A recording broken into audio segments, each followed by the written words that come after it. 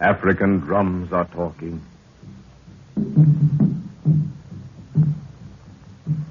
Over weary wastes of veldt and jungle, the drums bring you a story of Africa. Africa, that land of mystery and strange ritual, ebony bodies, witch doctors, and sudden death. The land of jungle and impenetrable swamp, where the primeval sweat of Mother Earth rises in miasmic clouds of fever-ridden vapor to hang suspended in the foliage of the ageless guardians of the jungle. Listen.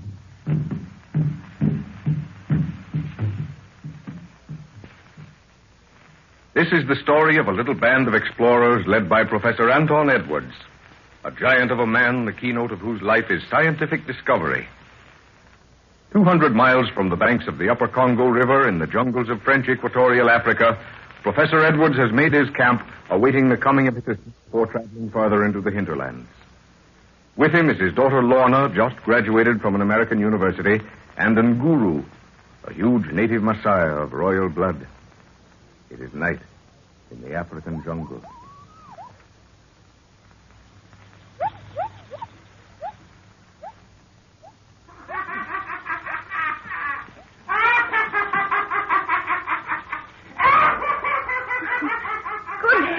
Father, that horrible thing is going to drive me mad. Can't we do something to stop it? Hush, Lorna. You mustn't let that sort of thing get on your nerves. We're in Africa, my dear, not New York. We must adjust ourselves accordingly. Yes, I know all that, but the thing's absurd. Whoever heard of a severed head talking and setting up a cackle like that? If I hadn't seen it myself, I wouldn't even countenance the thought. It's against all the laws of nature we've been taught to revere. As I said before, my dear, this is Africa. Anything can happen. The only way to keep one's sanity is to accept Africa, and Africa will accept you. Yes, I suppose so. I must admit that when the witch doctor brought this preserved head out and it started cackling and mumbling, I was shocked. Then I thought it was a type of ventriloquism. But the head's been brought more than 100 miles away from the man who gave it to you, and it still keeps up its absurd chatter. Yes. So I've accepted it as part of this continent and ceased to wonder. Yes, what is it, Ngoro? Bwana, white man we watch, he come. Is it Jack? Yes, my dear. Oh. Jack is one whole day ahead of regular traveling time. Good. He must have heard some river stories and hurried. Confound those carriers. Hey, Baragi, backtrail one time and fetch them quick. Jack! Lorna, gee, but it's good to see you. dear. Hello, Jack. Hello. Well, you're a day ahead of yourself, aren't you? Yes, I moved as fast as I could, Professor. But how did you know I was ahead of schedule?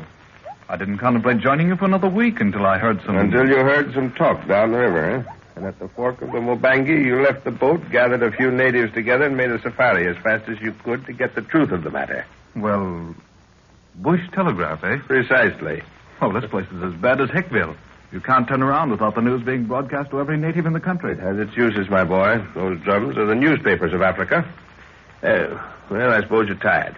Come on in the tent and have something. Oh, Lorna, will you get that bottle out of the special case? Yes, Father.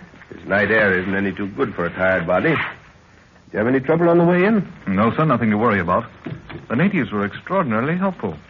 In fact, just a little too much so. Each village insisted on sending a guide with me up to the next headman's territory. And there was another one waiting to take over from him on the trail. I meant to ask you about that. Has someone been giving them a course in courtesy or something? I've never encountered that sort of helpfulness before. No, I've had the same treatment, Jack. And it's not natural. But I think I know what's behind it. I'll tell you about it later. Anyhow, I'm glad you're here, but I wish to heaven I hadn't brought Lorna. Why do you say that, sir? Have you had any trouble? No. No, that's just it. If I had experienced the ordinary inconveniences of bush travel, I'd be unconcerned. But it's just as if we were expected, with someone at the end of the trail waiting to welcome us with open arms. I tell you frankly, I'm worried. Oh, here's Lorna. I've not bothered her with it. Oh, my, but it's good to see you sitting there, Jack. I swear if you'd waited another week, you'd have found me a nervous wreck. Why? Don't you like this country? I don't know if I do or not. There's so many inexplicable things happening around here. Things that your common sense tells you are impossible. Yet your eyes and ears tell you differently. Well, that's Africa, my dear. But what sort of things do you mean? Well, for instance, Oh, good Lord, what's that? What is it? Lorna, stop trembling like that and tell me tell me what that means. Good heavens, child, get hold of yourself. Professor, can't you... Stop, Jack. Don't shake me like that. I'm all right now. Only Only it's just as if the thing knew I was going to talk about it. What thing? What do you... Oh, then it is true. Those river stories weren't lying. Good Lord, Professor, you found it. You found the talking head. Yes, Jack, I found it. I knew you'd hear of it before you reached here. The river boys were talking about it, but then they've done that for years. Then my native carriers started chanting about the white man who had the talking head. I didn't realize it was you, sir. Sometimes I wish to heaven I hadn't found it. It's so horribly impossible. Yet, there the evidence sits in the other tent and... Oh, it's ghastly, Jack. A head. A severed human head. Wizened and shriveled, with an awful perpetual grin. And it keeps mumbling a lot of incoherent gibberish to itself. Oh, it's horrible. Tell me about it, sir. May I go and see it? No, not now. I'd rather you'd see it first of all by daylight. It's gruesome enough then, but by lamplight it's impossible. How did you come across it? Purely by accident. You know, for the last century, stories have been cropping up all over Africa about a talking head. Yes. Just a whisper here and a whisper there. Nothing definite at all. Yes, I know. Well, about 7 years ago, I was up on the Mongola River territory with Professor Lamberti. That's the man you exposed for fraud, isn't it? Yeah, most unfortunate occurrence, but my duty. Well, while there, I shot a python that had dropped from a tree and coiled around an unfortunate native. And the natives worship these great snakes in some parts, don't they, Father? Yes, and it turned out that this particular spot was one of them. Consequently, we had to do some fast traveling to get out alive. Well, how about this native you saved? Was he one of them? No, he was an old witch doctor from another tribe. What he was doing so far away from home, I never did find out. But he was so infernally grateful to me, I had a hard time dissuading him from attaching himself to me permanently. Yes, they do get that way sometimes. However, he extracted a promise from me to visit him. I finally did so a month ago. I was only just in time, for the old fellow died the next day. When I entered the village, I was taken straight to his hut. He was badly wasted and making no struggle to live, but he knew me in a moment. The 7th year has passed, white man, since thou and I have looked upon each other. Therefore art thou 7 times more welcome. Old man of wisdom, the intervening years have taken my feet into many strange places, but always has my heart remembered its promise. It is well. For now may I pass to my ancestors with a light heart. Yet there is a destiny to be fulfilled before I may look into their eyes fearlessly. Listen carefully, white man. I listen, my friend. Many years ago, before the white man brought his floating house to the rivers, a white warrior whose brain was touched by the gods wandered into the village of my people.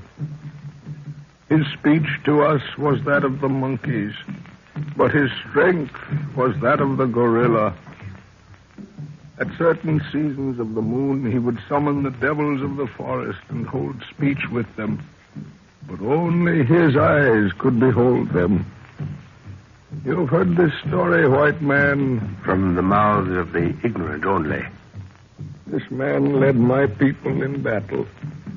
He was greatly feared. One day, as he lay sleeping in the forest, a warrior from another tribe crept upon him and killed him, taking only the head as a trophy. But the head refused to die, and the warrior in his terror dropped it and took flight. That head has been preserved, white man, for it is written that you shall take it back to its people. For the legend says that only then will the spirit compose itself to rest. So that's how you got it, sir. Yes, I promised to take it before seeing the thing. Probably if I'd waited, I'd have had nothing to do with it. It's really horrible. Oh, dear. What's the matter, Lorna? Oh, just a little tired, I guess. I think I'll turn in for the night. All right, my dear. I'll go and see that your quarters are ready. I see the professor still makes a personal inspection of quarters every night. Yes, he always does. Have you been getting plenty of sleep, Lorna? You don't look as well as you might. Oh, Jack, you don't know what a relief it is to have you here. There's something wrong with this place. Something I'm sure Father knows nothing about. Why, what do you mean, dear? Your father knows this country better than anyone. Is anything wrong? Oh, nothing really, I suppose, but I have the most horrible feeling of depression at times. It's just as if there was something out there in the bush calling me. Something terrible, dragging at my brain. And I had the most awful temptation to walk out of camp alone. Great Scott, dear. Whatever you do, don't do that. If there's anything harmful around here, you're safe while in camp. But by yourself, well... I know, Jack, but the feeling's gotten so bad that I have to... Oh, hush, your father. Yeah? Quarters are all set, my dear. Good night, Lorna. Good night, Father. Good night, Jack, dear. Good night, dear. You know, sir, I don't think Lorna's looking as well as she might. There's something worrying her. Oh, nonsense. Well, she hasn't a care in the world. No, sit here, Jack. I have something to tell you. Won't it keep until morning, sir? I'm rather tired. Well, I'd like to give you the news now so you can digest it by morning. Okay, sir. Shoot. I believe I have the first piece of definite knowledge as to the whereabouts of that mythical race of people called the Golden Race. You've heard the stories the natives tell of them. The perfect people, no sickness, an incredible learning. Yes? We've always put it down as another African myth because no trace has ever been found of them. Do you mean to say you really believe these stories, Professor? No, I don't believe the stories the natives tell, my boy. But I believe what the talking head told me a week ago. But good Lord, sir, that's... Listen, that's Lorna. Come quick, something's happened to her.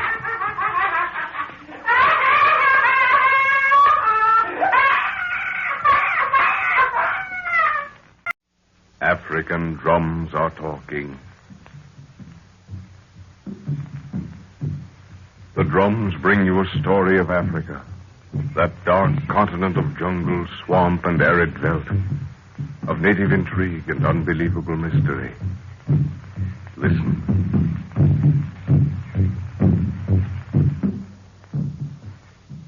Professor Anton Edwards, while traveling in French Equatorial Africa with his daughter Lorna, comes into possession of a preserved human head that talks. Jack Martin, the professor's assistant, joins them. The two men were discussing the talking head when a scream from Lorna brings them running to her tent.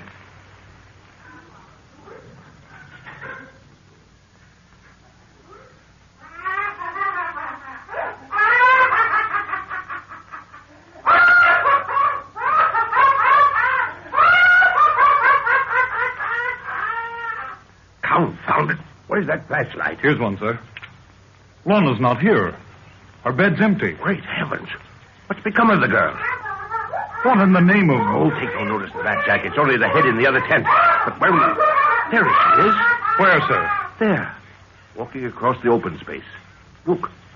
Come on, we'll have to hurry. What's the matter with her? Her arms are stretched out Wait a minute. Don't go too close. See her feet. They're bare. She's in her sleeping suit. Good gid. She's sleepwalking. Yes. We daren't wake her abruptly.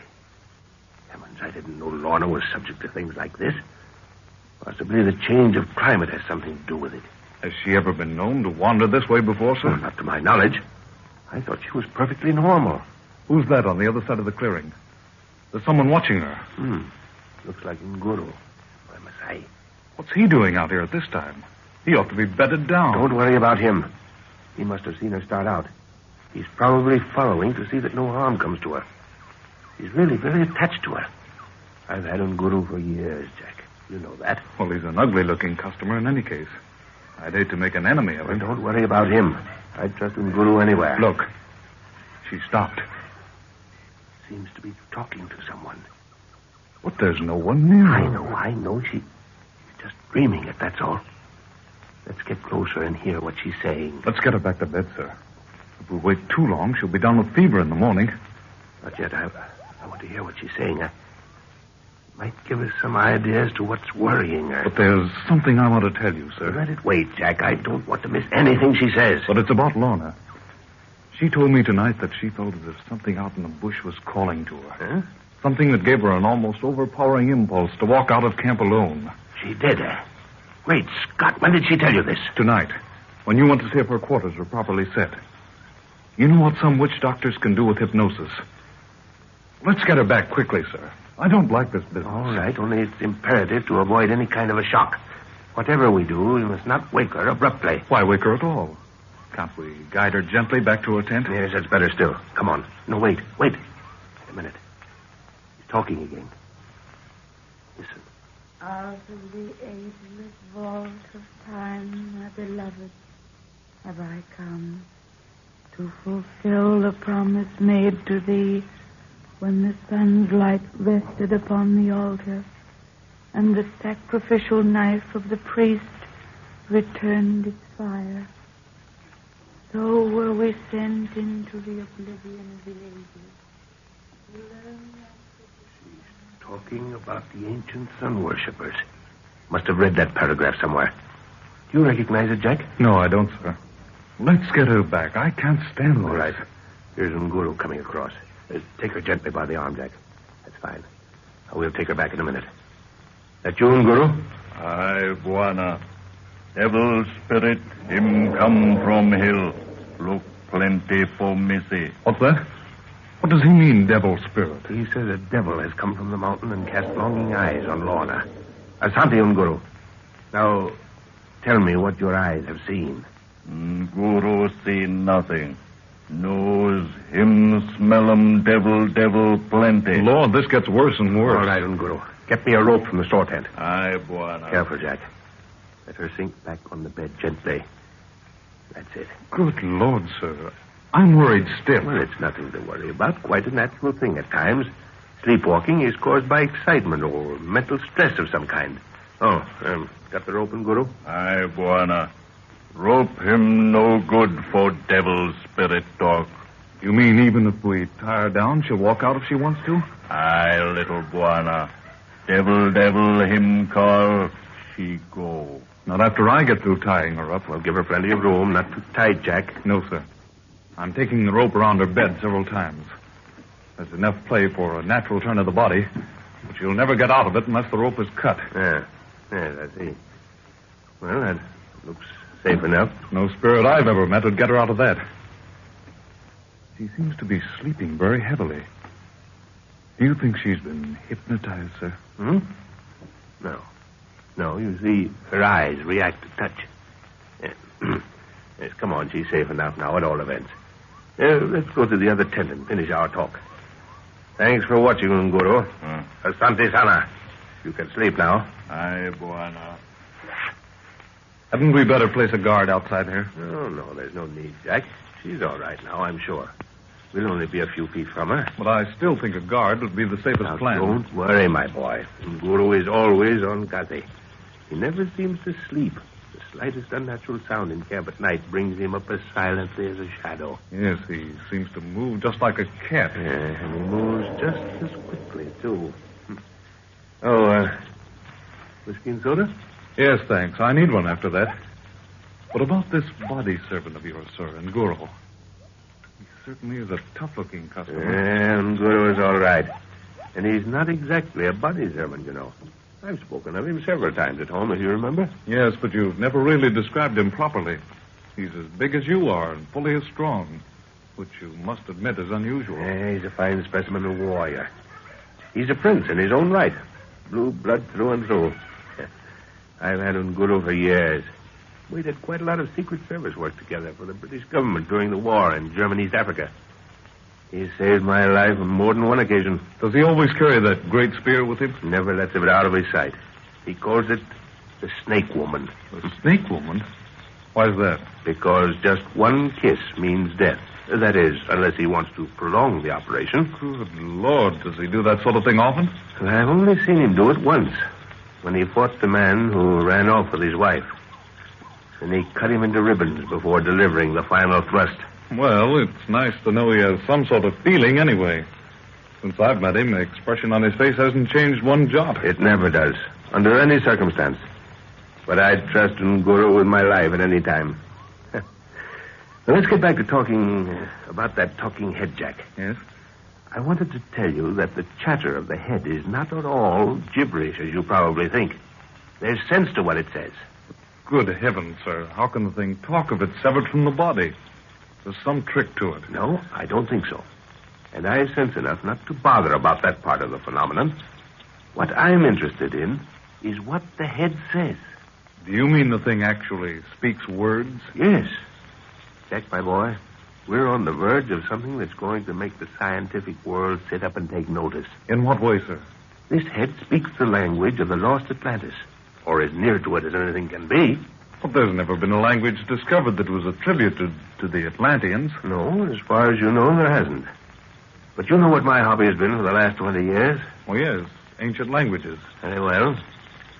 About 20 years ago, on my second trip to Africa, I was with Lamberti then. That's the man you exposed for fraud, isn't it? Yes. Well, we came upon some writings on submerged rocks off the coast. These things set me to thinking. I'd come across other similar markings in other parts of the world. And with all the data I'd kept, I use the word advisedly, I concocted a language that might have been used by the perpetrators of those writings. Yes, I know, sir. You've often spoken of it at home. Now, the old witch doctor who gave me the head spoke of a legend that the spirit of the head would never rest until it was laid in the arms of its own people. I sat with the head hour after hour. Some of the sounds it was making seemed familiar. Then it came to me. It was speaking the language I'd been working on. But all this sounds so frightfully fantastic. I don't care whether it's fantastic or not, Jack.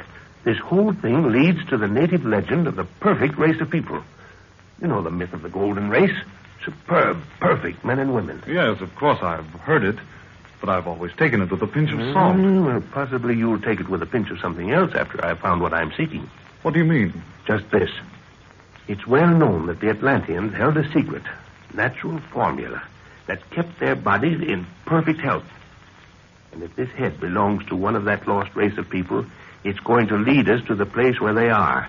Because its chatter, according to the language I've been working on, is nothing but directions of travel. But good heavens, sir, would you trust yourself in this wilderness to a guide like that? If what I'm after is at the end of it, I'd trust myself to a headless body, let alone a bodiless head. But it's taking a great risk. Don't you see, Jack? That's where the native legend comes from. The head won't rest until it's back with its own people, and it's giving directions all the time how to get there. Yes, of course, but you'll excuse me for asking you, sir, especially just now, but have you been taking your quinine regularly? I see. Well, Jack, if you're going to take that attitude, I'll be forced to leave you behind and go on alone. Then in that case, I'm afraid you'll have to put up with my company. Because madness or no madness, I'm staying with you. Well, that's more like you, Jack. I knew you would. That's why I sent for you to join me. You needn't worry about my health. My temperature is perfectly normal and my pulse quite regular. Nevertheless, I think I'll keep an eye on you. Oh, by the way, we've forgotten all about Lorna. Hadn't we better go and see if she's all right? Yes, we'll go now. Hello, Nguru. Mili, old warrior. What is it? Buana, devil he speak. Missy, she go for Palava. Come. What's that? He says the devil called and Lorna's gone. Come on, Jack. Lorna's tent, quick. I'm with you, sir. Confound that tent rope. Where's the flashlight? Have you got it one, Jack? Yes, here you are. Great heavens. She's gone. Lorna's gone and... The ropes on the bed are still intact. They haven't been moved.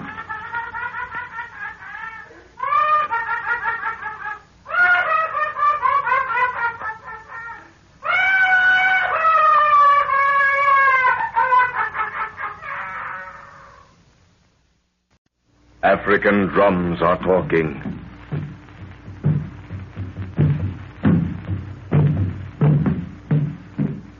On and on they boom, just as they have for countless eons, causing the myriad human pulse to throb in unison. These drums are the most primitive telegraph known to man, and they bring you a story of Africa. Through impenetrable walls of jungle, the sound vibrates. Over wastes of veldt and swampland, bringing you a picture of sun-soaked earth, steaming swamp, juju groves, and jungle.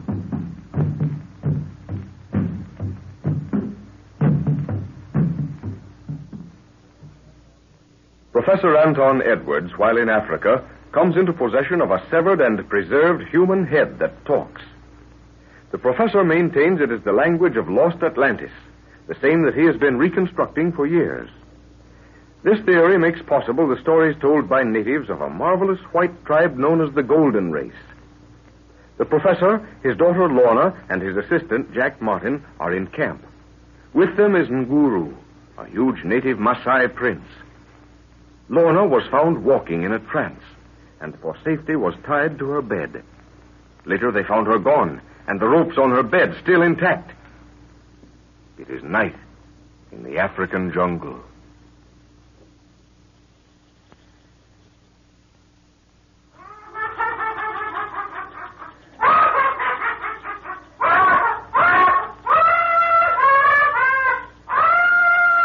Great heavens, sir. What's the meaning of this? It's black magic. I can swear those ropes haven't been touched. Are you positive of that, Jack? Absolutely. I didn't dream things were as serious as this. See for yourself, Professor. Those knots are exactly as I made them. Extraordinary. Very extraordinary. Unguru, Aye, Bwana. tell me what you know of this, or what you think. Nguru know nothing. Body sleep. Nose, him no sleep. Melum devil talk. Come, pole. Shenzi all sleep. Missy go popalava. No see. Pass. I come. But where is she, Nguru? Did you see her go? No, he says he didn't see her go, but he knows she went to talk with the devil. Then what's to be done? Track 'em, Missy, little Bwana. That's the idea, Unguru. Let's go outside, Jack. See if you can pick up the trail, old warrior. Now, no Bwana. Come. Yes, look. She must have passed over that patch of dust and headed straight across the clearing. Come on. You'll have to hurry to keep up with Unguru. I'd like to get my hands on anyone who's responsible for this business. Do you think I wouldn't, sir? Isn't Nguru covering the ground too quickly to see anything definite? He knows what he's doing. Give him a little moonlight and he'd track a night owl. Can you remember doing anything that might have offended one of the witch doctors around here? Why, nothing that I can think of, Jack. Why do you ask? Well, it seems to be the only logical solution to the strange happenings lately. Oh, I'm very careful about that. I had to send one of my boys back to his village for stealing a few days ago. But I don't think that could have any bearing on this. No, he was perfectly affable about it. Did you flog him for it? No, just paid him off and told him to trek. Stealing is second nature with some of these black children. You mustn't be too hard on them sometimes. But how in the name of all that's sensible did Lorna get out of those ropes without untying them? Oh, Lord, I'm worried stiff. I know, Jack, but we're doing everything that's possible. I wish the girl had told me about that feeling of something out in the bush calling to her, though. Why did she keep it from me? Didn't want to worry you, I guess. She was very nervous when she told me. Hello. Nguru stopped. Mini Unguru. Mazongo come. Welcome, Missy. Nauna. A white man? There's another track. Great Scott, it's the mark of a booted foot. Lorna's been found by a white man. No native wears boots up country. Tell me, Unguru, have you heard any drum talk of other white men around here? Nay, Bwana. Drum he speak you. Me. That's strange. I haven't heard any other. Well, let's keep on going. Aye, Bwana. Well, I'm stumped, sir. What do you make of it? Lord knows, Jack. Unless a white man around here has found her wandering about. But if there were another white safari within 50 miles, we'd have heard of it. What's the excitement now, Nguru? Nauna. Simba trailing. Lion tracks. It's stalking Lorna, and we haven't a rifle with us. Gapi Nguru. Huh. Oh, true. Well, I've got my 45, but heaven help us if we get close enough to use it. There are two of them. We might stop one, but if they charge together, well, come on, let's hurry. They won't charge unless they're hungry. I hope they've eaten recently. Well, they probably have. If they were very hungry, we'd have heard them charging before now. Maybe the fellow with Lorna has a rifle. 10 to 1 he has, so don't worry. Bwana. Missy. Nauna. Where? Yes, there she is. Going into that grove of trees. By herself. There's no one with her. Whoever it was must have heard us coming and left hurriedly. Quick, come on. The lions are getting closer. Lorna! Wait. What's that moving in the tree above her head? It's swinging down. Look. It's a huge snake. A python. For heaven's sake, shoot, sir. No good at this distance. Where's Nguru going? Throwing stick. Watch. Good shot, Nguru. That stopped him. I can finish him now. Lorna. She's fainted, sir. Hold her head down. That's right. That'll get the blood back into her brain. Gad, but that was a close call. Thanks for the throwing stick, Nguru. Great shot. Asante Sana. Nauna, Bwana. Huh? What is it? By George, he's right. If that isn't a sacred snake, I don't know one when I see one. Let's see. Yes, you're right. It's a marked python. But I don't think it belongs around here. Might have wandered from its special grove, eh? Well, let's hope it has. We don't want any snake worshippers hauling around our camp. Well, if it belongs around here, we're in for a hectic time, I'm afraid. She's coming out of it, sir. Lorna. Lorna, dear. You're all right now. We're with you. This is Jack. Yes. I'm all right now. Yes. What? Why, hello, Jack. What on earth are you looking so... Why, Father. What in the name of goodness are we doing out here? Where are we? Now, don't bother your head about that now. We're all together. That's the main thing. Why, have we ever been separated?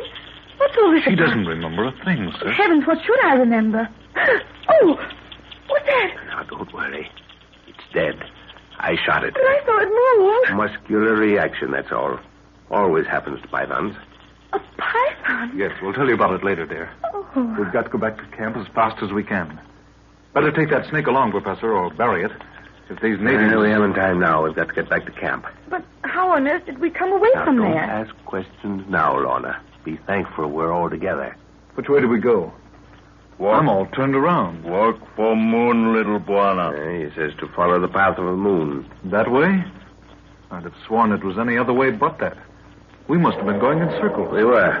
Lorna was heading right back to camp. Nguru, where did those other tracks leave Lorna's? Did you notice? Nay, Buana. Snake him take a my. We'll look for his tracks in the morning. I want to know who that bird is. Come on, let's get started. Father, how can I? I haven't any boots on. Oh, bless my soul, of course. I'd forgotten all about that. I'll carry her, sir. You go on. We'll keep you in sight. Yes, you go on with Nguru, Father.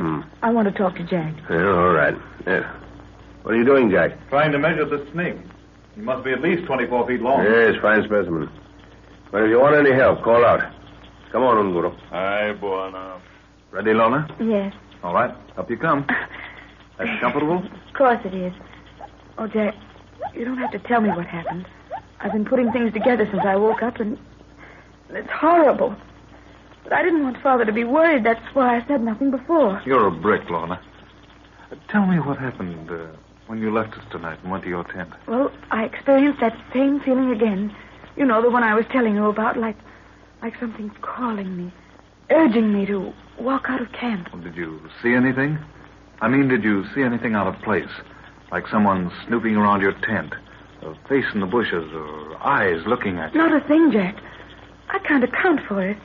I fought the feeling off and went to bed, but while I was lying there, the thing persisted. It seemed to double in intensity. It's a terrible feeling, Jack. It seems to pull at the very roots of the brain. Why didn't you call me, dear?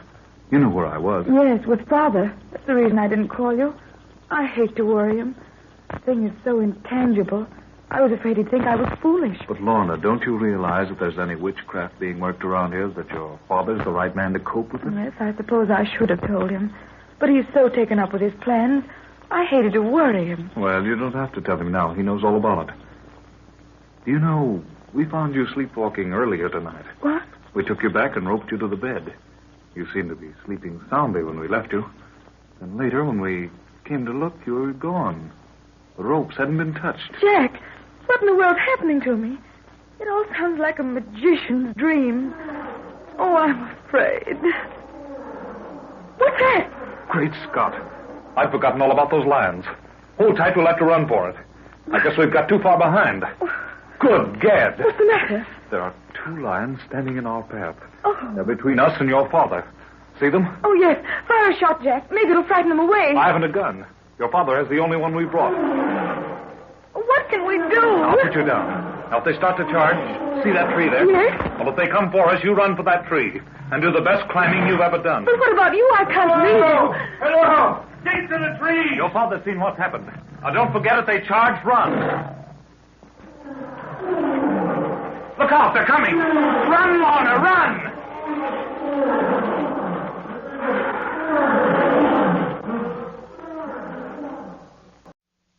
African drums are talking.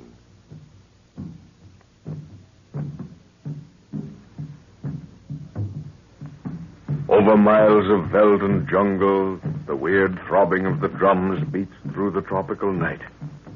Drums made of hollow logs with skin stretched tightly over one end. Sometimes human skin. Village after village takes up the message to send it booming farther into the night. Listen.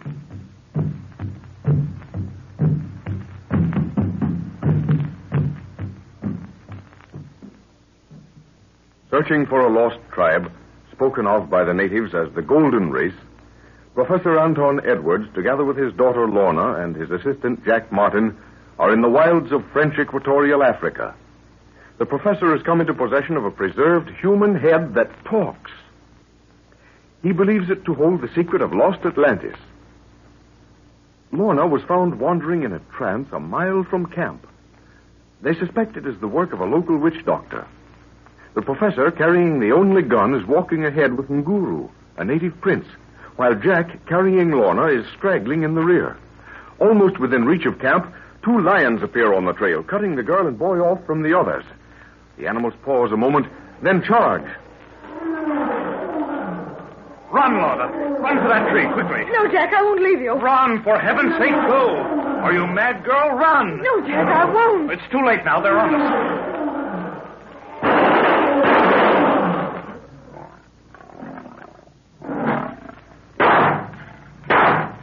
Lorna. Jack, are you all right? Yes, sir. We're all right. At least I think so. What happened? I don't know exactly. Those shots, they were from a heavy rifle. At least the first 2 were. You 2 children all right? Tell me what happened. Oh, I don't know rightly. But those lions, who shot them? I haven't the faintest idea. When I ran back, one of them was thrashing about, badly hit, so I finished him. The other was stretched out dead. Well, at all events, there's someone around here who doesn't want us killed. What do you make of it, sir? Oh, please take me back to camp. I feel rather shaky. Why, of course. I'll take her back, Jack. You can tell me what happened as we walk. Nguru, fetch the boys to skin the lions. Aye, Buana. We'd better have the skins brought into camp. Are you all right, Lorna? Yes, Father. I'm all right. I'm shaken up a bit in my nervous system, but that's all. What happened after I left you to follow me back to camp? Well, I guess we lagged behind a little. I'd forgotten all about those 2 lions being near. Then suddenly they came into a patch of moonlight and stood staring at us. Jack pointed out a tree and told me to run for it, Father, but I was so frightened I couldn't move. That's not right. The fact is, Lorna wouldn't take the only tree within reach. There wasn't time for both of us to climb it. Nice time to get squeamish about politeness, I must say. I might have lost the both of you because of it. Well, then what? Well, then they charged, and they got mighty close, and a rifle seemed to speak out of nowhere. The firing came from our right. I saw the flashes plainly. Yes, so did I. From a bunch of high scrub. But who in the name of... No native could shoot like that.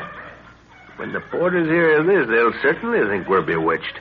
Now that I can think more clearly, it sounded like a heavy automatic. Yes, and evidently he must have had luminous sights. A white man, all right.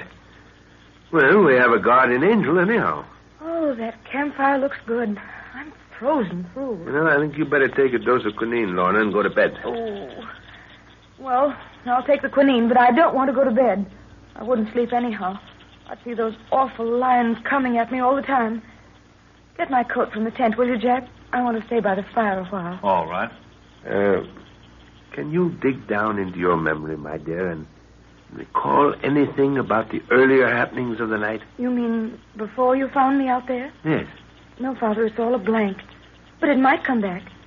That feeling of something mentally drawing me into the bush is completely gone now. Here you are, Lorna. Oh, thanks, Jack. Now you two go on into the tent. I know you want to talk shop. I'll join you in a little while. Now, wait a minute, young lady. You didn't think you were getting out of that dose of quinine, did you? Here it is. Of course you would. Oh, I hate the awful stuff. Well, a necessary evil in Africa, my dear. It sort of keeps the moths and bugs away, you know? Well, here's to the man with the rifle. Oh, dreadful stuff. Now both of you run along. Come on, Jack. I want to compare notes with you. I've been wondering, sir.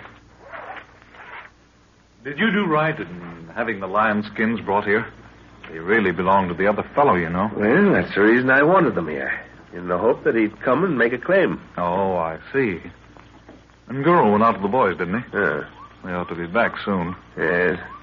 You see, Jack, the man who shot those lions is the same fellow whose tracks we saw join Lorna's when she was walking in that trance. At least it looks like it. But why didn't he make himself known to us? What's his game? He must have the natives under his thumb, or he wouldn't be able to keep his presence around here a secret. No, that's true. I understand a little about drum talk, but I haven't heard one of them beat out the symbol for white man except in relation to us. It's got me worried. We'll have to break camp the first thing in the morning. Oh, here's Nguro. Buana. Nene Nguro. Mazungro's devil na pega simba. What's that? He says it was the white man's good devil that killed the lions. Well, that's a good idea. You tell Shenzi boys, Nguro, eh? If the porters think we have such a proficient good devil working for us, we'll probably have a little less trouble with them. Well, that's a relief. I hope that thought takes root. All right, Nguro. Get some sleep, what? Aye, Buana. Here, Jack. Take a look at this map. I want to go over some details with you. At present, we're over here, about 20 miles from the Bakari River. Oh, by the way, perhaps you're too tired to go over this now, eh? You had a pretty bad scare tonight. Oh, I'm all right, sir. I've been charged by lions before. But then it was I who was holding the rifle and not someone else. Oh, hello, Lorna. How do you feel now? Oh, fine, thanks, Jack. I think that scare shook my brain up a bit. Well, did you manage to remember anything? Anything that could help us? Not a thing, Father. There's only one thought in my head now, and that's to start traveling and keep going. Well, you're likely to get your wish. We're going to start at daybreak. Listen. The drums have started. Must be something important. What are they saying, Father? Well, if you'll only be quiet for a minute, I'll tell you. Great Scott. Something wrong, sir? No, there's nothing wrong. Except that they know we're going on safari in the morning. What? Pete's sake, how did they know that? We've only just this moment spoken of it. Are you sure that's the message, sir? Yes, listen. This is what they're saying. White hawks take wing. Fly north sunup. White hawks take wing and fly north at sunrise, eh? And they even know the direction we're going to. Evidently. I don't like that white hawk part of it. Oh, well, that's nothing unusual. It's the way they have always designated the white man. It's just a drum name. They've stopped. Yes. Now we'll be expected, all along the line of march. The drums to the north have probably taken it up and are relaying it. There's something very mysterious about all this. Yes, I know. If I didn't have such convincing proof of what I'm after, I'd be tempted to get back to the coast. But I can't, Jack. The talking head has practically given me my line of march. Oh, that ghastly thing again. Which way are we going, Father? Just a little west of due north. And we have to pass over some bad country. The ground's all new to me. Will we touch Lake Chad? No, we'll pass to the east of it. And from then on, we can expect no protection whatever. Oh, why is that? Well, I have permission to trek around these parts as far as Chad.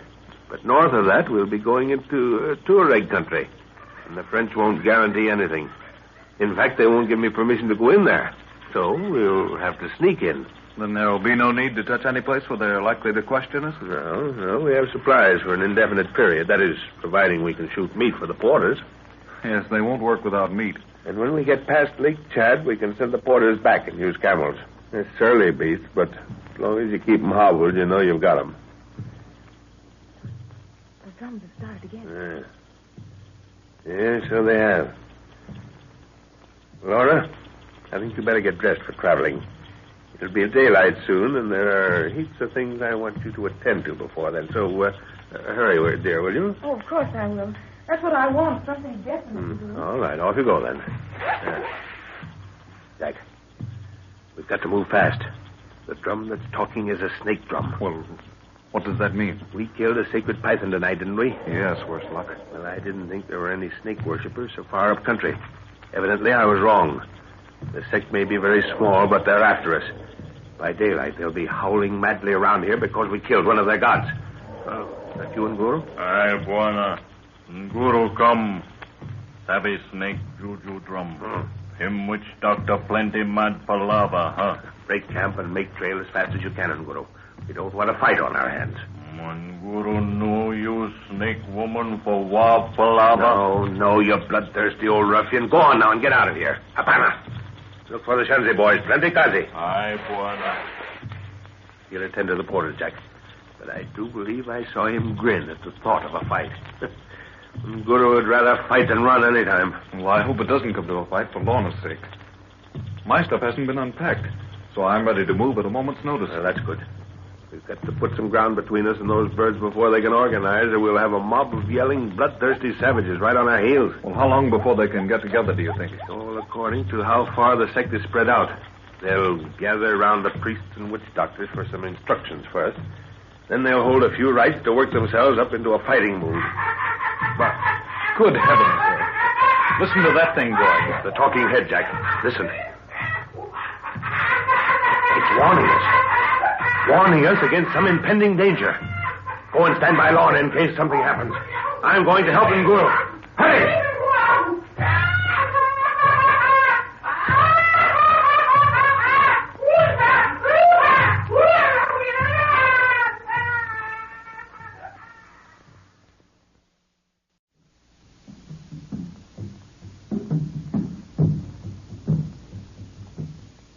Booming of message drums brings Africa to you. Africa, the cradle of nature, where Mother Earth steams in her primeval sleep, sweating under a load of superstition, mystery, and witchcraft. Africa is a land of great silences and thunderous upheavals, a land where anything can happen. Listen. Those drums bring you a story of Africa.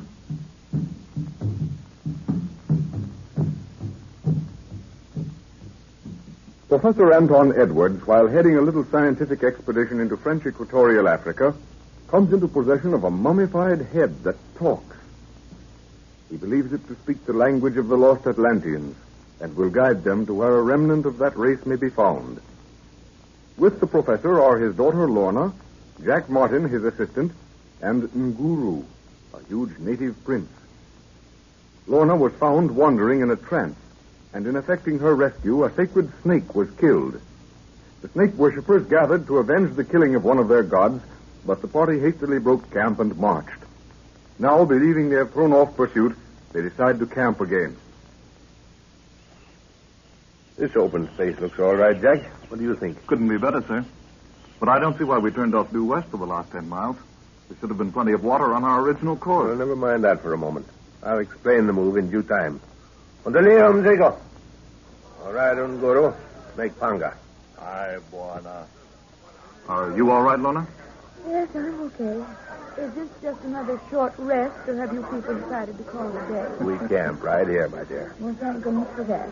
I thought we were on an endurance hike. It was absolutely necessary, Lorna. You see, those snake worshippers had to be outdistanced. Yes, Jack explained it all to me as we came along. Well, we're in another chief's territory now, and I don't think they'll cross into it to follow us. But yesterday you distinctly said that we were going north, and we've been walking west for hours. Oh, so you noticed that, too. You're getting bush-wise, young lady. Well, this is as good a time as any to tell you why we turned off our original course. Here, this basket with the talking head down somewhere, Jack. Careful. I've got it, sir. But here comes its keeper. Shall I turn it over to Nguru? Yes. He knows what to do with it. There you are, Nguru. Treats that thing as if it were a baby. It is a baby to him. None of the other natives will go near it. Here, let's sit down here until the tents are up. Get your diary out, Jack, and make some notes as I go over the day's event. Just a moment. All set, sir. We left camp about 3:30 a.m. and forced marched up the Bakari. It's one of the tributaries of the Shari River and empties into Lake Shad. Then, as you both observed, we turned west and followed the river.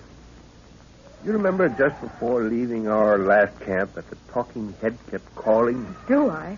Every time that thing cackles, I get cold shivers all over. Yes, I remember, sir. You sent me off to see that Lorna was all right. Yes. Well, With the aid of my notebook on the language of Atlantis, I was able to follow some new directions the head was giving. But that isn't all. As far as I was able to decipher it, the head spoke of a small carved snuff box, the property of a witch doctor. The carvings on this box will open the remainder of the country to us like a book. Yes, I've heard of these carvings that work wonders with the chiefs. But they're usually in the form of a stick, aren't they? Yes, they are. Where did you say you would find this snuff box? Well, that's the funny part of it. I didn't really expect to find the place at all. The translation runs something like this. By the little water, feeder of the great stream that makes the mirror of the skies, lies a fertile mound that rises above the head of a horned horse. Now, a horned horse must be a rhinoceros. The mirror of the skies is Lake Shad, and the Bakari is the first little water we came to. But the rhinoceros head.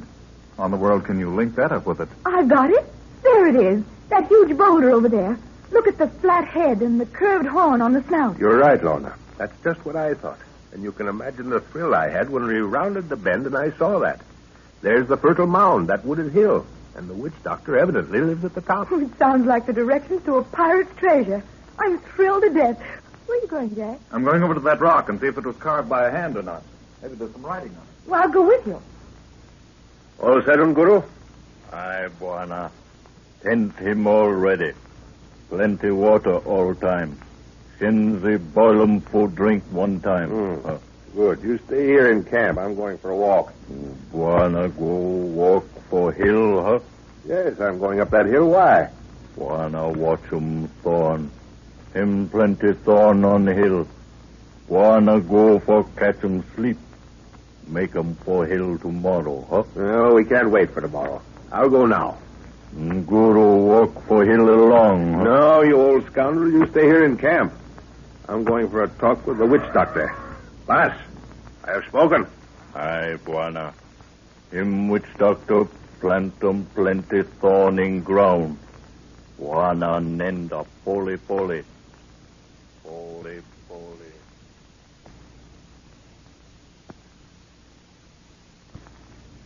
This has been washed away by wind and rain, Lorna. It's too rough even for native sculpture. It's a funny kind of rock. It's pink.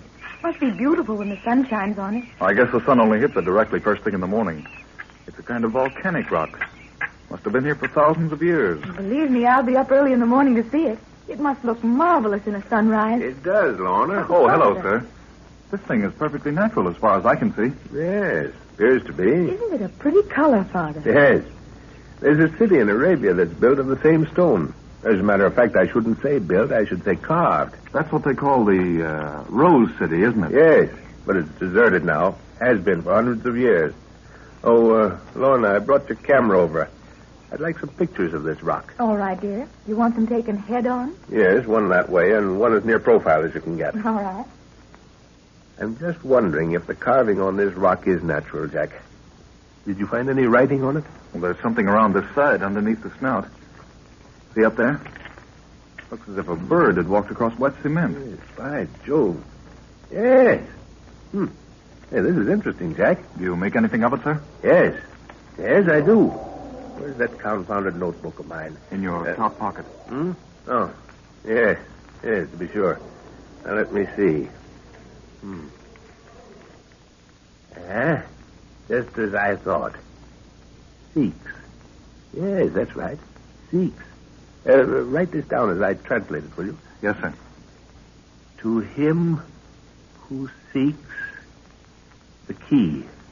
There's a period there, Jack. Right. The horned horse hath no eyes, yet he runs, or proceeds. Proceeds straight and swift to his ending. No, to his destination. Another period. Yes? The way, the way is open. Read that over, please. To him who seeks, the horned horse hath no eyes, yet he proceeds straight and swiftly to his destination. The way is open. Yes, that's it. Now, what more proof would you want, Jack? What were you two staring up at just now? Your father just deciphered some carvings. There they are up there. What does it mean, sir? Well, the part that says horned horse hath no eyes explain. The rhinoceros is very short-sighted, yet he runs straight to his destination. That means he has a very finely developed sense of smell. He relies on his nose. The way is open, so we follow the rhino's nose, see? It points to the top of that hill. Precisely. Did you get the pictures, Laura? Yes, I put the camera back in the store box. Good. Well, children, do you feel too worn out for an adventure, eh? Well, do you mean you're going after that snuff box now, up that hill? Yes. Well, I should say I'm not tired. I'll admit I was until you told me about the little box, but I couldn't rest now until I've seen it. And you, Jack? All set, sir. Whatever you say. You were traveling all day yesterday, and you had no sleep last night. I won't blame you in the least if you stay behind, my boy. Not at all, Professor. If there's anything to be learned, I want to be there. I've only met one witch doctor. Are they all as decrepit as that one? No, Jack, they're not all old. But let's start out now. We still have an hour's daylight. No, some of these witch doctors are quite young fellows and well-informed. Those are the dangerous ones, usually. They've learned quite a few of the white man's vices and surprisingly little of his virtues. Well, how could they come in contact with white people in such remote parts, Father? The old witch doctor sends his protege down, or up country, as the case may be, to learn all about the white man's magic. The young man usually lands among the worst of our type, and combining that knowledge with what the witch doctor teaches him, it mostly makes a bad combination. Are they easy to deal with? Mostly, yes. I've got something in my pocket that will put this fellow in a trading mood, I think. Why, what is it, sir? A cigar lighter and a can of fluid. Should help him make some new magic for quite a while. Well, I hope he doesn't try to drink the fluid and then smoke. He'd start a forest fire in these woods in no time. Isn't it dark in here? The trees shut out all the light. It's a bit spooky, too. Yeah, it's darker than I thought it would be. Wait a minute. You better not go any further. I just remembered something. Something you should have brought, sir? No, Guru warned me to look out for thorns on this hill. That means danger, or watch your step. I'd forgotten all about it. Well, what did he say altogether? Well, he said to go softly. Guru doesn't usually get squeamish unless he has some good reason for it. He said the witch doctor plants thorns, and for us to poly-poly. That means to go slowly. Every time I don't take his advice, I run into trouble. Well, we've got boots on, so what difference does it make if the old witch doctor did plant a few thorns? Thorns is just an expression, my dear. It means danger of any kind. Oh. Jack, do you see that funny-looking branch bent into the pathway from that tree? You mean straight ahead? Yes. I don't like the looks of it somehow. I'm going to throw a stone at its base, and if it's a trap, the impact will spring it. But why should there be a trap on the path? Well, that's just what I want to find out. If it is as I suspect, then we're in the Juju Grove, which is sacred ground. Oh. What's the matter, Lorna? Oh. What did you see? Wrong. Don't stand there pointing, child. A face, a horrible face, staring at me out of those bushes. Well, what did it look like? Was it a native? Yes, I think so, but it was all painted or scarred. We'd better get out of this place, sir. Wait a minute. I want to see if that really is a trap. Watch it. See if I can hit the base. Great Scott, murderous invention. If anybody had touched the thing, it had been speared a dozen times. Yes. We'd better get out of here and send a message up to this murderous bird by drum talk. Come on, then. I've got a feeling we're being watched. Look out behind you, sir.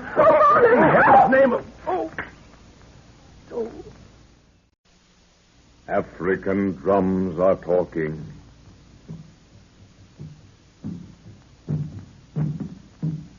Through day and through night, the booming of the drums continues. They bring you a story of a primitive land, of life and death in strange and varying forms.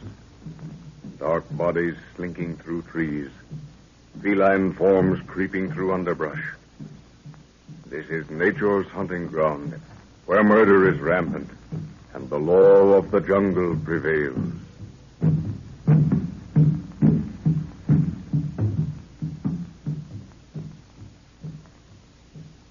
Professor Anton Edwards, a man of huge proportions, heading a scientific expedition into Africa on the trail of what to him is a tribe of people related to the lost Atlanteans, is seeking a small carved native snuff box.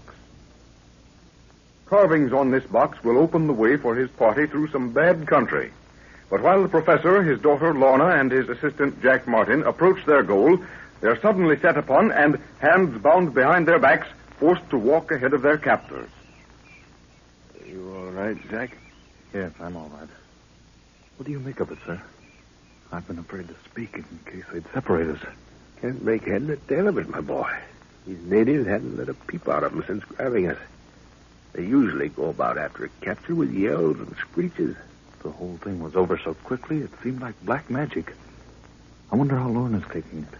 I don't know if you've noticed it, Jack, but they haven't laid a hand on her. At least not since I got over that whack on the head. What happened while I was laid out there? Well, you weren't out very long, sir. Only about half a minute. They probably figured it was the only way to deal with you. They threw me on my face and tied my hands. When I was hauled up again, Lorna was ringed with spears. I don't think they touched her with their hands. I wish this black behind me would keep his spear out of my back. If it wasn't for Lorna, I'd snap these thongs and brain the idiot. I wouldn't do that, sir. They'd just tie you up more effectively the next time. They don't know your strength. It might be a good idea to let them think you're helpless. Yes, I suppose so. But I'd brain a few before they got me down again. I wish I knew what their game was. What tribe are they? They're rather large for natives of these parts. I don't know. I can't get the beggars to talk. They just grunt and point the way. Well, we've been walking for half an hour. We ought to be getting near somewhere. Oh, yes, look. There's a group of huts. Yeah, that big hut over there must belong to the chief. See that one next to it with all the paraphernalia? Yes. That belongs to a witch doctor. They're taking Lorna over to the chief's hut. Can't we do something, sir? There's nothing to be done. She hasn't been harmed yet, which is a good sign. But if I hear the slightest cry out of her, somebody's going to pay for it. They evidently mean us to park in that hut straight ahead. Come on. That hut doesn't look exactly healthy, does it? You'll have to bend and go in sideways. You'll take part of the doorway with you, sir. You go in first, Jack. I want to try something. All right, sir. Here goes.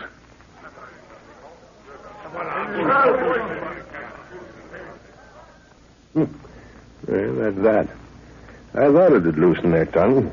Well, what did you do to start all that babbling? Simply turned around 3 times before entering the hut. Does that mean anything? Nothing as far as I know. My hands had been free, I'd have played eeny, meeny, miny, mo on my fingers. These blacks are so full of superstition, anything like that appears to be bad medicine to them. But why did you do it, sir? Well, I couldn't bear the thought of being taken without giving them something to worry about. Besides, I wanted to hear them talk. Good Lord, but it's dark in here. It'll be dark outside in a few minutes. Are you sure they don't mean any harm to Lorna? Well, the signs are fairly good up to now. I hope Lorna keeps her head, though. You know, the thing that stands out in my mind is that these blacks haven't laid a hand on her. That's it. They've either been given orders not to touch her or they think she's sacred. If it's the former, I don't like the look of it. That means we've been watched and they knew Lorna was one of our party. Well, let's hope they think she's a goddess or something. Then we'll have time to work before they begin any ritual stuff. Look, they've placed a guard at the door. I can see to the crack in the wall. These walls are nothing but interwoven grass, Jack. Be an easy thing to break them down. Probably get a spear in the back of the neck as soon as we put our heads outside. Look at that. There's someone talking to the guard. It's a woman. She's coming in. Look at her lips. Like great saucers. That's food she's placing on the ground. Turn around, Jack. You must untie your hands. Yes, that's right. Good heavens, sir. This is unbelievable. I've heard of these great-lipped women, but I've never seen one before. Well, I'm glad I'm going to have my hands free to eat anyhow. Boy, that feels good. That means it's your job to take these thongs off my wrists. Come, look sharp, Jack. I'm hungry. Jack, that's a woman from the Ubangis race. Hold still, sir. It's so confoundedly black in here, I've got to feel for the knot. Oh, don't worry. I'll snap it. That's better. Hey, where's the grub? You know, it'll be the first time I've tasted native food in years. Did those thongs cut your wrist, sir? Not enough to worry about. Well, I have some iodine capsules in my Oh, pocket. for heaven's sake, Jack, let's go native for a while and forget civilization. When I do that, it always helps me to outthink these savages. I've been in worse fixes than this, but then I didn't have Lorna with me. Yeah, that tastes good. Say, how do you eat this stuff, sir? With your fingers? Well, of course. Back to nature, my boy. Does you good once in a while. You don't seem to be worried at all since you recognized that woman with the great lip extension. Recognized her tribe, I mean. Well, I'm not, Jack. But wait a minute. Maybe I'm wrong. I've just thought of something. Is it anything helpful, sir? No, I'm afraid not. Possibly I was holding on to a forlorn hope. You see, the Ubangis are a peaceable people and full of curiosity. I thought maybe we were victims of that. And on the other hand? Well, those people have been habitual slaves for many years. It's possible that this woman is just that, a slave. Well, are there any known tribes of Ubangis in these parts? No. The furthest north I found them is the village of Kayabi, bordering on the Cameroons. Come on, eat something, Jack. We'll need all the strength we can get. Well, I really don't feel like eating, sir. No stomach for native food, eh? Then if you were cooped up in a place like this for weeks, you'd soon get to like it. Well, I guess I'm just a little... Hush. You hear that? What's that? That dog barking. Quiet. I want to listen to it. I knew it, Jack. I knew it the moment I heard it. Thank goodness I haven't lost those senses. What is it, sir? All I heard was the yap of a native dog. That native dog you heard was Nguru. He knows where we are, evidently followed us and saw what happened. But what can he do? The native porters can't help him. We don't want the porters. I'd rather have Nguru with me than any 10 men you'd like to name, Jack. I haven't told you his history, have I? No, the first time I saw him was when I joined you. Yeah, well, he's a Maasai. Chief's son. Keep quiet. There he is now. The far end of the hut. I'm going over. That you, Nguru? Bwana. Fear nothing. Missy safe in the hut. How did you get up here? These men, fool, hear nothing, see nothing. You know where my daughter is? Aye, Bwana. Missy in hut 1, 2, 3. Guru, go kill him, God. Huh? No, not yet. Wait. What did you bring, you old shadow? Guru, bring Bwana's ranga. Good, my war club. Shotgun, little warrior. Dig, Bwana, dig. Yeah. Jack, help me dig under the hut quick. He's brought a revolver for you and my war club. Guru, if there's any danger, leave the things there and move back until I give the signal. Danger, finish, Bwana. Guru kill him, one guard by gate. One man, big eye, try stopping Guru. Catch him neck, so-so. What did he say he did? He broke the neck of the guard at the gate and also another man who saw too much. It's an old trick Nguru and I used during the war. But they'll find the dead guard and start a search, won't they? No, they'll think it's the juju I worked as I entered the hut. There'll be no mark on them. Here's the gun, sir. And here's the club. Yeah, there's a knife, too. Nguru, asante sana. That goes for me as well, old fellow. Thanks very much. Bwana. They find dead man. Lie still, old watchdog. Lie still. Is it the guard?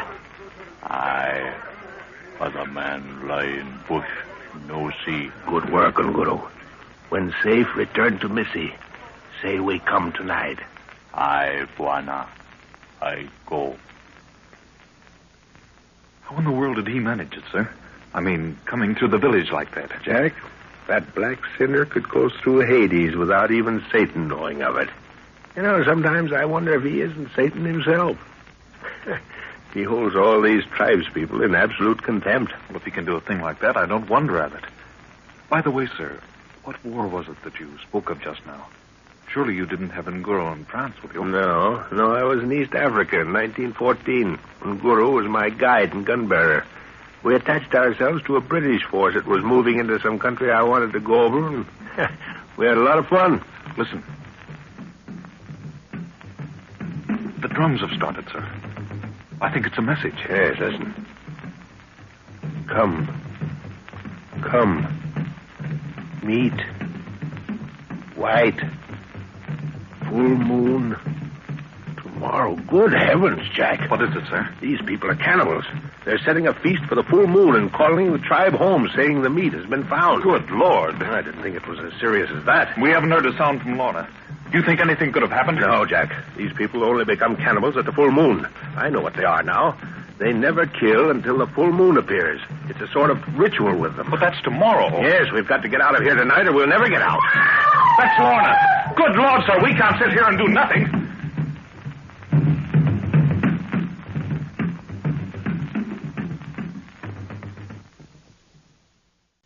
African drums are calling.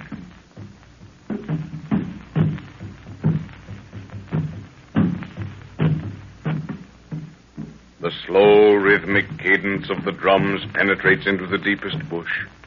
It crosses black, sinuous rivers and on into the surrounding country, rising and falling to the vagaries of the African breeze.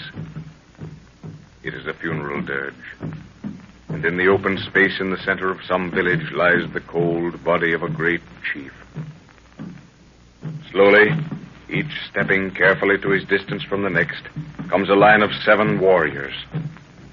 They circle the body, firelight playing a ghostly symphony along muscular bodies.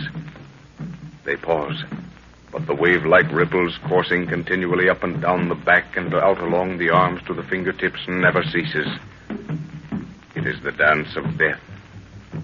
They take up their rhythmic step again, keeping their distance. For if the aura of 2 warriors overlap, both will die. On and on they dance, past the false dawn, with the villagers standing in a great outer circle. And with the coming of day, the ceremony is complete.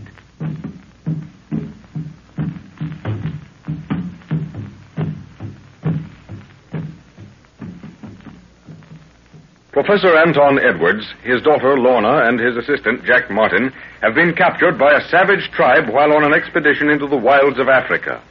Nguru, the professor's huge Maasai bodyguard, has crept up to the hut where the 2 men are confined and slipped weapons to them. Jack and the professor were awaiting Nguru's signal when a cry from Lorna reached their ears. I can't sit still with that scream of Lorna's ringing in my ears. Let's do something, sir. We can't do a thing, Jack. If she's in danger, Nguru will take care of it. He's probably with her by now. It can't be very serious, or we'd have heard him in the center of a fight. Drums have stopped. Do you really think she's all right? I know she's not in any immediate danger, or Nguru would have let us know before now. Oh, yes, I guess so. But just waiting Patience, Jack, my boy. If I'm not mistaken, we'll be out of here shortly and in a position to really do something if necessary. You have a lot of faith in Nguru, haven't you? Yes, my boy. I've never yet known him to miss. He's always in the right spot at the right time. He seems to have done it well this time, sir. But I don't yet see how we're going to get out. We're only 3 against the whole tribe. The odds are pretty large, I know. But it's dark now. It's been done before, my lad, and there's no reason why it can't be done again. What are your plans? Well, if I know Nguru, he'll wait for the moon to drop behind the trees before starting anything.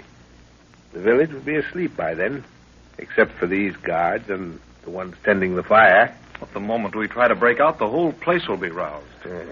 We won't make the first move, Jack. That's Nguru's. It's his job to attend to the guard outside this door. Then, as silently as we can, we get to the hut where Lorna is. Do the same for her. It's perfectly simple. Yes, so it sounds. But you're used to this sort of thing, sir. You've done it before. I'm afraid I'm going to prove a handicap. If you'll obey me implicitly, you won't. On the contrary, you'll be a great help. It's very good of you to say that. But I can't help feeling I'm going to blunder somewhere. It's just the fact that Lorna's freedom hangs on us makes you feel that way. You got that revolver strapped on you? Yes, sir. It's the most comforting thing I've laid my hands on since we were taken. You hear that? Guru. He's starting. Won't be long now. Remember, Jack, that gun is not to be used unless it's the end of our plans. Very well, sir. One shot would rouse the village. If a native passes close to you, lie still and try to avoid him. But if he comes for you, use your hands on his throat and stop his yelling. The thing I'm afraid of is making a noise. That's the next move, Jack. Take your boots off. We'll have to leave them behind. I hate to do it. Just broken these in from marching. Good Lord, sir. How about jiggers? We'll have to trust to luck and take a chance on those little fellows. Roll your riding breeches up above your knees, too. What's that for? The same as taking your boots off. The first part of our journey will have to be made on hands and knees. And you want to be able to feel any dried twigs before you put your weight down. You snap one, and the whole place will be awake instantly. Yes, that's what I'm afraid of, sir. Well, feel with your hands, knees, and feet before you put them down. And put them down as softly as possible. What was that? It's Nguru doing his job. Are you all set to go, Jack? All set. Dog him sleep soundly, Bwana. That's good, Nguru. How many are there between us and my daughter? No matter. We kill 'em. All go so for Bwana. Nguru. It is well. Point the way. Follow Bwana. Keep to the shadow, Jack. Keep with me and don't lag. All right. Those men with their fires. Keep moving. They can't see anything outside the circle of the light. I think Nguru stopped. Lie still. There. It's all right now. Go on. One of them got up to put wood on the fire. That is house where Missy lie. The one on the end there. I see. It is safe to rise now, eh? Aye. These men, bah. Eyes watch. See nothing. All fool, Bwana. All right, Nguru. Jack, we're going to leave you here. If any of them leave the fire and start over toward us, hoot like an owl, as I've taught you. Here's a good knife. I shan't need it. But only as a last resort. After we've been discovered, can you use the gun? I understand, sir. One of us will come back for you if all goes well. If not, you'll soon know about it. But whatever you do, don't pass between the fire and the guards around Lorna's hut. Got it? Yes. Come on, Nguru. We can move fast. This like year past, Bwana. Year war come long. Yes, I've been thinking of that myself. Is it good, Nguru? It is good. Two warrior, you, me, happy. Have they harmed my child? I speak Missy. She's safe. These men house cattle. No eye, no ear, no smell. They slave one man. They're serving one man, eh? Aye, Bwana. What is he? You know? Nguru know not. Nguru smell 'em white man. White man? Maybe some renegade, eh? That Missy prison hut so. How many men guarding it? Good for you, me. Two, eh? Not so simple as that. Here comes one of them. He come for wood, for fire. No here neck break. Down, Bwana, down.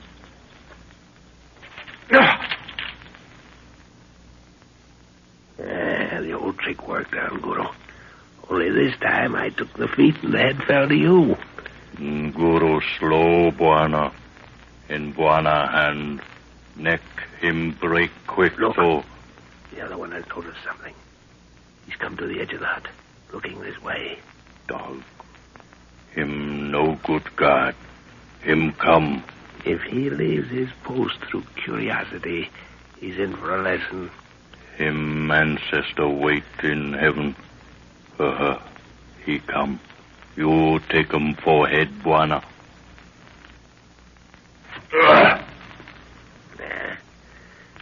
The way is open, Nguru. Come. Aye, Bwana. Bwana hands quick. take the far side of the hut. Maybe there are more sentries there. Nay, Bwana. No more. Nguru, no. Lorna! Oh. Don't make a noise, dear. Oh, Father, I knew you'd come. Hush, dear. Not so loud. Bwana. Nguru, go back for little Bwana. All right, Unguru. Where shall we meet? Meet by the hut. Sit by hut, huh? Yes. I look. See two men. I go. How did you do it, Father? Unguru did it all. But first, tell me if you're all right. Have they hurt you? Not a bit. I've been terribly scared, but that's all. They haven't laid a finger on me. Thank heaven for that. Where's Jack? We left him to give the signal if they found we'd gone. He'll be here in a minute. Tell me, what happened when you were taken to the chief's hut? That's the strange part of it. There was a white man there, and I swear I've seen him somewhere before. A white man? Now I begin to understand a few things. Oh, he was very courteous. Said the whole thing was unavoidable and out of his hands. Was he short and with a thick, bushy beard? Yes. You know who it is? They'll wait. Here they are. Bwana. Boma have two guards. Find dead man so. Double the guard at the gate, Good. Now there's one for each of us, Nguru. Little Bwana, he no pass. Nguru show, huh? Yes. He showed me which way to go. All right, then, Jack. Follow us with Lorna, but keep a good distance. When the way is clear, you'll hear the hoot of an owl. So wait for it before approaching the opening. Good luck, sir. Oh, Jack, I knew something would happen to get us out of this mess. We're not out of it yet, dear. But I think we've got the worst part over. Careful how you walk. Yes. We daren't spoil things now. Where's Father gone? To make sure we can get out. These bushes circle the top of this hill. The only way to get out is where we came in. And they're guarding it. Yes. Is there any danger for Father? No. At least I don't think so, since I saw some of his work back there.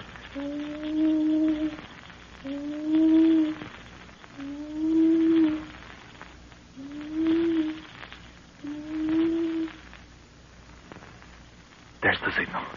Come on, dear, as quickly as you can. We're as good as out right now. African drums are talking.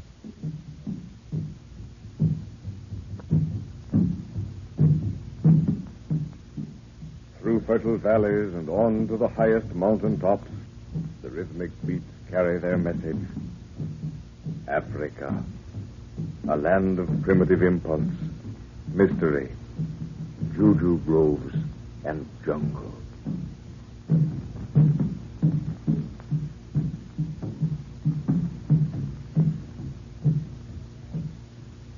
Professor Anton Edwards and his little scientific party in Africa have encountered many dangers in their search for a lost race. They quickly moved their camp by the Bakari River because of a tribe of hostile cannibals, and after a week's march, come to a mountain range which the professor determines to scale. With him is his daughter, his assistant Jack Martin, and the faithful Nguru, a huge Maasai bodyguard, who carries the talking head in a basket.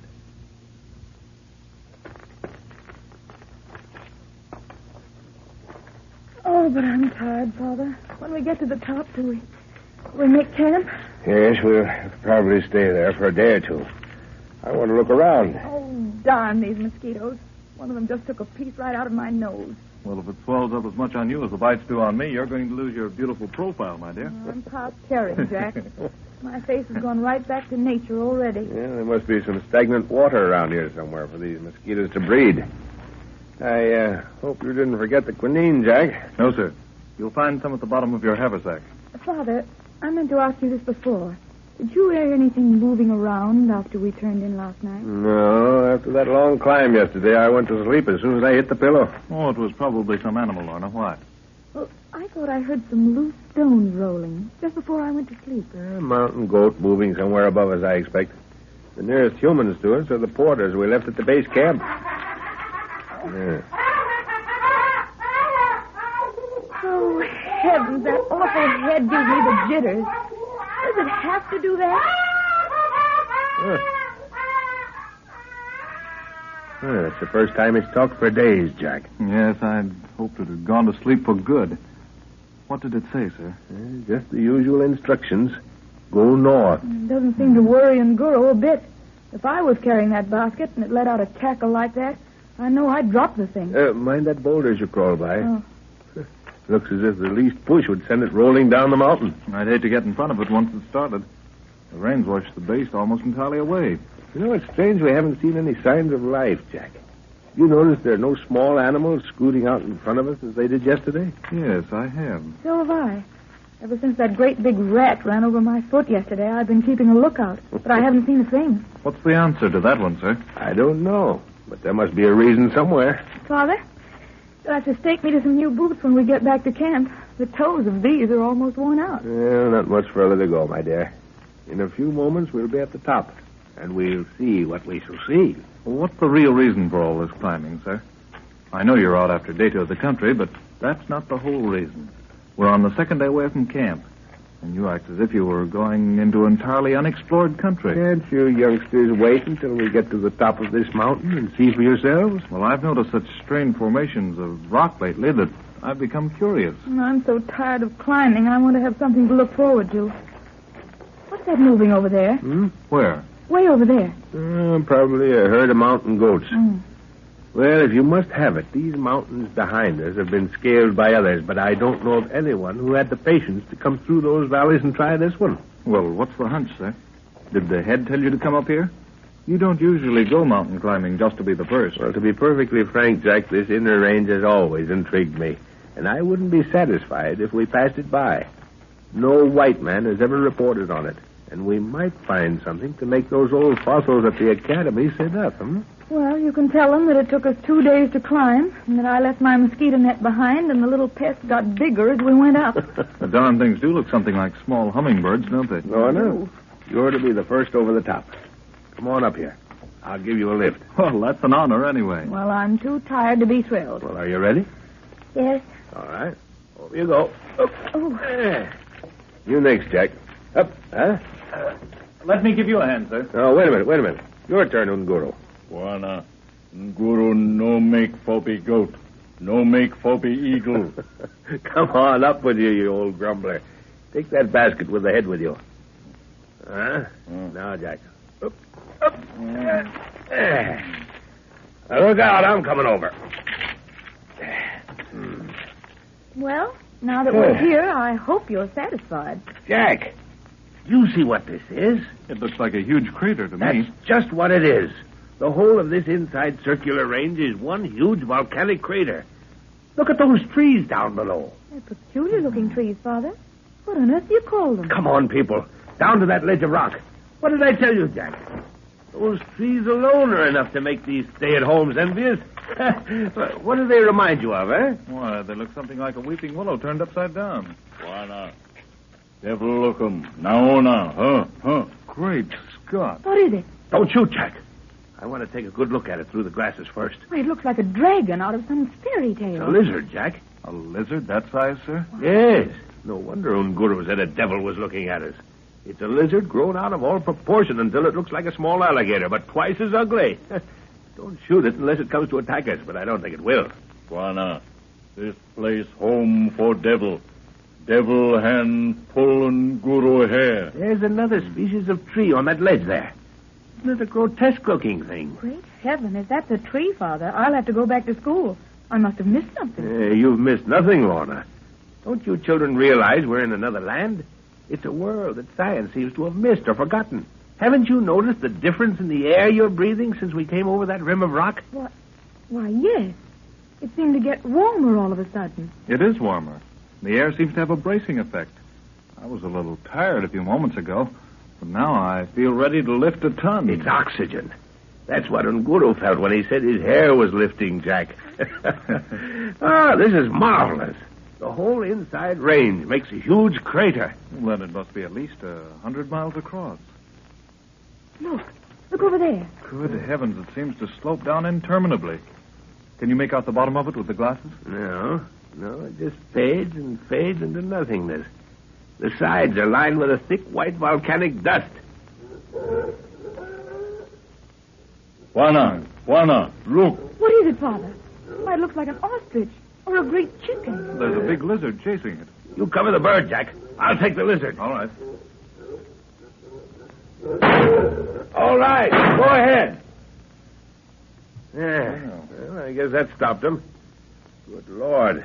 Seems as if the mother of all chickens was coming at us to avenge the eggs we'd eaten. You and Ngudo fetch the bird here, Jack. I want to take a look at this peculiar tree. Is that a kind of fruit on it, Father? No, I don't think so. No. Oh, they're leaves. But look, they're half an inch thick, and they look just like human hands. Nevertheless, they're leaves. I'll pick one and show you. There. You are. Now, you see the formation? Why, it's covered with skin and veined exactly like a hand. Oh, look at the branch you picked it from. It's bleeding. And the hand is, too. Good heavens, so it is. But don't look so scared, Lorna. It's just a red-colored sap juice. Oh. Not blood. Oh, throw it away, Father. Looks too horrible for words. Well, there you are, sir. It's a wingless chicken. But I'd hate to have to eat a leg at one sitting.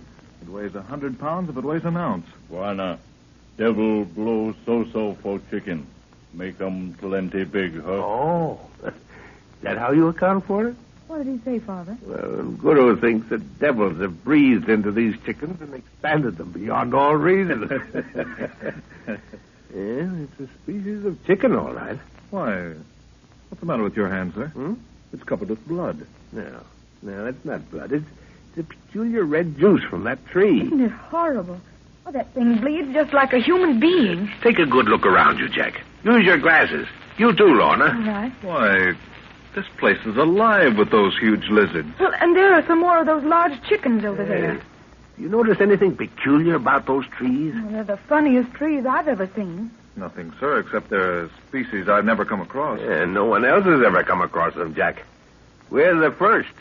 But what I meant was the animals avoiding that one that looks, as you said, like a weeping willow turned upside down. Yes, they do seem to give it a wide berth, don't they? There's a reason for that somewhere.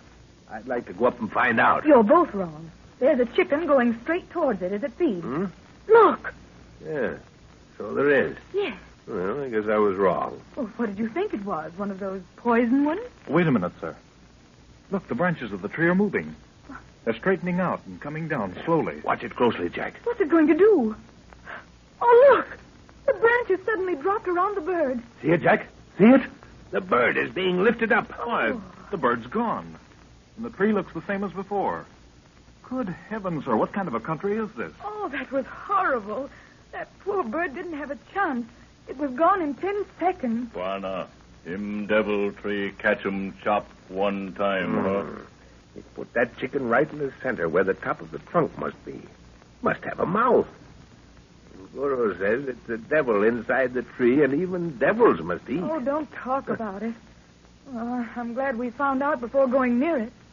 What if you'd gone there, Father? Would it eat human beings? Would it eat human beings? Well, I don't think I'll go close enough to find out just yet.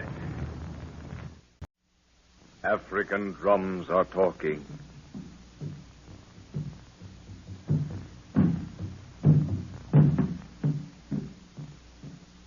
On and on into the night boom the drums, speaking of voodoo, witchcraft, mystery, and menace.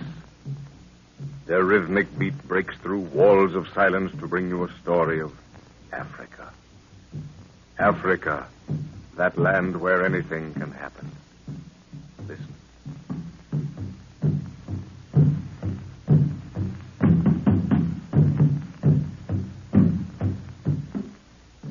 Professor Anton Edwards, while in Africa searching for a lost race, comes into possession of a mummified head that talks. Its language, according to the professor, is one that he, with another man, has been studying for many years, and which he attributes to the lost Atlanteans.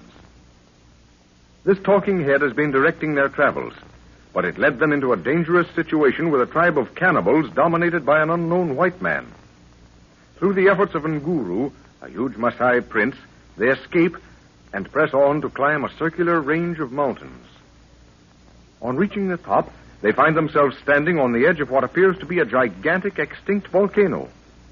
There is an earthquake, and the slab of rock on which they're standing starts to slide down into the crater with the Professor, Lorna, Jack, and Nguru holding on for dear life. Bwana, wake, Bwana. Devil, home. Wake. Oh, what is it, Nguru? Leave me in peace. Bwana, wake.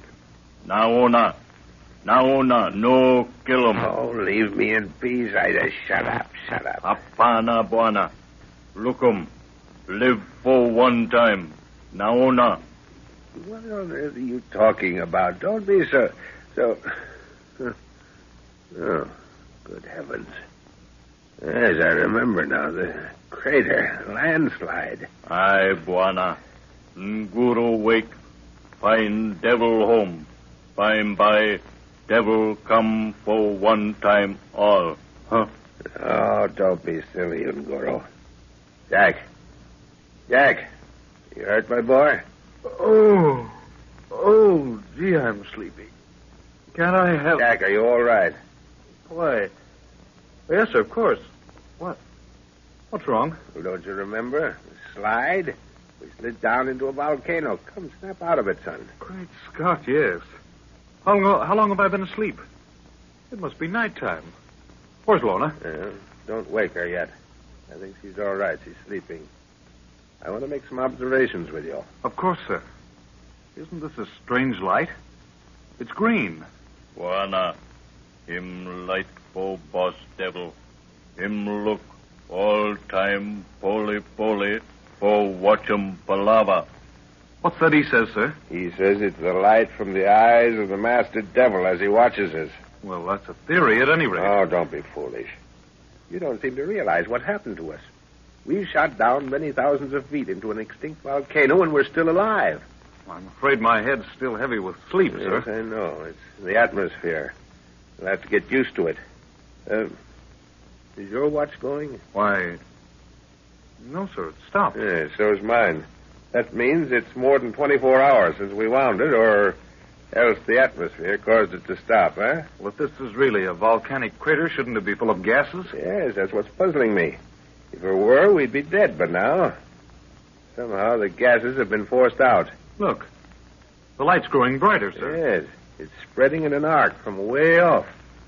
Good heavens, what phenomenon is this? Him boss devil come, Bwana. Here, Runga. Take him. Fight plenty good, huh? What's he giving you your war club for? He thinks it's the approach of the father of all devils. He says he's going to have a good fight. Good old Nguru. I'd back him against a dozen devils. Say, this light is artificial, sir. Yes, or else the sun is streaming through some gaseous vapors high up. That's what it is. We must have come through them at a terrific rate on that slide down. That's what put us to sleep so heavily. Father, Jack. Lorna's awake, sir. Don't be afraid, dear. Everything's all right. Yes, I know. I've been listening to you two for the last 5 minutes. Father seems too interested in that light to take any notice of me. Jack, the light's growing by leaps and bounds. Watch it. Are you all right, Lorna? I'm stiff and sore from lying on that hard rock, but I think that's all. Oh, Jack, that horrible slide. I'll never forget it as long as I live. We seem to be going right down into the center of the earth. Well, we're all safe at any rate.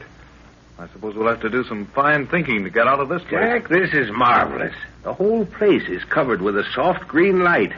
When old Lamberti knows I've made these discoveries, he'll go mad with jealousy. So will all the others, for that matter.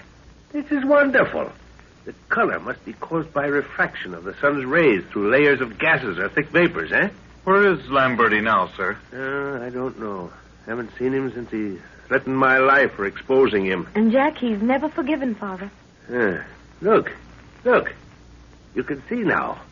We must have been shot across the ground for half a mile after we hit the bottom of the slope. It's a lucky thing for us, sir, that this slab of rock held together. Yes, but that's a minor consideration now. Have you noticed the ground? It's not volcanic. It's all good soil. Another phenomenon. Come on, I want to explore. Look. What are those spots moving over there, sir? I've just been watching them. I think they're animals. Yes, see? There's a herd of them. coming up over that rise. Father, do you remember when we first noticed the rock slipping away with us from the top? Yes, I don't think I'm likely to forget it in a hurry. Why? Did you notice any other parts of the crater top start to slide? Well, I'm afraid I didn't pay much attention to anything except keeping flat on the rock. Well, maybe you'll think it's imagination. But after we'd started to move fast, I looked around and saw another flat piece of rock hurtling down. And I could have sworn there was somebody clinging to it. Well, that's rather improbable, Lorna. We were only 4 people up there. What you saw was possibly some animal. One of those great lizards clinging on for its life. Hey, take a look at that herd of beasts, Jack. What do you make of them? Well, they look like giraffes, sir. But their necks aren't long enough. Well, that's just what they are. You know, it's always been a theory of mine that if the giraffe was domesticated, its long neck would shrink in time. Jack, those are domestic animals.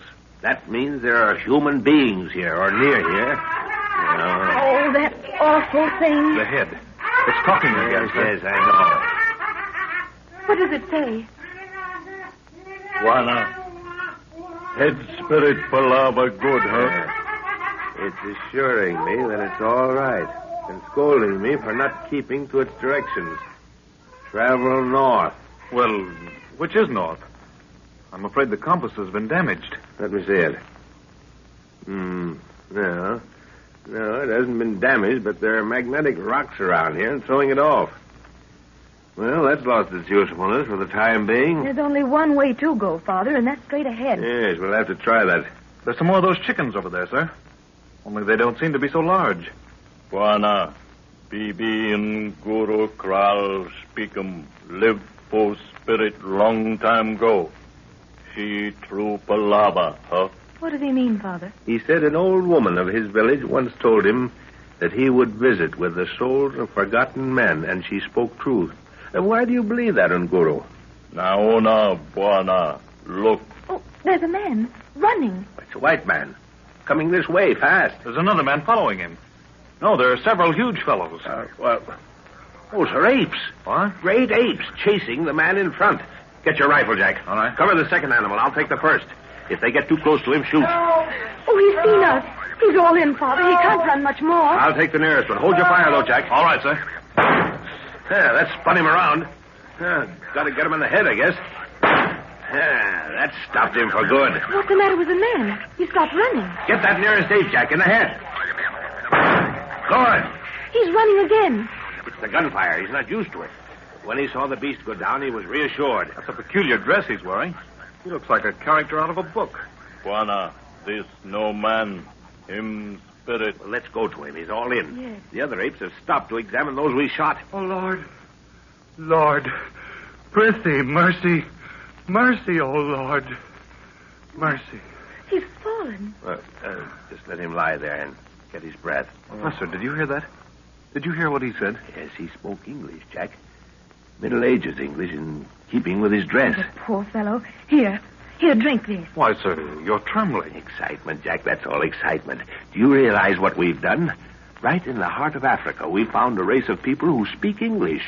Moth-eaten English, perhaps, but still we can understand them. Well, I'm just as excited as you are. But I'm wondering what sort of reception we'll get from the main body, if there is one. Maybe they won't like outside interference. They may think we're enemies. He's better, Father. I think he wants to talk to you. O great Lord, who killeth with the voice of thunder, hold thine anger and visit not thy wrath upon this thy servant who kneeleth before thee. Whence art thou, man? Knowest thou not, O Lord? Are we supposed to know where he's from? Evidently.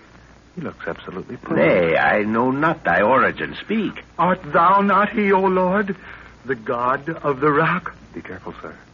Your answer may mean life or death to us. He thinks we're gods. I know, Jack. Leave it to me.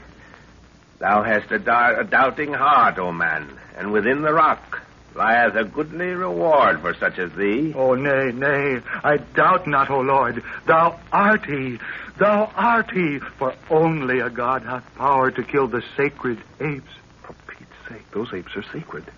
Now we've done it. Then lead us unto thy master, that we may have speech with him. Behold, Lord, the priest of thy temple cometh. Look, Father. It's a knight in armor. There are several of them. Be careful. Leave this to me. It looks as if we've been thrust back into the Middle Ages. Juana, boss devil come in iron. Those apes, sir, the man said they were sacred. If they are, we're going to have a tough time explaining the dead ones. Good Lord, Jack. Knights in armor were the last people I expected to meet down here. Keep your gun ready. You too, Lorna. You expect trouble? I don't know. These people seem to be part of a forgotten race. They speak medieval English and wear clothes that date back 1,000 years. There must be a city near here. Keep your heads and we'll be all right. Here they come.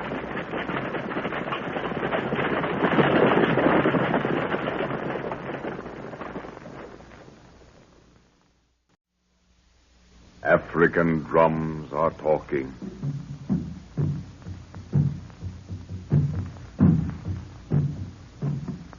The white man traveling through Africa for the first time covers his ears to shut out the eerie sound. Yet it beats against his temples, rousing strange atavistic memories and desires that stir him into a restless tap, tap, tapping in unison with the ghostly rhythm. Listen. The drums bring you a story of Africa.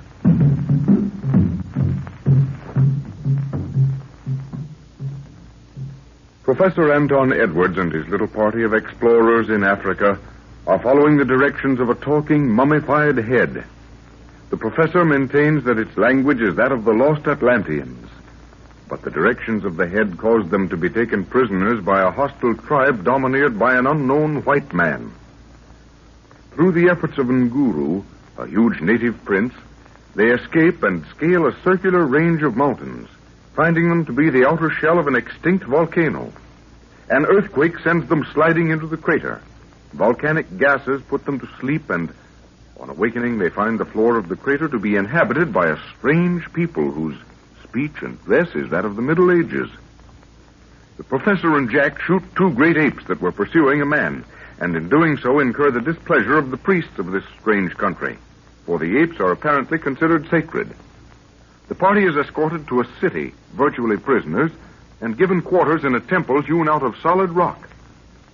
We find our friends awaiting the pleasure of the high priest. Are you sure Lorna's all right, sir? Well, you saw me put Nguru on guard outside her door. That priest fellow, or whoever he is, didn't seem to like it. But if anything goes wrong, we'll hear Nguru's Maasai war yell. You haven't heard it yet, Jack. Wait till you do. Make your blood run cold. Oh. Hello, Nguru. Bwana, Missy, she here. Come in, Lorna. Hello, Father. Hello, Jack. Hello, Laura. All right, dear. Well, let's get down to business and discuss this thing. We may as well recognize the fact that we're being held as prisoners. But they haven't taken our guns away, sir. That's because they don't understand the use of them. They probably figure Nguru's spear no match for their armor, or they'd have taken that. There's one thing certain, Father. They don't know what to make of it. Yes, but how are we going to explain the killing of those sacred apes? It's evidently a ritual every so often to turn a citizen loose among them. Is that what they were doing to that man we saved? Yes, my dear. As far as I can make out, they were sacrificing him according to a custom. We seem to have arrived at an unfortunate moment. Say, did you notice the houses as we came in? They were built of stone and mortar. All except this huge temple. It's carved out of solid rock, Jack. Have you any theory as to what kind of people they are, Father? Yes, I have, but it's just a theory. That is, until I can have a talk with one of their historians, if we get that far. Well, what is your theory, sir? Well, from their speech and dress, they're undoubtedly descendants of a large expedition that left England sometime during the Middle Ages. But there's no record of an expedition from England as early as that, is there? You forget the Crusaders, Lorna. Oh. Yes, but how did they get over this way? Probably marched overland through France to the coast of the Mediterranean, took a ship for Palestine, and were blown off their course and wrecked on the North African coast. But that's a long way from here, sir. Besides, what's happened to their religion? Religion in those days was the same as it is today. It can be altered and swayed by anyone who can work a little magic. Then you think someone changed it to suit his own purpose? I do. Probably a man who ingratiated himself with some of the witch doctors of the country, saw how he could gain power, and set about doing it. Do you think we're in any danger? I mean, from the people? Not from the people. But if I can read character, we're in for a hectic time with the priests. Did you notice their cruel faces, Jack? Yes, that's the first thing that struck me. The people seem to be afraid of them. They call them the Keepers of the Rock. I'm afraid they're going to resent our coming here. We've got to be prepared for it. What do you think, Nguru? Wana, they men. Iron coat no good for spirit talk. What's he saying? He means a talking head. If only the head would go off into that cackling gibberish in front of the high priest, he'd have a fit. Guru says their iron coats won't help their nerves when a spirit talks. We can't be sure of that, though, can we, sir? I'm afraid not. But Unguro doesn't mean that alone. He means for us to make spirit talk. Jack, how many batteries have we left for that flashlight? I have a couple in my haversack, and the one in the flashlight's almost new. Good. Don't let it out of your hands. And when we're called into the temple, have it ready. It may be useful. Do you think they'll try to harm us in the temple? You can't tell. They're probably working the same way as the old witch doctors. Burning poisonous herbs that render people unconscious. Trap doors and things falling from the ceiling. Good heavens, are you just doing this to frighten me? No, Lorna. I want you to keep your eyes open when we're taken into the hall. What if all our strategy fails, sir? Get our backs against the wall and fight. Leave the high priest to me. It doesn't sound very comforting, does it? I wish we had a machine gun. I'd feel a lot safer. Wana, snake woman kiss plenty soon. The snake woman? Does he mean his spear? Yes. Yes, the snake woman is what Unguro calls his spear. It was given him by an old witch and named after her. Sounds spooky enough. But why call it snake woman? Missy, snake woman kiss one time finish. Oh, Well, you asked for it, didn't you? Hello. Who's this? it's a woman. Oh, won't you come in, please? O great stranger, they tell me thou hast the tongue of my people. Prithee, be of comfort, good lady. For harm to thee hath no part of us. Nay, it is not from thee I fear a violence, but rather from those within. For should they but hear a whisper of my voice and converse with thee, they would incite the people to claim my life. Oh, you poor thing. Do sit down. Nay, my child, I have no time for courtesies. It is to the man who beareth the frame of my ancestors I would speak. Speak on. Thou hast an attentive ear. The high priest hath decreed that thou and thy followers shall die. But I would not have it so. For even though I be a queen among my people, my power is o'ershadowed. Then why dost thou come to warn us at a danger to thyself? We who are strangers to thee, O queen. I know not, except there be a legend that hath come to me from ancestor to ancestor, which speaketh of a mighty stranger that shall eclipse the magic of the priests and restore the ancient god of our people. For the god of the priests is a terrible god and harsh unto death. You couldn't help hearing. What's to be done? Well, I'd like to wipe those priests off the face of the map. No need to ask Unguro. His middle name is Fight. Have you any plans? Not yet. I want to find out a few things. Listen carefully to what's said. I may overlook something. All right, sir.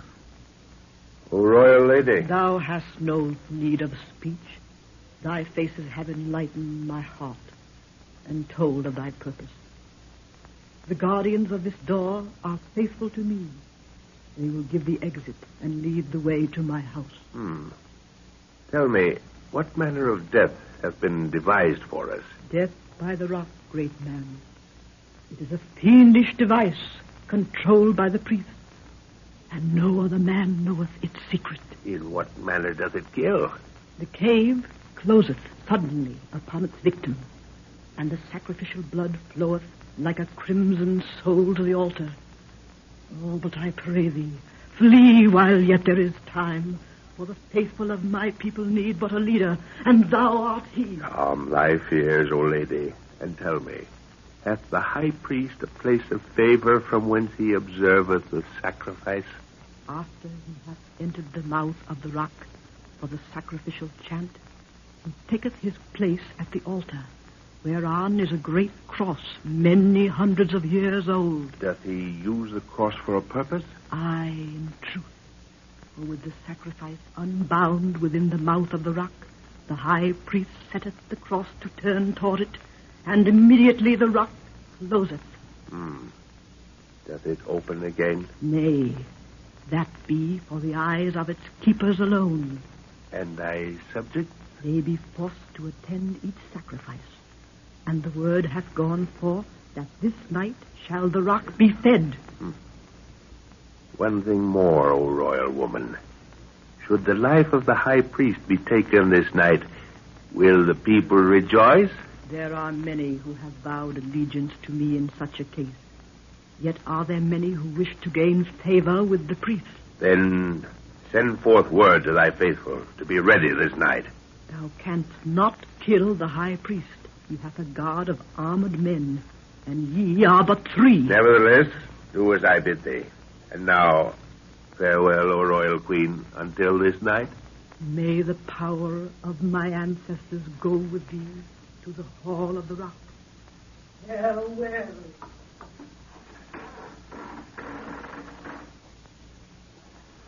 Well, that's that. Looks as if we'll have to think fast and act suddenly when the time comes. Wana, Nguru smell 'em plenty fight. I guess you do. So do I. But I wish it could be avoided. I'd like to get a look at this rock, sir. Maybe that would help us out. I don't suppose there's the slightest chance of that. But the Queen said our guards were loyal to her. So she did. Maybe that's the answer. No, it may cost one of them his life. 10 to 1, the priests have set spies to watch. They know who's loyal to them, and they wouldn't hold the power they do. I'd like to get one good crack at that high priest before... Hey, what do you think would happen if we did kill the high priest? Probably start a civil war. That is, if someone on the side of the Queen got in his speech to the people before one of the other priests did. Yes, that's an idea. Maybe we'll have to resort to that in the end. Do you mean to kill the high priest? We won't kill anybody if they're reasonable, but also, young lady, we're not going to take any chances. Look to the guns, Jack. A lot may depend on accurate shooting tonight. I wish we had some luminous paint for the sights. Hello. What's Ngoro doing? He's touching up the snake woman's profile. Sharpening up his spear. Wana, snake woman, tell 'em Guru wash 'em face. She smell 'em plenty blood. Oh, what horrible ideas you have. Quiet, children. The head is talking. Listen.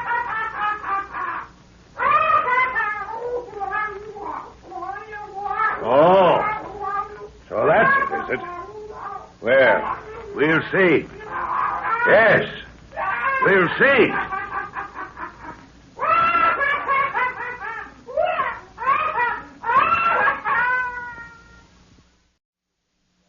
African drums are talking.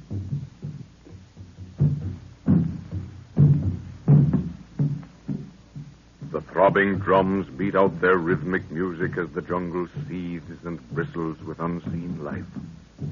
Juju is abroad tonight, and the listener knows that out in the Juju Grove there will be grisly rituals taking place. And by morning, there will be one less native in the land. But listen. The booming of the drums brings you a story of Africa.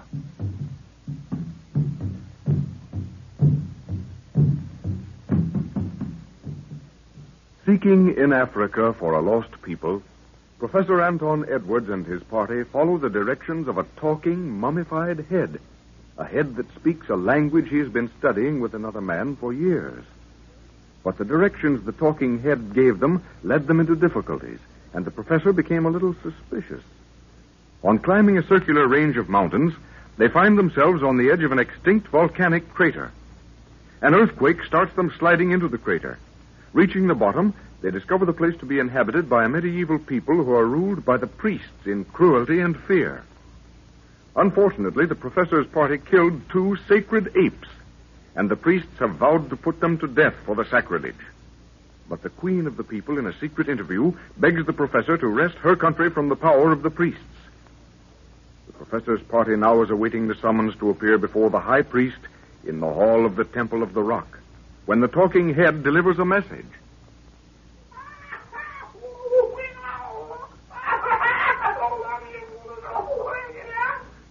What's the head saying, sir? Nothing very important, Jack, except that it confirms an opinion I've had ever since we were taken prisoners on that hill. You sounded a little upset just now. Yes, perhaps I did. Let's get together on this, Jack. The priests have decided to sacrifice us in this sacred rock contraption of theirs. And apparently, from what the Queen says, it's worked from a big cross that stands on the altar. How do you know that, Father? She said immediately the high priest turned the cross to face the victim, the two sides of the rock closed and crushed the poor creature to death. That means the cross is the lever that controls the awful device. Well, that's clear enough. It must be worked with a very powerful spring. I doubt if they know anything about springs, Jack. But there's another thing we know. That the rock, once closed, is never opened in front of the people. Now, if we can get that rock to close before we're in it, they'll have to put off the sacrifice and give us time to think up another one. But how can you do that? The cross that controls it will be heavily guarded. This cross is evidently a relic of old Crusader days. If so, it's undoubtedly made of solid iron. A well-placed rifle bullet at the extreme end of one of the arms would soon turn it and spring the trap. Say, that's perfect, sir. But you'll have to be careful to hit it in the right spot. It may swing only one way. Yes, I've thought of that. But I think we can overcome it with our field glasses. Oh, you mean there'll be a part of the altar cut away for it to swing? Yes.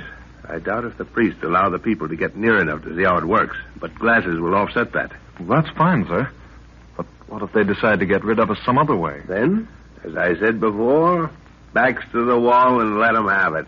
Heavens, it's getting dark already. There seems to be no twilight in this place at all. They'll be here for us soon. I hope they don't try to take the guns away from us. They'll be cooked properly if they do. They won't. They don't understand the use of them. And I don't think they'll take Unguru's spear. The guards are probably all wearing armor and feel perfectly safe. How about light, Father? You'll need plenty of light to make that shot. They'll have some sort of oil lamps and tallow candles in there. But if there's not sufficient light, Jack, throw the flashlight directly on the cross. Well, that'll make them sit up and take notice without anything else. Well, let's sit down and wait. We may have some quick thinking to do shortly. Oh, heavens, that awful head seems to want to talk at the most inopportune moment. What did it say, sir? I didn't quite catch it. Wait a minute, it may speak again.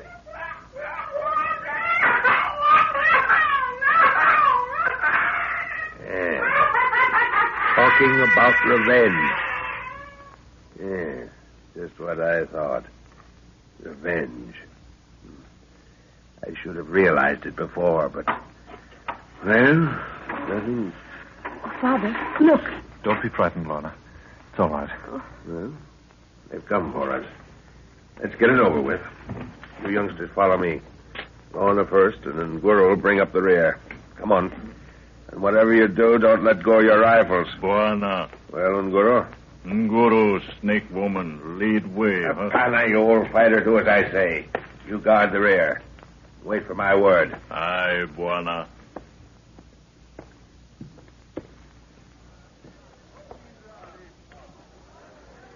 Oh, what a beautiful place. Gives me the shivers, though. I don't wonder. They evidently mean us to stand here. Jack, there's the rock. Great heavens, sir. What a murderous-looking thing. Oh, look at those horrible marks inside the cave. Oh. Don't look at them, Lorna. Keep your mind on what we have to do.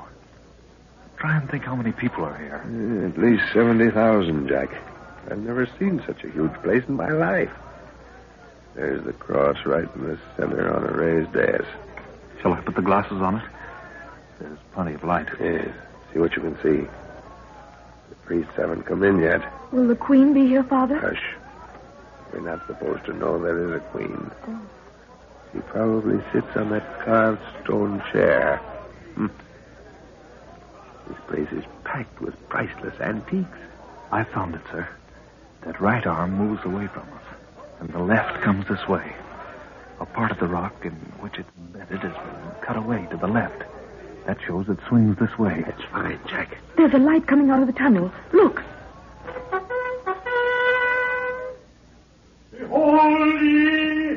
Behold ye, the ruler of the rock. Hold up thy hands and bow thy heads, ye people of the city of the rock. The Queen approacheth. It's the Queen. Oh, doesn't she look lovely? Those fellows in armor walking with her must be our friends. Look, There come the priests. That's the high priest, the one with the long beard. Look at his little cruel eyes feasting themselves on us.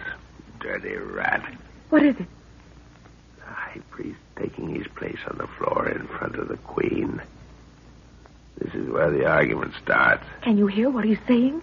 No, but I can tell by his gestures what he's saying. There, he's pointing an accusing finger at us. He's come to the part where our little medicine killed the sacred apes. Good Lord, the people must be with him. The bloodthirsty hypocrite. The Queen's interrupting him. Yes, the good foolish woman. I wish you'd let him go ahead and start his game. There, look. He's standing back. He's going to put the vote to the people. Listen. That's done it, sir. The Queen's looking around anxiously at us, Father. When are you going to do something? Plenty of time, Lorna. Wait until the old bird starts his miracles, and I'll go him one better, the dirty hound. I'll make him wish that rock was any place but here. Have you changed your plans, sir? No. I'll close the rock all right. Watch. He's going to start the show. He's going towards the rock. Yes, that's part of the ceremony. He goes there to show the people that the rock won't close on a priest, only on its chosen victims. In a moment, he'll wish he'd never been born, the murdering devil. What are you going to do? Catch him in his own trap. Let go my arm, you fool. You can't shoot now, sir. It's justifiable homicide, you idiot. Watch.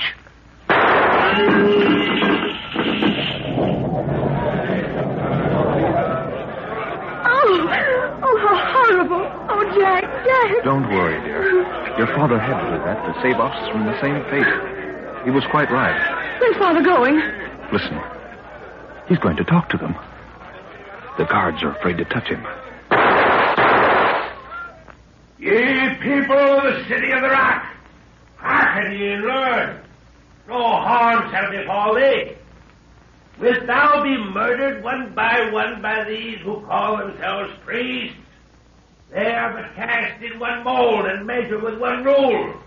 They say and do naught but that which increases their power, and they feed upon the wrappings of witchcraft. Is Father safe out there, Jack? He's only got Nguru with him. Those guards might start something any minute. Look, they're standing back to back. Keep your rifle ready, Lorna. We may have to shoot quickly. And so I say unto you, bethink ye of thy sons and daughters. Depart unto thy houses and ponder that which I have spoken. For the power of these false gods is at an end. They're backing over this way. Look, one of the priests. He's going at them with a knife. Oh, Nguru! That's another one gone where they just sent us. The spear went right through his throat. Into the room we came from. Hurry. You go on, sir. Lorna and I will cover you. Careful, that crowd looks rough. Here's the Queen coming. Shall we let those guards of hers in with her? I guess so. Come on, they'll follow us.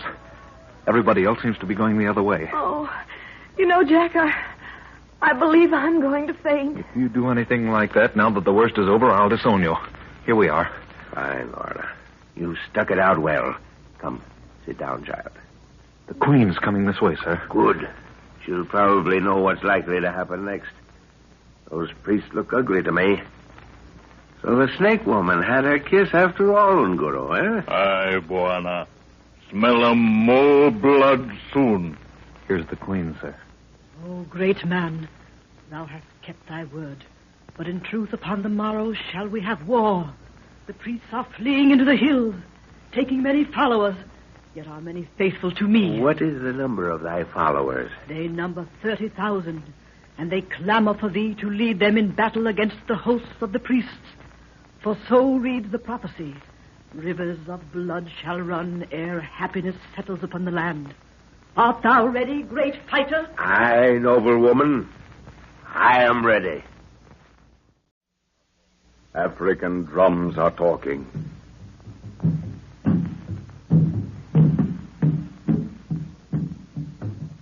The slow, rhythmic throb beats its message over jungle and swamp, through forest, across waterless belt with village after village taking up the beat to bring you a story of that land where anything can happen. Africa.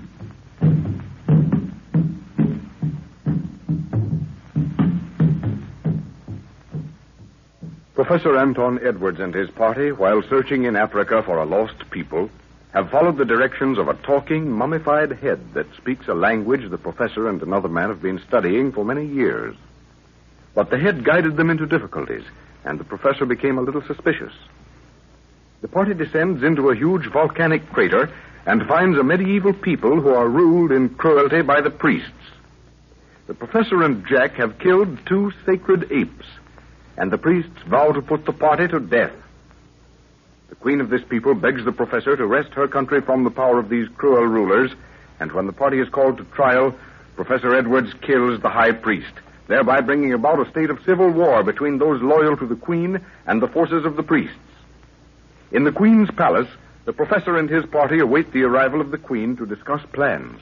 But, Father, why does the Queen insist that you command her forces? There is a legend in her family, my dear, which she thinks amounts to a prophecy. That the country will never know happiness until a stranger shall put an end to the power of the priests. You wouldn't want me to back out, dear, would you? Oh, of course not, Father. But I wish you could direct the battle from a distance. How are you going to line the force up, sir? I wish I knew the lay of the country. I'd be better able to form an opinion. Perhaps they have a map. Probably a crude affair if they have one at all. Well, the Queen said we'd have 30,000 men to throw into the field. And the priests have 40,000. And they're all fanatics. Well, if we can choose the right spot to meet them, we might offset that. Juana, great lady, she come. The Queen, Father. Oh, all right. Nguru, lady come for war, shorty. Aye, Buana. Guru smell 'em plenty blood. Oh, shut up, you black heathen, and guard that door. Aye, Buana. Moga, O Queen. Don't be afraid of him, Your Majesty. My black servant has a fierce aspect, O great man. Aye, madam. Yet is his heart as true as his looks be fierce. He's a great fighter. Great Scott. What's that outside the door? Nguru, open and see what he's doing. Buana, man, he come. Let go his neck. You're choking him. Buana, he This come. man hath a message for me, but thy God is true to his trust. Drop him, Nguru. Aye, Buana. If thou hast brought the map, lay it open upon and depart. Map. Good. Just what I wanted. Nguru, be more gentle next time. Aye, Buana.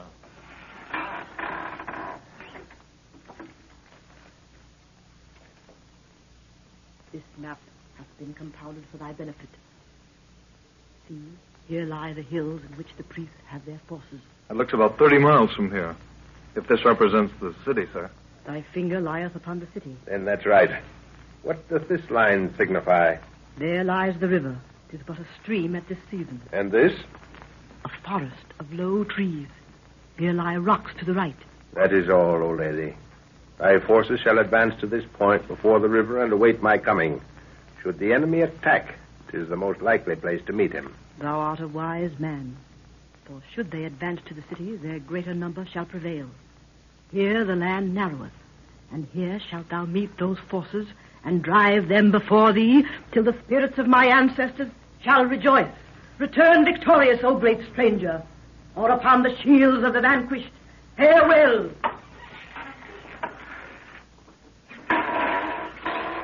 Well, I don't like that part about returning on the shields of the vanquished. Exactly what did she mean, Father? It's evidently a custom, my dear. I think I know.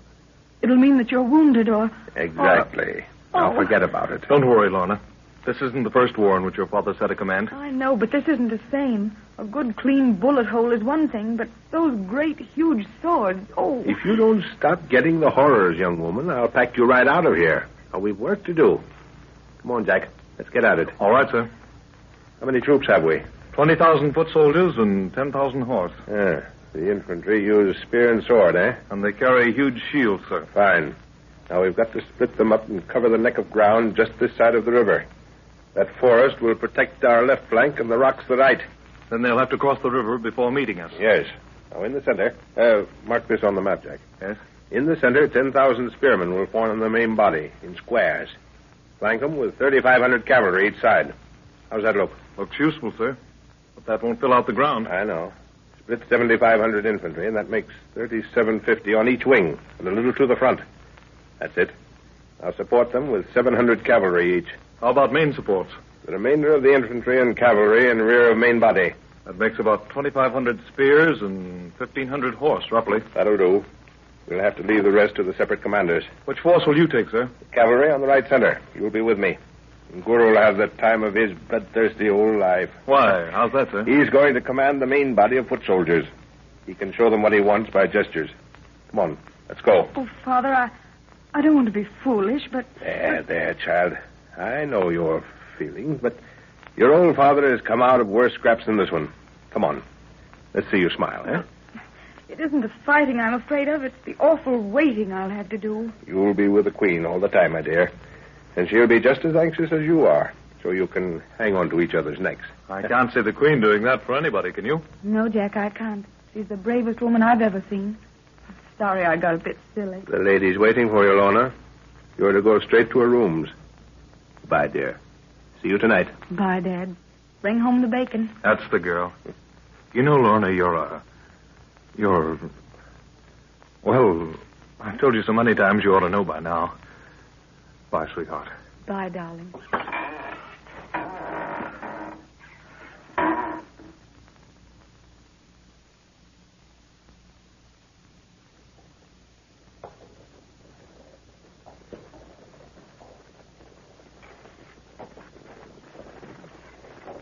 This slope is marvelous, Jack. The spot made for us. I wonder where they'll start the attack. That's a formidable group facing our right wing. But they'll have to cross the river and tire themselves first. Wana, this day, Nguro happy. Aye, old warrior. This day the snake woman shall kiss her fill. Shake hands. Huh. Now catch him, Kazi. Aye, Wana. Good fight this day. I go. Fast. Lord, but I hope nothing happens to him, Jack. I'm very fond of him. He won't let up until they're running or he's dead. I've heard that same sort of thing said about you, sir. Yeah. Well, I've gotten a lot of wisdom since then, young man.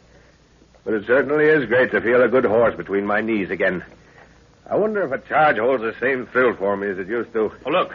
There's a line of cavalry breaking loose from their main body. They're attacking, sir. No, not yet. That's a skirmish line to draw us out. Hold! Yeah, they want to move us, Jack. That's one thing we must avoid.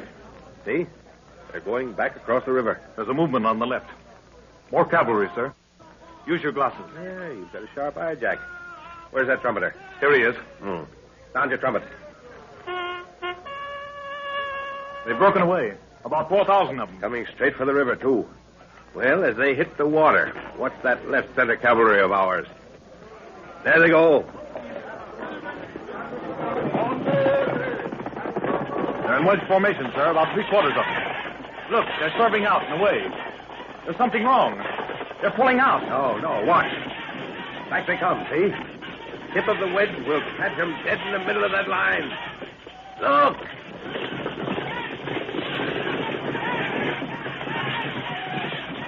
They've hit him.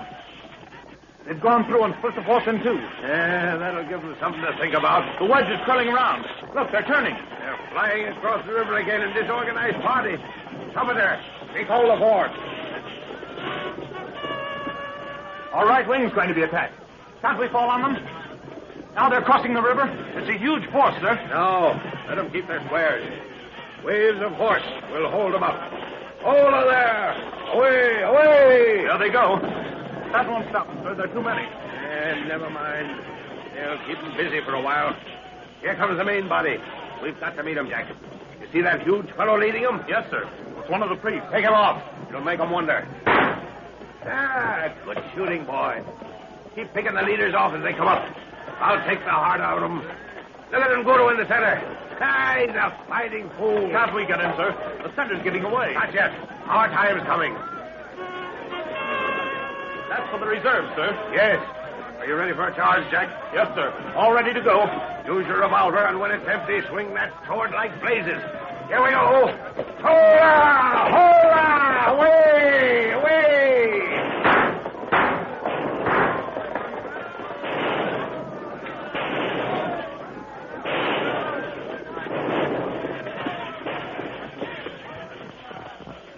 through all right, Jack? Yes, sir.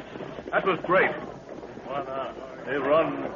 Run. It's turned them back yet. That charge did it, Jack. They're on the run. I go, Buana. Hapana! Goro, you stay here.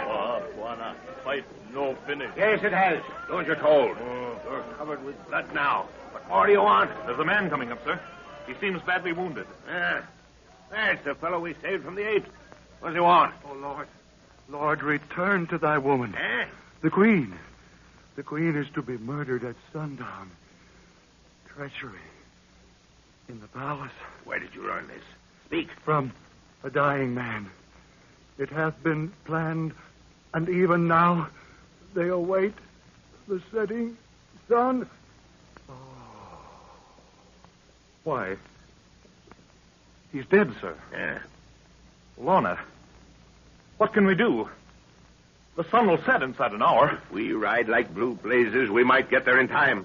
Come on, Goro. We've got another battle to fight.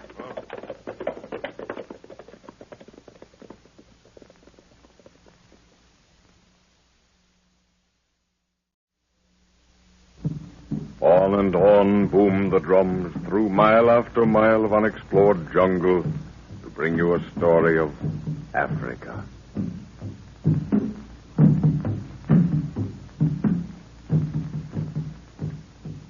The battle between the forces of the Queen and those of the false priests has ended in victory for the Professor, who is directing the Queen's army. The enemy is routed and taking refuge in the hills. As the Professor, Jack, and Nguru watch the closing scenes of the battle, they're informed by a dying man that the Queen and Lorna at the palace are in serious danger. The three set out quickly to defend the women.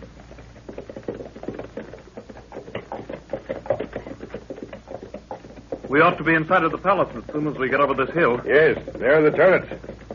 Pull over there. Oh, pull up, Jack. Get back out of sight quickly. Keep this side of the ridge. There's a force surrounding the outer palace wall. Do you think they saw us, sir? I hope not. Mo battle, Buana. Huh? It certainly looks like it, Nguru. I should have known those priests would try to get at the Queen behind our backs. How are we going to get through those lines? I don't know, Jack, but we've got to get through. We haven't time to wait for our own forces to come up. Buana, ride 'em plenty quick, Boma Gate, huh? No, Nguru. We can't charge through that lot. There's too much open space to cross. They'd square up to meet us. That's out. Look at that rock. It's moving. Careful, Jack. Covered with your rifle while I look around. There must be someone behind it. Keep your eyes on it. Maybe we're ambushed. Huh? Mo devil, huh? Why, it's an old man. That rock was a covering of a cave entrance. He's seen us. Master! He's beckoning to us. Keep him covered, Jack. It might be a trap. Come on, we'll see what he wants.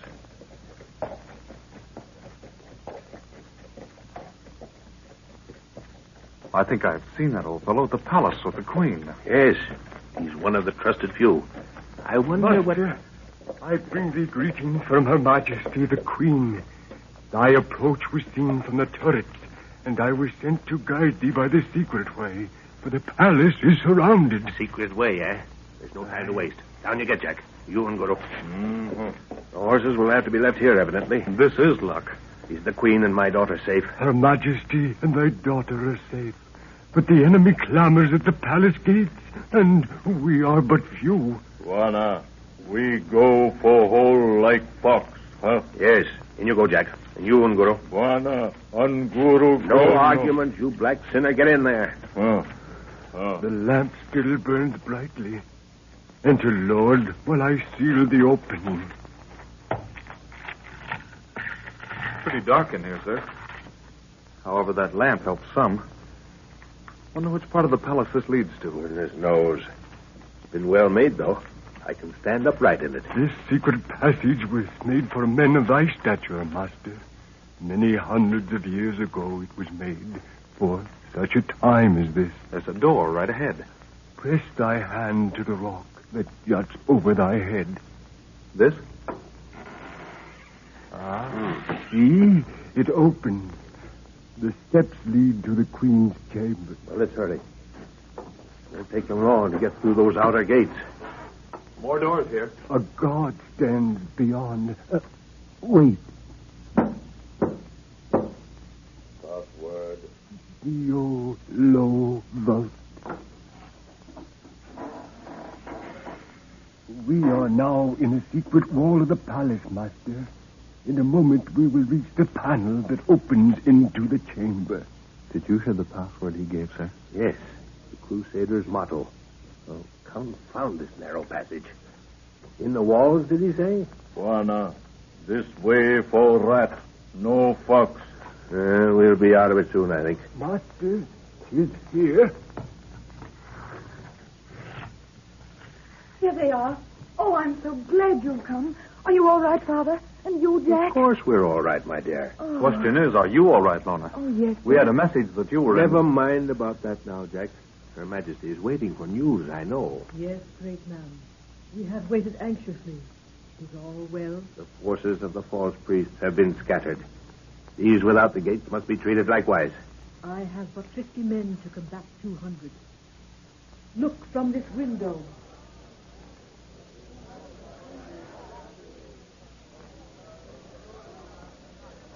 The gates must shortly fall. What few men we have must retreat behind the doors of the palace. Looks bad. It'll be some time before our forces return. Father, look. There's a white man leading them. Eh? At least I mean a man in European clothes. Lorna's right, sir. Take these glasses. See him? Riding along and giving directions? Yes, I see him. Well, that clears up many things. But I still don't know how he got here. Do you know who it is? Yes. If that isn't Lamberti, I'm very much mistaken. Take a good look, Lorna. Yes, Father. Yes, that's the man who was giving orders to the witch doctors when they made us prisoners on that hill by the river. Yes. I think he's been the cause of most of our troubles. I guessed as much when you described him before. That man, he is an enemy of thine? Yes, Your Majesty, a personal enemy. Very clever man, but I think he's insane.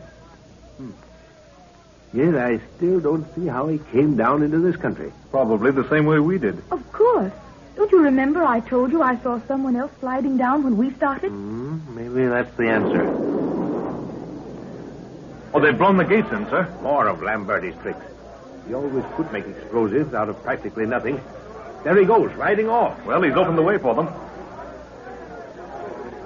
See how they're pouring into the courtyard. Get back, everybody. They may send a few arrows up this way. Oh, there's that awful head, Father. I brought it here because... Yes, listen. If I'm not mistaken, we'll learn something that...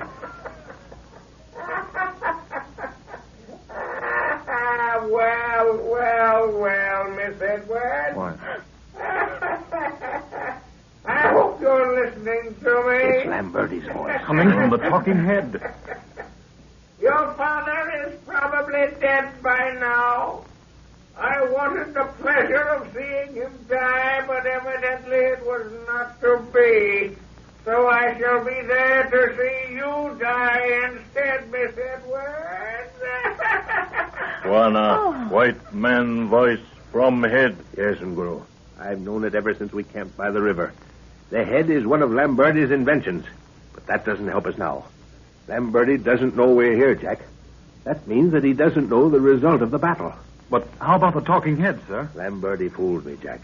If you remember, Lamberti and I were working on that language together when the break came. Yes? The talking head is nothing but an ultra-modern radio of some sort. He's been trying to lead me into a trap in a part of the country where he could dispose of me and he wouldn't be suspected. He almost got us up on that hill. But the head's been talking since then. Yes. The man evidently didn't think I suspected the trick, although I ceased following directions. What a radio, sir. How does he get the power He takes electricity out of the air. The man's a genius. I haven't had a chance to take the thing to pieces and look it over. I will if we get out of this situation alive, though. They're battering the doors down. If we can only hold them off until our own forces get back. What's Lamberti up to now with his explosives? He's not with the crowd out there. That explosion seemed to come from underground. The secret passage. Perhaps they have... Someone must have told Lamberti of the passage. That's where he went. He's removing those doors with that infernal explosive of his. He's a madman, Jack. Then he might blow up the palace. He might if he thought I was in it. But he's after Lorna now. We'll have to let him come up and try to deal with him then. But good Lord, sir, we daren't let him. Hello. What's that shouting for? Over the hill there. Look. Those are our men returning. If the palace door holds out for another 15 minutes, we'll be... So. The eminent Professor Edwards is alive yet, eh? Lamberti, eh? Yes. Lamberti. The faker, as you once called him. You should have guarded your secret passage a little better. I've waited a long time for this, Edward. Yes, I suppose you have. Now, don't come too close.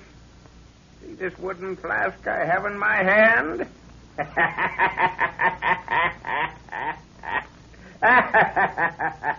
Yes, my friend. One of our little hobbies. It contains a powder that explodes upon contact with atmosphere. The stopper is tied around my neck, and if by any chance my hand falls away, the stopper is naturally pulled out. So you see, shooting me would do you no good. In that case, you will go with us, too. Of course, under the circumstances.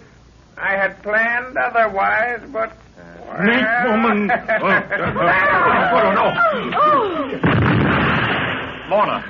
Lorna, are you safe? Yes, but where's Father? Here. Is the Queen safe? I am not harmed. Thy warrior is. Guru. My boy. What in the name of... Oh, well. I guess it was the only way. But what happened? Nguru threw his spear at Lamberti. No, Jack. Guru threw his spear at the flask of explosive and carried it through the opening in the wall into the secret passage. That's why we're all alive now. The main force of the explosion was taken in the tunnel. Snake woman sleep, Buana. Yes, Guru. This snake woman has kissed her fill and sleeps well. What does he mean, Jack? His spear is no more. It was blown to atoms. Poor girl. Oh, Father, your arm. It's nothing, my dear. Just some skin off, I guess. Great man, how can a queen thank thee for thy work? Thou art of another world, I know. Tell me, your majesty, is there a way through the rock that binds your kingdom round? If departure is thy wish, then must my sorrow give it room. Yes, there is a way, but no man hath returned to speak of its dangers. Through that passage come what the priests have called the sacred apes. I knew it. Those apes belong to the outside world. Well, children, it looks as if we'll be on our way soon, right? Okay, sir. Where's Lamberti? Oh, under that pile of stones. Where's the talking head, Jack? I wanted It's crushed, sir. Crushed under that fallen wall. Gone, eh? Priceless secrets. The inventions of a madman. All lost to the world. African drums are talking.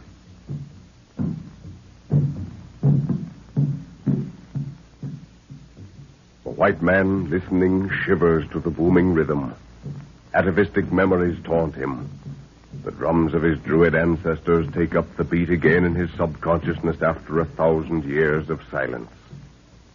This is a land of mysterious rites, of devil dances and witchcraft. Out of the jungle comes a story of Africa.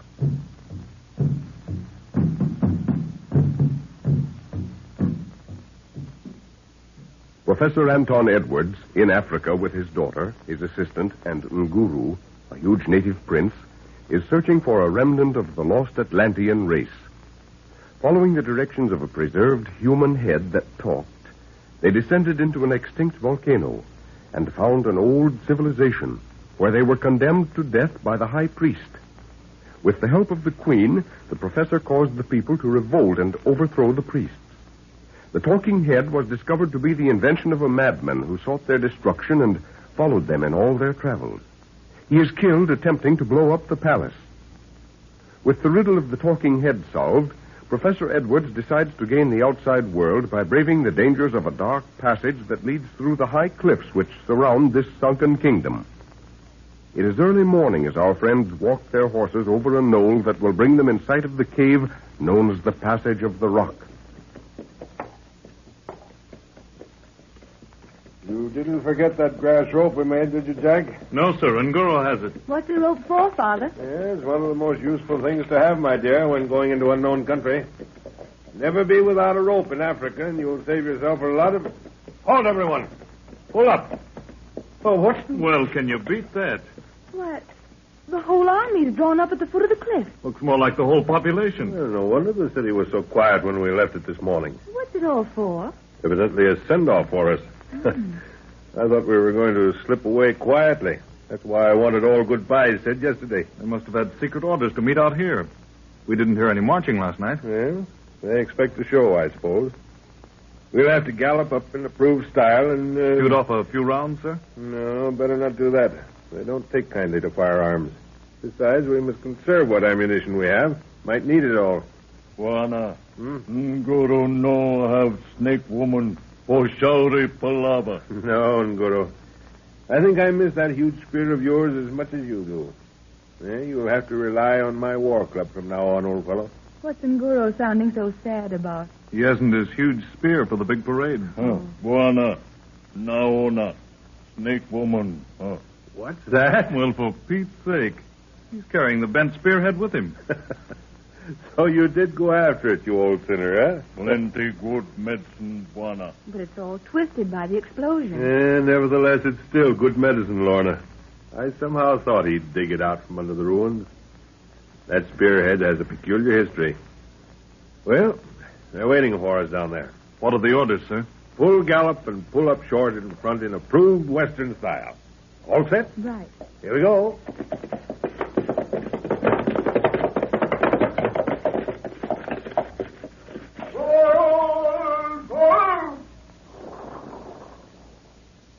Dismount. Queen's waiting for us. Great man, my people, knowing of thy intention, have gathered to bid thee a fitting farewell. You do us great honor, madam. More than we deserve. Thou hast freed my people from a rule of blood and fear. Thou hast given back to me the kingdom that was taken from my ancestors. Thou hast endangered thyself 100 times, and yet asked no reward. To see happiness in the faces of your people is reward enough for us, madam. Oh, thou art a man, and the great God of my ancestors hath a reward in store for thee. Thou hast set thy face toward the dark passage of the rock, from whence no traveler hath ever returned. This is thy final decision? It is, great queen. Then shall a picked guard of my soldiers accompany thee into the darkness of the unknown. She's offering us a guard, Jack. Your father will never take it. See, there he's refusing the offer. The Queen doesn't seem to like it. That's Father. If he thinks there's any danger, he won't drag anyone else in unless it's necessary. Is that opening in the cliff the passage of the rock, as they call it? Yes. Doesn't look very inviting, does it? It does not. But it gives me the creeps to look at it. I wonder how far we'll have to travel once we get in before we reach daylight again. Heavens only knows. But we've plenty of torches. Your father's beckoning to us. Jack. Lorna. Her Majesty wishes to say something to you both. My children, for thou art children to me, brave children. My people and I have no words of sufficient weight to bespeak our gratitude. We can only bow to thy wishes and pray for thy safety. May I hold each of thy hands in mine for a moment? Of course. Certainly. There. May the God of my ancestors go with thee always. And now the great black warrior who himself is a prince. Nguru. Aye, Buana. Palava. Muga, O Queen. Thou art a great and mighty fighter. In saving my life, thou didst sacrifice a weapon that was dear to thy heart. Therefore shalt thou carry a sword that hath been handed down to me from ancestor to ancestor. Thy mighty hand shall wield it to further victory. A crusader's sword. What a huge thing. Within this pommel of iron lieth an holy relic, placed there in reverence many hundreds of years past. Thy fighting heart will keep the quality of its tradition. I gird its trappings about thee. So, take it. Use it in good cause, and it will never fail thee. Asante Sana. Unguru gives you his thanks, Your Majesty. He is a man of few words and many deeds. He's taking it out of the scabbard. Oh, what a beauty. But isn't it too big to use in a fight, Jack? For an ordinary man, yes, but not for Unguru. Watch him test the balance and swing. Wow, I'd hate to be in the path of that. Buana, it is good. Nguru, Snake Woman say, Asante. Your Majesty, this sword, fashioned for a mighty arm, could find no better champion in the cause of right. The prince has looked upon it and finds it good. He says both his dead spear and himself give you thanks. An arrow. Someone shooting arrows from the cliff, sir. That arrow was meant for you, Your Majesty. Evidently, there are some followers of the priests left. Another one. Madam, please stand this side of the horse. It will protect you. Nay, I hide from no man. They're getting nearer. Buana, Nauna. He means that bush sticking out of the cliff face way up there. I thought I saw a movement there, too. Use your glasses, sir. Yes, there is someone there. I can make out I see him. Look out, there's another coming. Oh! Gosh, that was close. Give me your small rifle there, Lorna. The beggar's perched very precariously up there. I think I can bring him down. What do you make the range, Jack? It's deceiving, sir. Those arrows come from a height. Yeah, that's why he's able to get so much distance. He's shooting out and dropping them. Well, here goes. You got him, sir. He's falling. I'm afraid he won't have any more murderous intentions now. Oh, that was horrible. Great man, this to me is magic. Yet thou hast assured me it is but an invention of the outside world. It is, madam. Couldst thou not teach my people the secret of this weapon that kills through space ere thy departure? Your Majesty, I have thought on that subject at great length, and have concluded that such an action would only increase your troubles. How can that be? Is it not of great value? In the country from whence I come are many who, because of this invention, must live in constant hiding. It has made killing too easy. In the hands of an angry man, it is more dangerous than the sword. For the subject of his anger has no means of protection. Flight is of no avail. And those who live by crime and thievery have prospered to its uses. Need I say more, Your Majesty? Nay, it is sufficient. Thou art a just and honest man. Go thy ways. And if there be an outlet to the passage of the rock, then do I pray that thou shalt find it speedily. I bid thee all farewell, and the God of my ancestors go with thee. Thank you, Your Majesty. Farewell. All set, people? All set, sir. Then let's go. It's footwork from now on.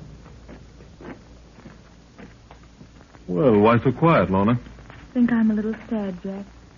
Sad to be leaving that lovely woman. She seems to be so lonely. But she has her own people. They all seem devoted to her. Yes, I suppose so. Maybe I'm silly to think that way. Heavens, doesn't that awful yawning cave look forbidding? Yeah, what do you make of the rock formations around the cave mouth, Jack? Basalt, principally, isn't it? Yeah, it's very coarse. There's some rhyolite and spongy-looking stuff. There's quite a lot of rock that's new to me. Yeah, see the andesite? We must be at least 3 miles down from the surface of the earth as we know it. Notice some of the strata lines running vertically over the opening, eh? Yes, they level out at the sides. Sort of a sunburst effect. Well, that's how the cliff fell into place when this land sank out of sight. Well, here we are. Better turn around and salute the Queen before we enter the cave. Hold your rifles up over your head. All ready? Salute.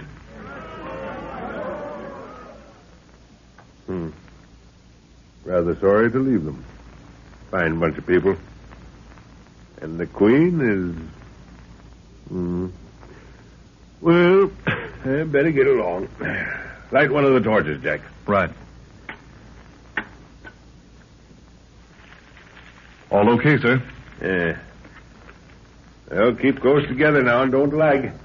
Buana, Nguru smell 'em plenty death. Death? Oh, and Guru would have to say something like that. I've got the creeps already. Oh, look at that. Just a pile of bones, my dear. Yes, I know. Don't worry about those things, Lorna. Keep your eyes straight ahead. There must be an outlet somewhere, Jack.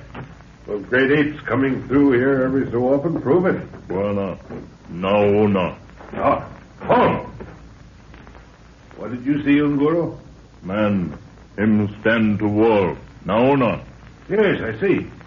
There's someone standing close against the wall of the passage right ahead. You see, Jack? Yes, sir. But it's barely an outline to me. Who's there? We're friends. No movement. Buona. Him dead. Do you think so? Uh-huh. Well, keep your guns ready. We'll go forward and see.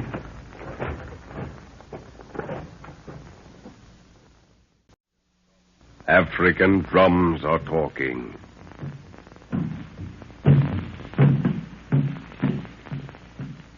Through the long night over vast forests of mangrove and mahogany, the drum notes hover in brooding mystery, like the souls of dead warriors called from eternity by the ghostly rhythm of the ceremonial drum. It is the chant of the Juju Grove, the liturgy of the jungle. Listen. They bring you a story of Africa.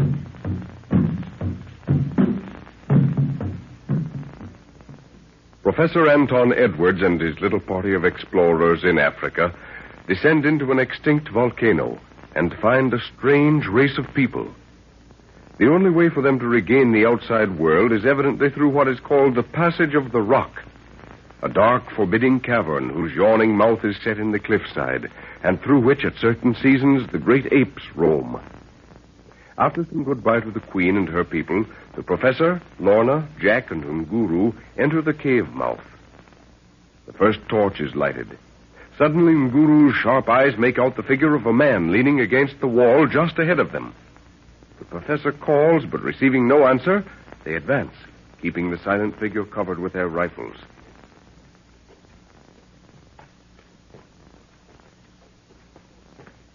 Hold the torch higher, Jack. Oh. Nguru was right. He's dead. No, I saw him move. Yeah, the torch flickering, that's all, my dear. Are you sure, Father? Well, I'll make sure. Look out. Look. What? Keep away. What happened? Well, that body must have been standing there for years. It started to crumble as I touched it. Oh. Well, let's get on. Oh, that was horrible. How could the thing stand there all that time, sir? Goodness only knows, Jack. Notice the gradual ascent of the floor, Professor? Wonder what part of the country we'll be in when we get out at the other end, eh? Do you think it'll be anywhere near our camp with all the stores? I don't see how it can be. I think we're traveling in the opposite direction. Yes, I think so, too. But we must do all we can to remember the point where we emerge. That's vital. I want to lead a party from the academy back here, and if I can't find the place, I daren't open my mouth. We have enough evidence of our discovery, sir. Yeah, the only evidence I shall ever rely on is to let them see the place with their own eyes. Father, what are those little pinpoints of light sparkling from the walls and ceiling? See them? Yeah. Let's examine one of them, Jack. All right. Yeah, put the torch closer. Have to use a flashlight, I guess. Well, you would notice those things, wouldn't you? Trust a woman to see diamonds a mile off. Diamonds? Why, George, that would pay for an expedition back here, wouldn't it? Yes, they're diamonds, all right. At least this one is. Can't make an impression on it with a knife. Dig it out, Father. I'd like to... Dig it out with what? Have you got a hammer and chisel? Well, can't you dig around it with a knife? It's solid rock, Lorna. Yes, it's a hard volcanic rock at that. But can't we take any with us? I'm afraid not, my dear. We'd have to blast them out. Come on, let's keep moving. Oh, isn't there any way we can get some of them, Jack? No, I don't think so, dear. Buona. Nguru here, water speak. Oh, you can, eh? Well, let's get on, folks. There must be an underground river in front of us. I can hear it now. It must feed the river that gives the city back there its water supply. Yes, I always wondered where it came from. I have to light another torch, sir. This one's practically burned out. All right. You notice we've been making a gradual ascent all the time? Yes, and I'm about due for a rest, I think. We'll take a spell in a moment. Well, here's your river, Nguru. Yeah, and here's where the rope comes in handy. Let's see, about 20 feet across, I guess, huh? Is it very deep? Now, you people take a rest while I test it. Buona. Pole. Huh? What do you see, Ungoro? No see, Buana. Smell a mamba. Crocodiles, eh? What's wrong, sir? Ungoro says he can smell crocodiles. But how could they get down under here? Well, probably floated down with the river. Hold the torch afire. Don't see anything. Put your flashlight on as well, Lorna. All right. Nothing I can see there. Probably a croc passed here recently. Well, there's a large rock out in the middle of the stream. 2 good jumps, and I can get the rope across. Buana. No rock. Naona. Mamba. The rock's moving. Get back. It's a crocodile. Oh. Keep that beam on, Lorna. It's rising slowly. The light did it. Yes, wakened it. What a huge beast. Great Scott. I've never seen a head as large as that before. Careful, everyone. He's drifting this way. Buana. Mamba loco. Yes, it's seen us. Well, I'll have to shoot. Keep the light steady. Here, take my flashlight, Jack. Okay, sir. The eye is the only place.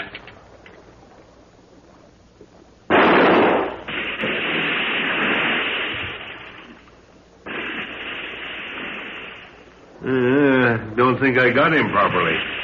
Keep back. It might try to climb out. No, it's moving with the stream into the tunnel there. There he goes. Too bad. I thought we were going to have some steaks for dinner. So did the crocodile, Jack, so we're even. Well, put the flashlights out. We must save the batteries. Buana. Naona. Well, what is it, Ngoro? There's something moving over there, sir. The other side of the water. Eh? Who comes to disturb my solitude? Who comes? Oh, for Pete's sake. Who is it? Buana. It is wife o' devil. Who is it cometh with light? Answer me. We are friends who travel through the mountains seeking an outlet to the passage of the rock. Seeking an outlet, eh? Or I'm the of the priest. It's an old woman. I think she's blind. At least she's not looking at us. Her head's cocked on one side, listening. Cease thy muttering and answer. Or must I set my apes upon thee? Oh. Apes? Old mother of time. There are no priests left in the city that lies without the rock. What is that thou sayest? No priest left? The people have cast them forth, and peace reigns in the city of the rock. Then the day hath come at last. Ah, it hath come. It was written. But if there be peace in thy land, why seek ye an outlet? We are of the outside world and journeying back to our people. So, the stranger. It was written. Hide thy light that I may see the path over the water. Yes, there is a way. Shall I put the torch out, sir? No, just keep the light from shining directly on her face. Evidently, she can see in the dark. Not used to lights. She's feeling at the bottom of the wall with her feet. There must be a path of some sort there. Yes. Base of the wall juts out enough for a foothold. Which woman good, Buana? She speak devil tongue. Well, I hope the good devils tell her to show us a way out of this place. Which is the stranger? Stretch forth thy hand that I may know thee. Careful, sir. That's all right, Jack. I've seen these people before. They have to make contact. Their sense of touch is better than our eyes. Ah! It is he, as it was written. Then I have not waited in vain. The prophecy is about to be fulfilled, and I shall be free to return thence. Is there an outlet to this passage, old mother? Is there an outlet? Have I not waited upon thy coming to show thee the way, to lead thee out of the path of the sleep that kills? Aye, thou wert heading into it. Didst thou say thou wert journeying back to thy people? Yes, old mother. Their cities lie many days' march beyond this rock. Many days, sayest thou. Aye, and many days beyond that again. For before thee lie paths of danger. Thy hand hath not yet put aside the sword. How far shall we journey before the light of the sun shall warm us again? The sun? Take no thought of the sun. 'Tis the moon that holdeth thy destiny. Aye, the moon. Beware of the moon. Yes, but the moon will rise and set in spite of me, old mother. Aye, and in spite of thy child. My child?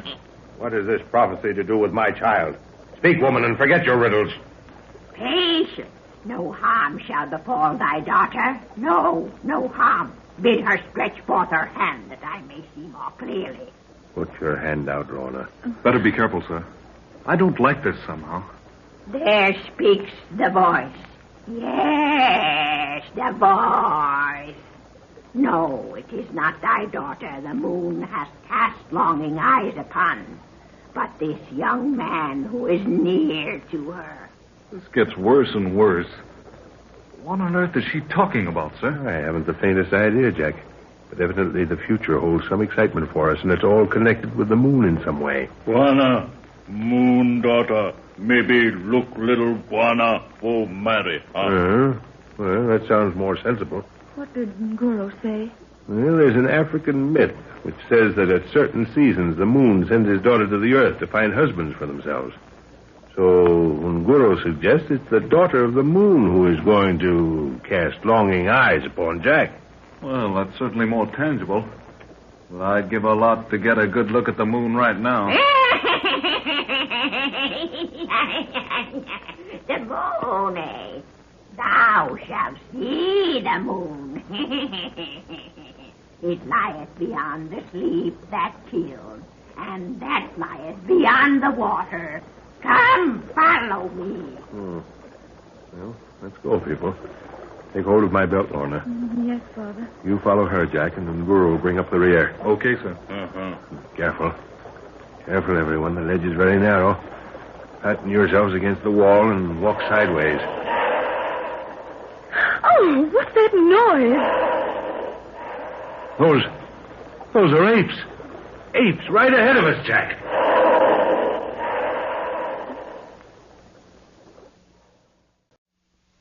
African drums are talking.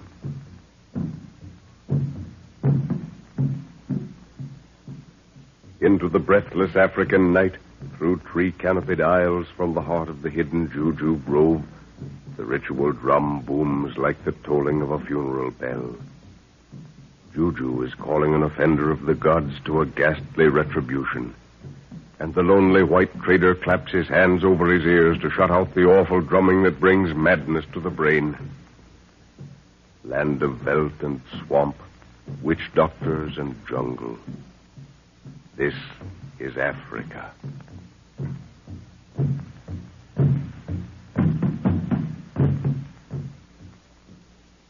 Professor Anton Edwards and his little party of explorers in Africa are attempting to leave the city of a lost people in the crater of an extinct volcano.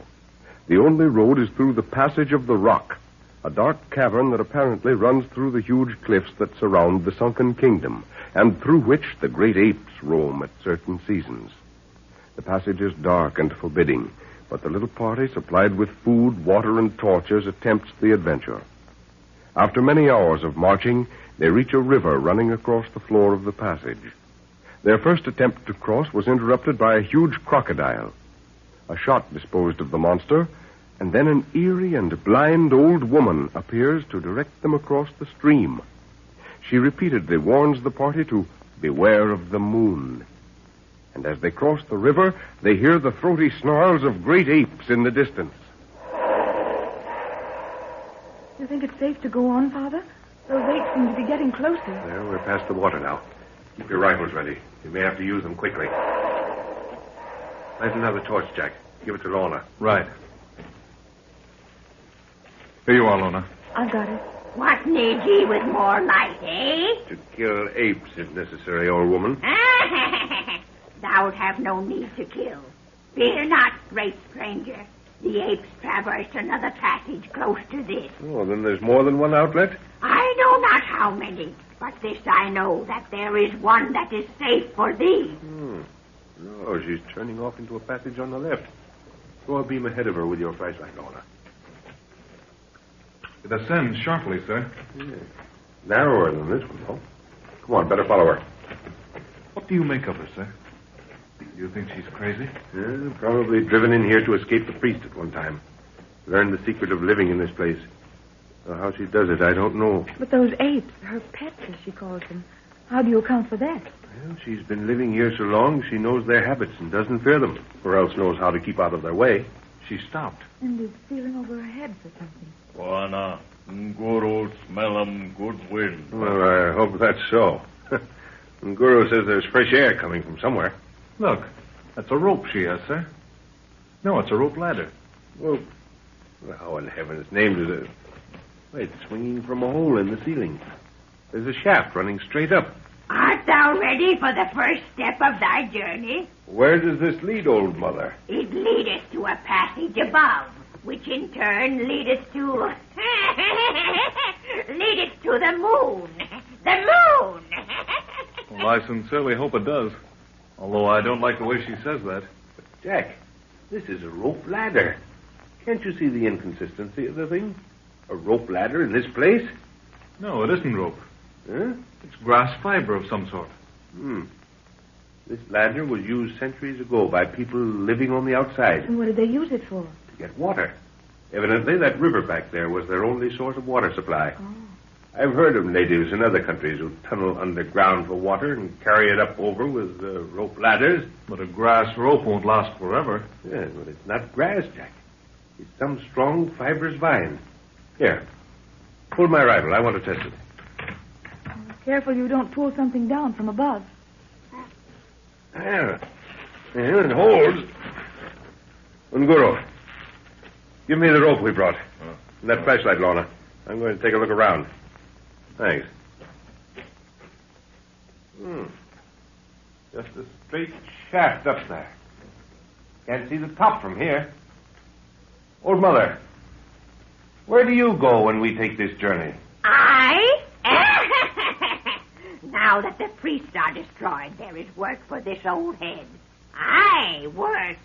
The queen has need of me. Go thy ways and look upon the face of the moon and remember my warning. Well, if you feel that way about it, here goes.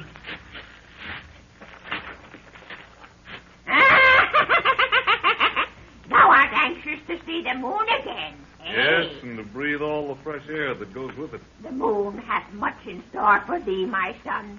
Have a care, for she will steal thy brain and torment thy senses until... Can you hear me? Yes, sir. I'm lowering the rope. See it? Yes, I've got it. Tie the rifles and heavy stuff to the end, and I'll pull it up. Okay. Give me your rifle, Lorna. Here. Better put the torches out. Use flashlight. All right.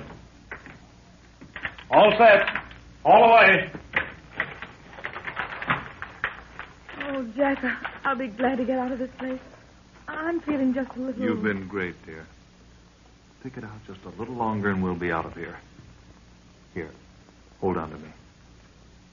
That better? Yes. Aye, hold on to him, my dear. Hold on to him. The moon hath an eye for strong young men. What is this she keeps saying about the moon? Does it mean anything, Jack? All okay? Then Lorna. Right. Ready, Lorna? Yes.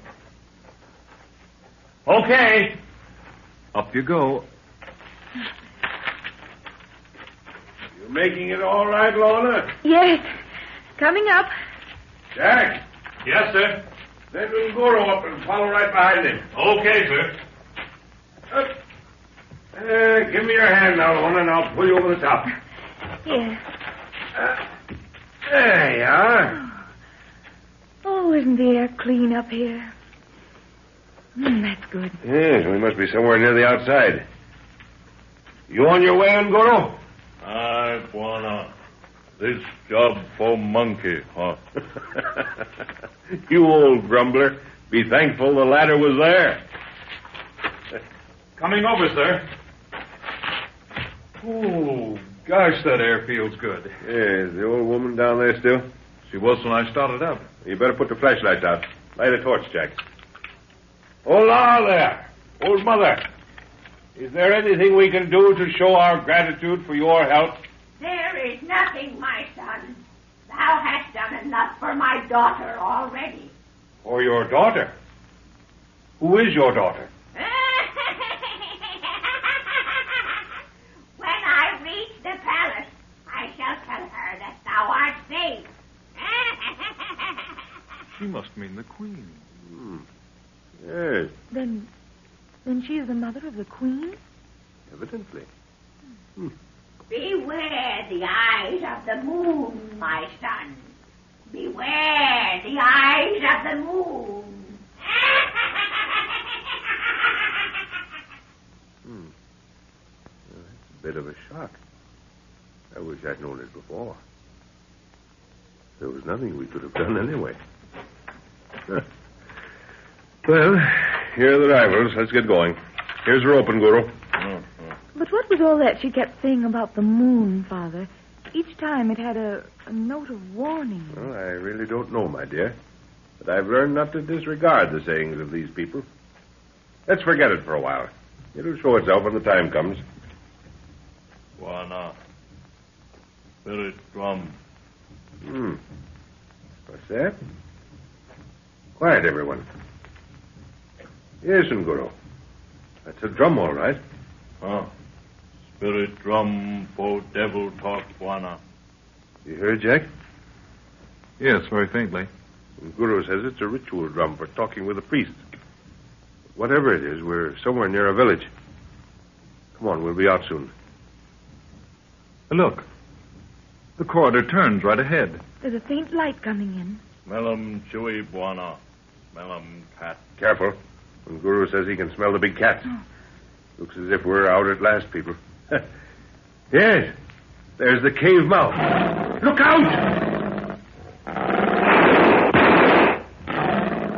You rolled him over, sir. Yes, but he got away. What was it, Father? Looked like a panther to me. No, it was a leopard. An old one. Well, we're out, people. No wonder we didn't see the end of the passage before. It's nighttime. Yes. I think we're on the side of a mountain. See those fires down there? Must be a fairly large village. That's where the drum beats come from. Some sort of a ceremony going on. Look at that moon. I've never seen it so large before. It's good to see it again. Yes, but doesn't it look rather cold and... Well, there's something about it that... What's the matter, dear? Oh, nothing. I guess I had the shivers for a moment. Oh. Have we any quinine left, Jack? I think so, sir. I know what you're going to say, Father, but it's not fever. Well, something seems to happen to me when I look at the moon. It was as if... Oh, Jack! Don't grip my arm like that. Jack! Jack! Yes? Yes? What? You're hurting my arm, dear. Am I? Oh, good heavens, Lorna. I'm sorry. I must have... Well, Jack, my boy, I think you're the one that needs the medicine. Your eyes look like burning coals. Let's get down to that village. We all need a rest. Yes, sir.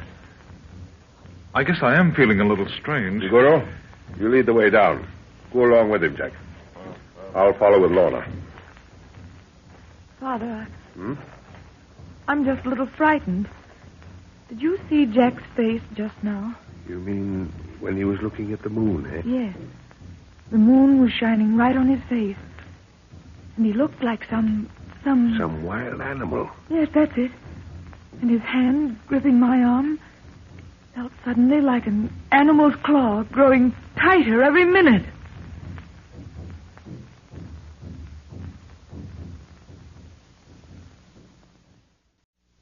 African drums are talking. What is there in the beat of the drum that from the beginning of time has stirred man to the very depths of his being? Marco Polo, writing of his travels, said, "And they came to the hill of the drum. And some went mad because of the booming of the drum in the night, and they fled screaming into the wastes." The drum booms on. Even the jungle pauses to listen to its rhythmic message. Primitive, treacherous, full of brooding mystery. This is Africa. Professor Anton Edwards and his little party of explorers, journeying through a dark cavern, are warned by an old woman to beware the eyes of the moon. Reaching the cave mouth, they emerge onto a mountainside. The whole country is bathed in the light of a full moon. Drums are beating in a nearby village. The professor identifies them as ceremonial drums, such as are used, as Nguru says, to talk with the spirits of the dead. As they contemplate the scene before them, Jack's gaze is drawn to the moon. A subtle change seems to take place in the lad, and his hand gripping Lorna's arm seems to the girl to be the claw of some wild animal, and she has difficulty in bringing his attention back to earth. The professor, thinking Jack has a touch of fever, starts the party toward the village for a rest. They draw near the village where the drum is beating. What part of the country is this, Father? Do you know? I'm afraid I don't, Lorna. But when I get a look at those natives and hear their dialect, maybe I can form some opinion. Jack seems to be all right now. What on earth could have come over him? He seemed so strange for those few moments. Oh, just a momentary letdown, that's all. He's probably burning up with fever and doesn't want to worry us with it. Mustn't let them get too far ahead, though. Jack, Nguru. Come on, we must catch up with them. Will those drums keep going all night? Probably. Some sort of ceremony going on. Any ideas to our whereabouts, sir? Not yet, Jack. Have to get a look at those villagers first. Wana, him drum go talk for moon. Oh. Well, if that's the case, Nguru, we won't be welcome at this time, eh? Why is that, sir? Nguru says they're moon worshippers. If so, this must be a ceremony to the full moon. They won't like outsiders watching, especially whites. I should think that would be very interesting to watch. It is, if they're not cannibals. Then it gets rather, messy. Funny we haven't encountered any scouts or guards. Wana, Naona road. That must be one of the paths into the village. No, come back, Jack. Wana, see. Stop, everyone. What is Nguru? Chui, Naona. Pole. I see it. What is it? There's an animal watching us from the limb of that tree over there. You can only see its eyes. Oh, yes, I see it. Nguru says it's a leopard. This place must be infested with them. Aren't you going to shoot it, Father? No, we're right on the outskirts of the village. I want to get a look at the people before they know we're here. Rifle shot now would upset everything. But that tree is overhanging the path. And if we'd been walking on it... Exactly. Keep your eyes open. Let's go on. Well, there's an open space. A little to the left, sir. Yes. Must have been cleared for some reason or another. Doesn't the moonlight give it an eerie look? What are those poles grouped in the center? They've little round objects on them. Those are fetish poles. And the little round objects on the top are... Skulls. Yeah, exactly, skulls. Keep moving and try to make less noise. We'll soon be amongst the huts. I don't hear a sound except the drum, Father. No, I guess they're all sitting around that huge fire we can see in the center of the village. Make for that hut over there, the one with no walls to it. What did they use that one for, sir? They don't use it. It belonged to a man who evidently died recently. They pull the walls down like that to give his spirit free passage. No moonlight shines into it, so we can stay there in the shadow of the roof and watch what's going on. I can see them. They're in a circle about the fire. Wana, many asikari make for witch Dr. Palava. Yes, so I see. Is it a war, Shauri? Nay, Bwana. Him spirit talk. Bring 'em devil. Careful now. There's about 5 yards of open space between this elephant grass and that hut. Take a look at Nguru. Aye, Bwana. Their attention is evidently centered around the witch doctor. Why all these precautions, sir? You don't usually take this trouble entering a village. There are far too many cats in this vicinity.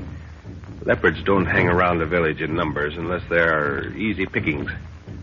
These people might have some sort of leopard fetish. They have. They're a cruel bunch. Wana, all dog make for devil bone. No eye see. Maybe witch doctor smell 'em, huh? Well, if no eyes can see us, I'll guarantee the witch doctor won't smell us. Come on. Single file. Lead the way, Nguru. Aye, Bwana. I'll give him time to get there. Now you, Jack. All right. Follow him now, Lorna.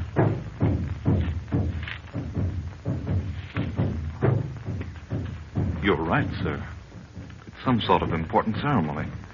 They're about 500 of them intently watching that dancing figure in the center. He's wearing an animal skin over his head and down his back. Bwana, leopard man, huh? Yes, Nguru. I thought as much. What does it all mean, Father? Are they cannibals? I don't know yet. But the Leopard Cult is one of the most cruel in Africa. They believe the witch doctor can change himself into a leopard. Not only himself, but others as well. Quite a number wearing those skins over their heads and backs. Yes. Leopard men usually work themselves into a frenzy until they believe they're animals, then go out and attack some poor native. They kill with the long steel claws they have attached to their hands. The witch doctor is dancing this way now. Something very cat-like about him. Why, Father, I think it's... Why, it's a woman, sir. Bwana, which woman dance for devil? By George, it is a woman. Well, I never heard of that before. Well, I don't believe she's the witch doctor in that case. At least not the chief one. No. There he is, sitting a little to the right of the fire by that long box. That box looks like a coffin. She's a very beautiful girl, sir.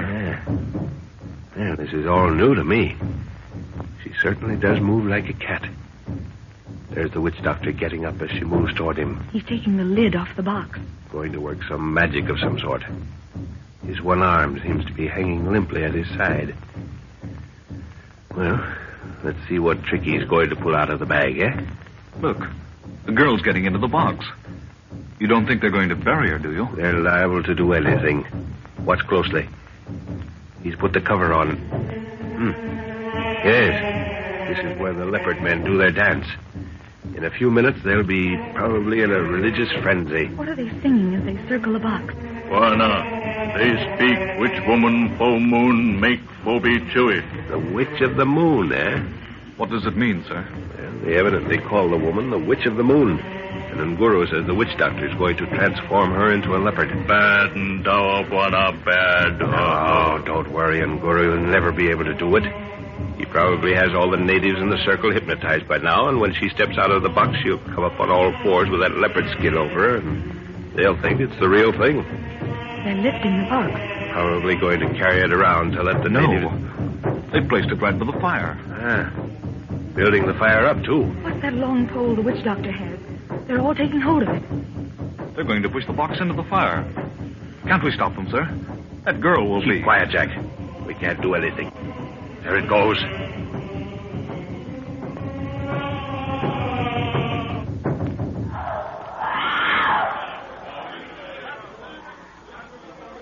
A leopard. A leopard jumped from the fire. The beast's heading this way. Keep still, everyone. Don't move. Don't move a muscle.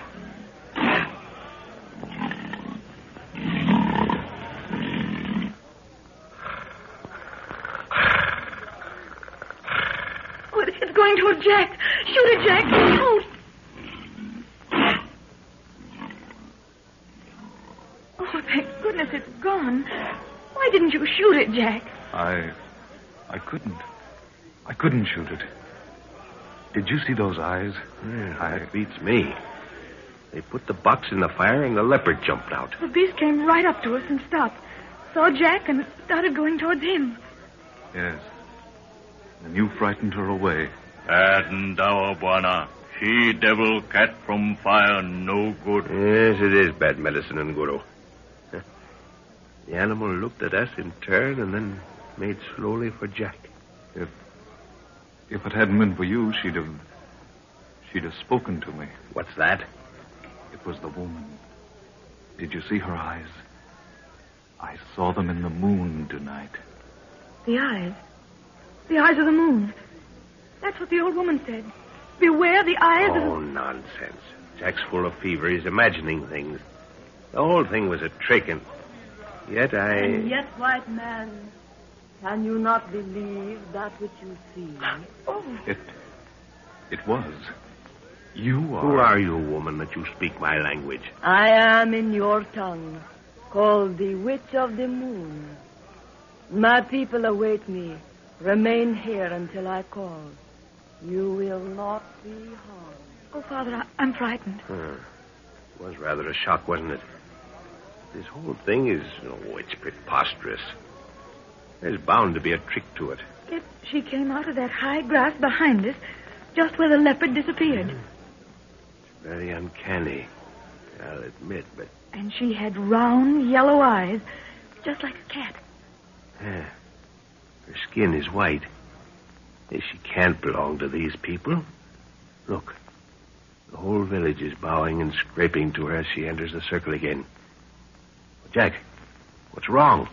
Her eyes commanded me to follow.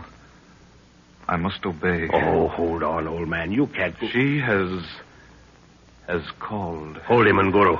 The boy is full of fever. It's all right, Jack. She told us to remain here. You, yes. But me, she calls me to fulfill that which is written in the moon. Yes, written in the moon. African drums are talking. A message booms through the night. Black warriors steal from their huts and slink silently by secret paths to the hidden Juju Grove. One by one, they take their place around the altar, shining ebony bodies, statues of silence squatting in the flickering light of the sacrificial fire. The witch doctor rises. The drum falters, changes its note, and a faster, wilder rhythm causes the circle of black bodies to sway to its urge. This is Africa.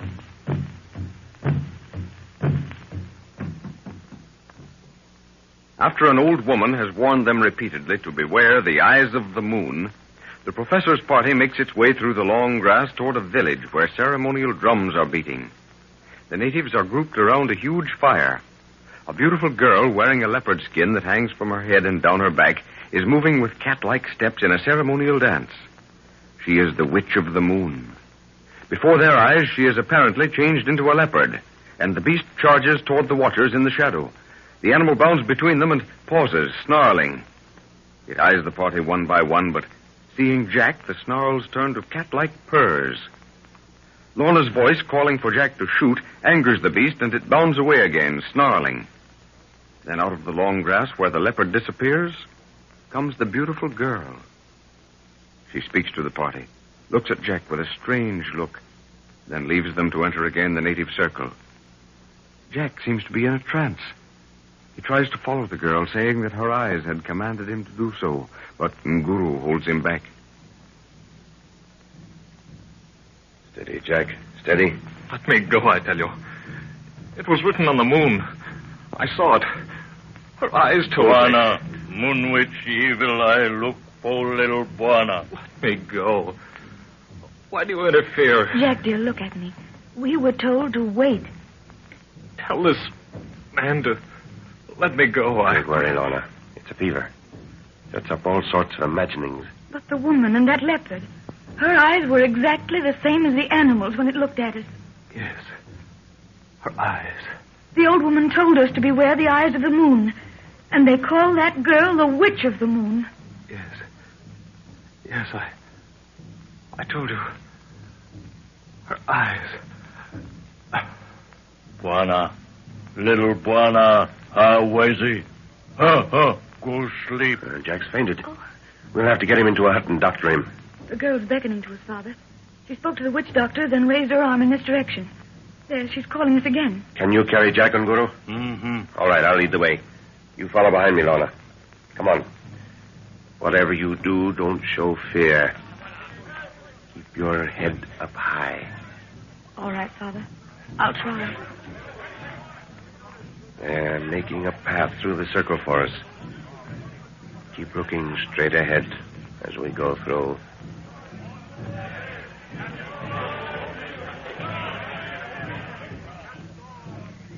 The moon is full, white man, and strangers are not welcome at this season.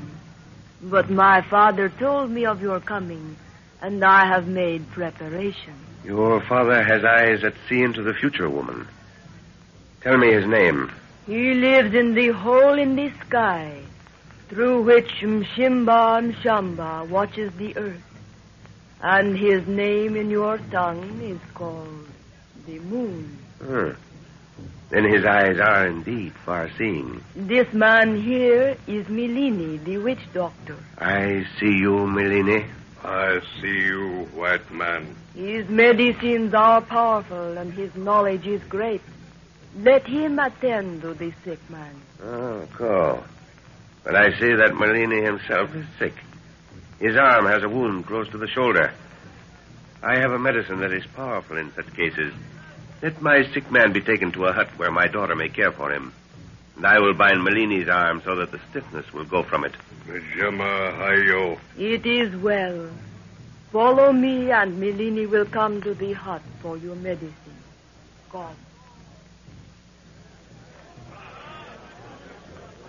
Lorna, did you see that wound in the witch doctor's arm? Unless I'm very much mistaken, a rifle bullet did that not 2 hours ago. You think someone shot him purposely? Maybe. Probably there are some more white people around here besides us. But we'd have heard the shot if it had happened within the last 2 hours. Yes, I guess we would have at that. Huh. Drums have stopped. I guess the ceremony is over. This is the hut that has been prepared for you. The next hut has been made ready for the woman, according to the white man's custom. By what name are you called? I am called Ifabi, daughter of the moon. Ifabi, you have learned the customs of the white man well. Who has taught you? Am I not the daughter of the moon?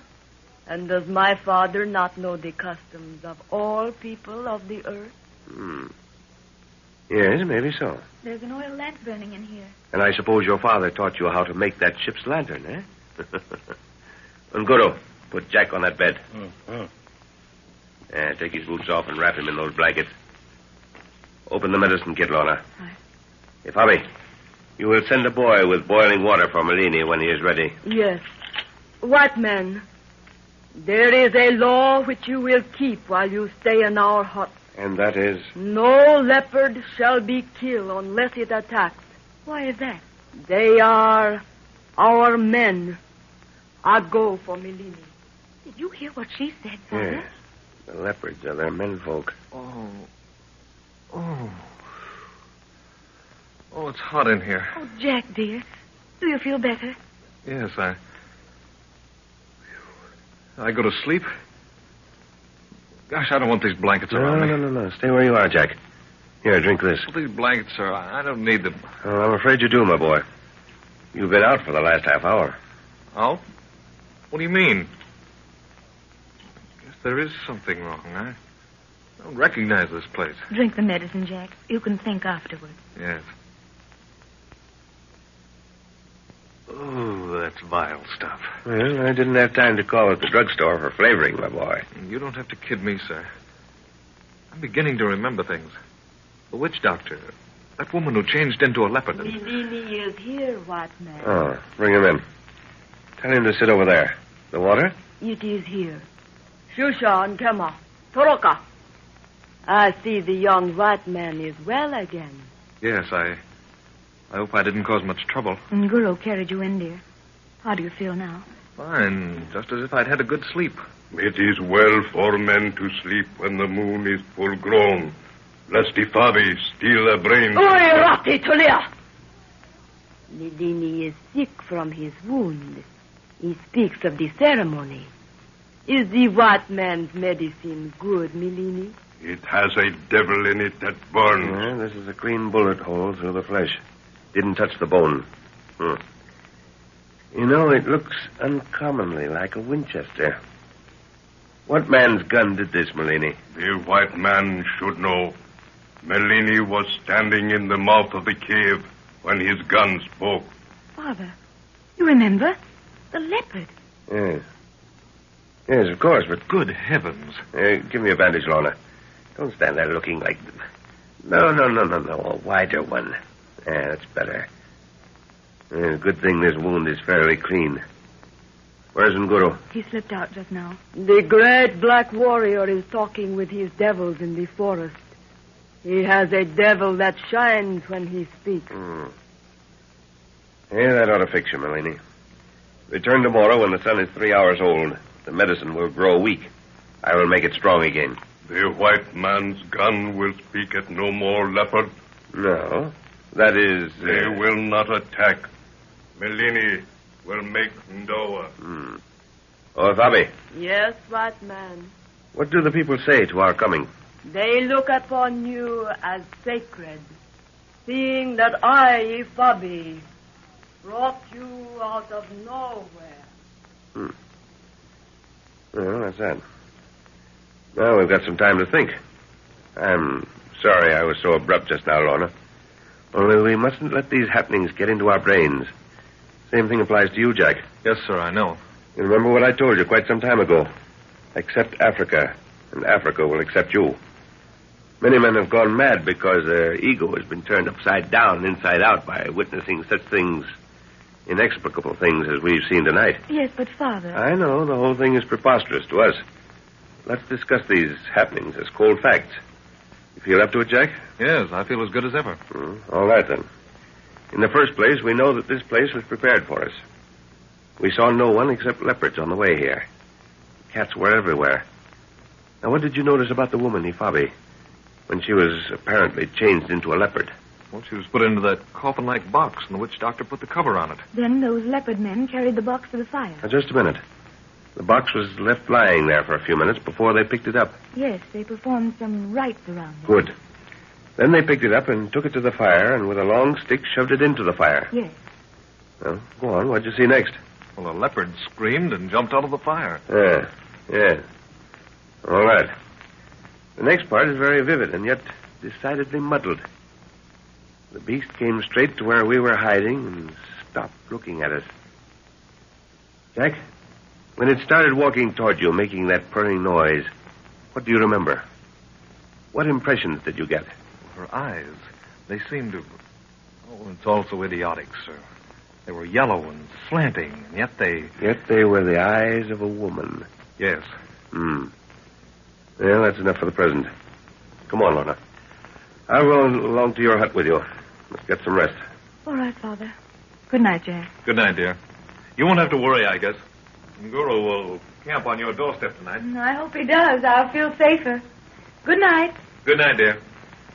The moon's still bright. Somehow Father. Look. That leopard. Sitting looking at us. Those yellow eyes. It's that woman. Look out! It's going to spring. Oh. African drums are talking.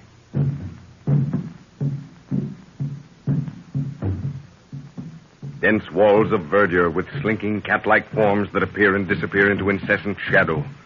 Trees, monarchs of the forest with sinewy vines twining closer and closer. Their ever-reaching tentacles slowly draining the life from that which gives it life. This is the jungle, where life preys on life and death never sleeps. This is Africa.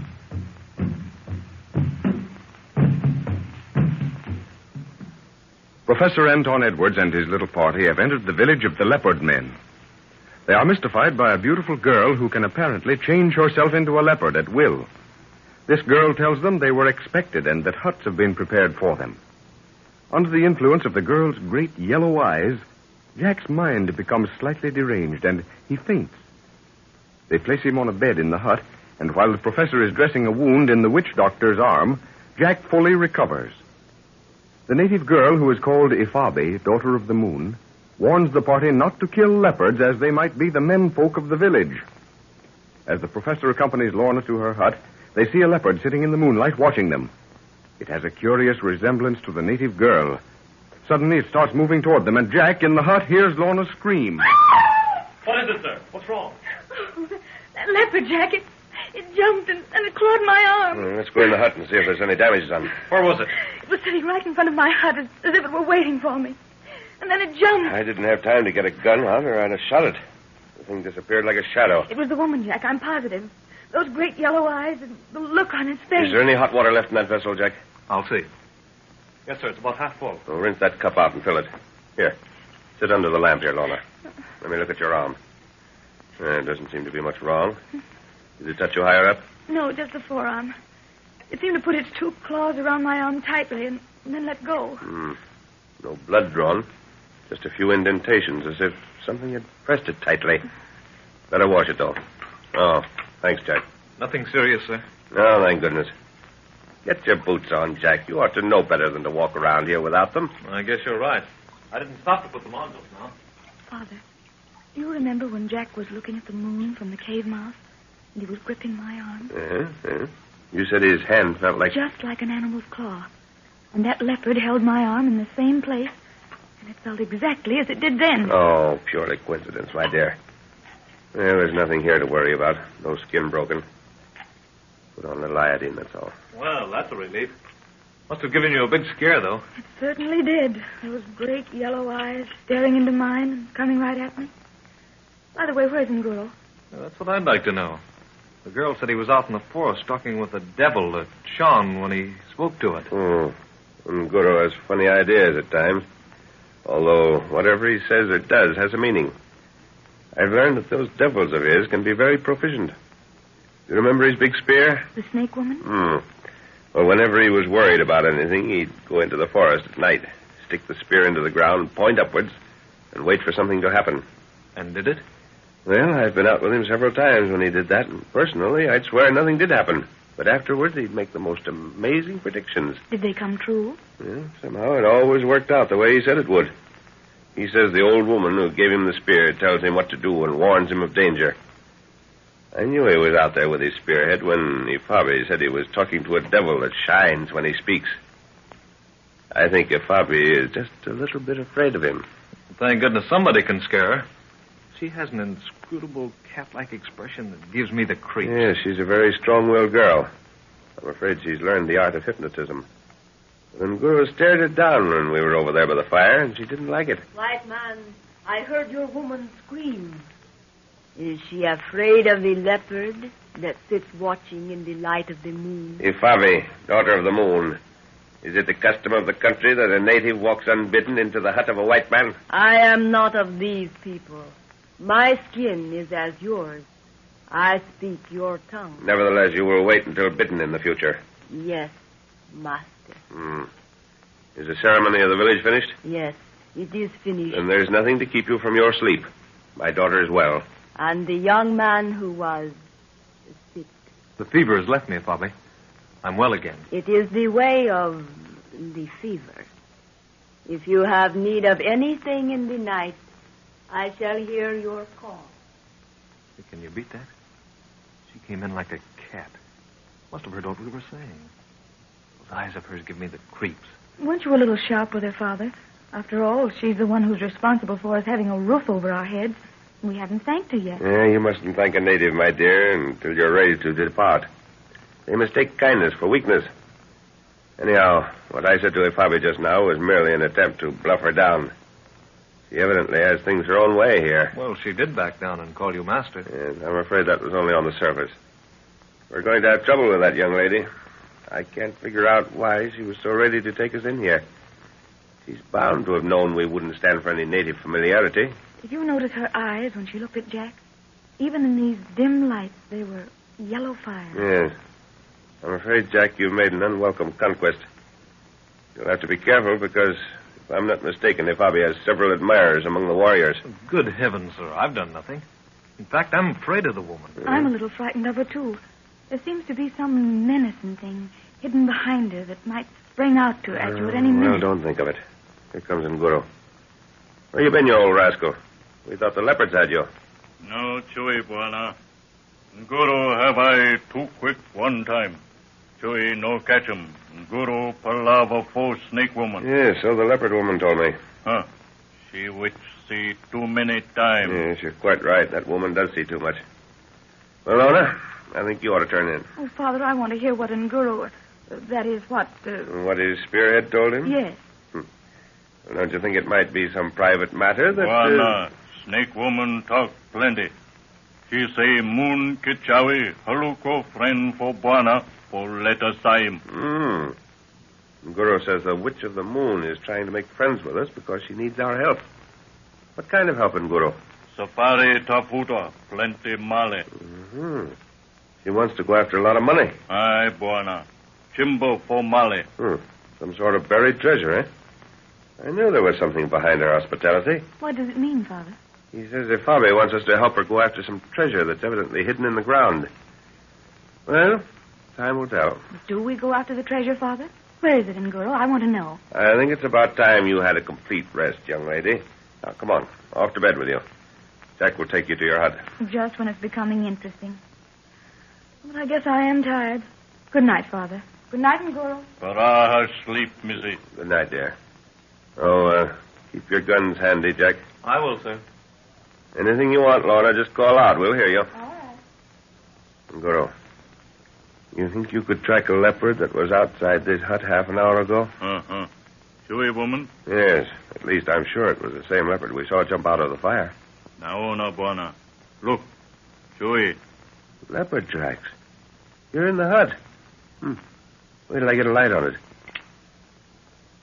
Why, George, you're right. That's where the girlie Bobby was standing just now. Well, this beats me. The woman walks in here and leaves leopard tracks. What's down there, sir? Leopard tracks? Your Bobby left them. Great Scott, but how could she? Oh, it's some trick she uses. Probably did it purposely for our benefit. You feel up to going after the leopard that attacked Lorna, Jack? Right now? Sure. Get your rifle, then. Let's start, Ngoro. See anything? Aye, Buana. Come. Come on, Jack. Right with you. Hey, what's the idea of going after this one, sir? I'm fairly sure it was the one that jumped out of the fire tonight. It's smaller than the average leopard. Well, it's headed straight out of the village, apparently. Just what do you expect to find, sir? I haven't the least idea. It's just a hunch. Well, if the trail goes off into that long grass, we might as well give it up. Nay, Buana. Come. I don't know how he can see anything in this stuff. Neither do I. But Ngoro knows what he's doing. It looks as if he's heading for that clearing we saw as we came in. The one with the fetish poles in the middle? Yes, there it is, right ahead. Buana. Naona. Chewy on hut. By George, yes. A leopard. You see it, Jack? Sitting on the roof of that hut. I can see its eyes. Yeah, I've got it.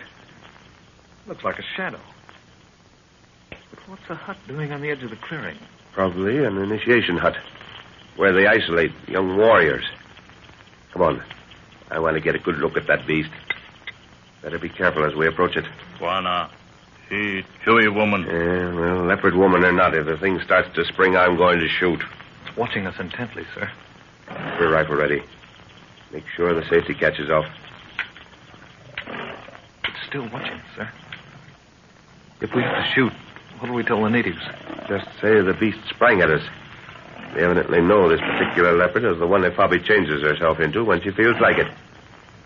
Somehow, I'd like to prove to the village that the cat and the girl are two separate beings. Its language isn't very ladylike, anyhow. Careful now. The beast might spring at any moment. Ngoro, take this flashlight, and when I tell you, switch it right on the leopard.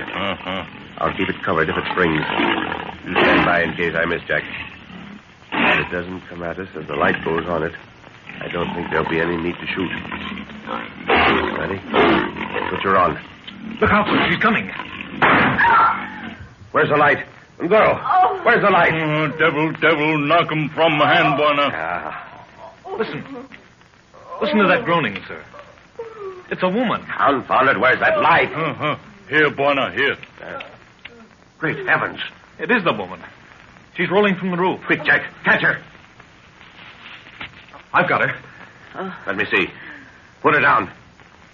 White man, you have broken the law. Yet it was written in the moon. African drums are talking.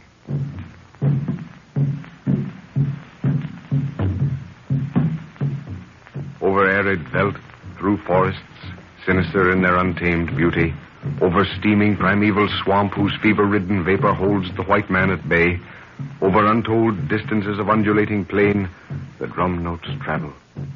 Eaten with distance and then reborn as village by village relays the message, the drums bring you a story of Africa.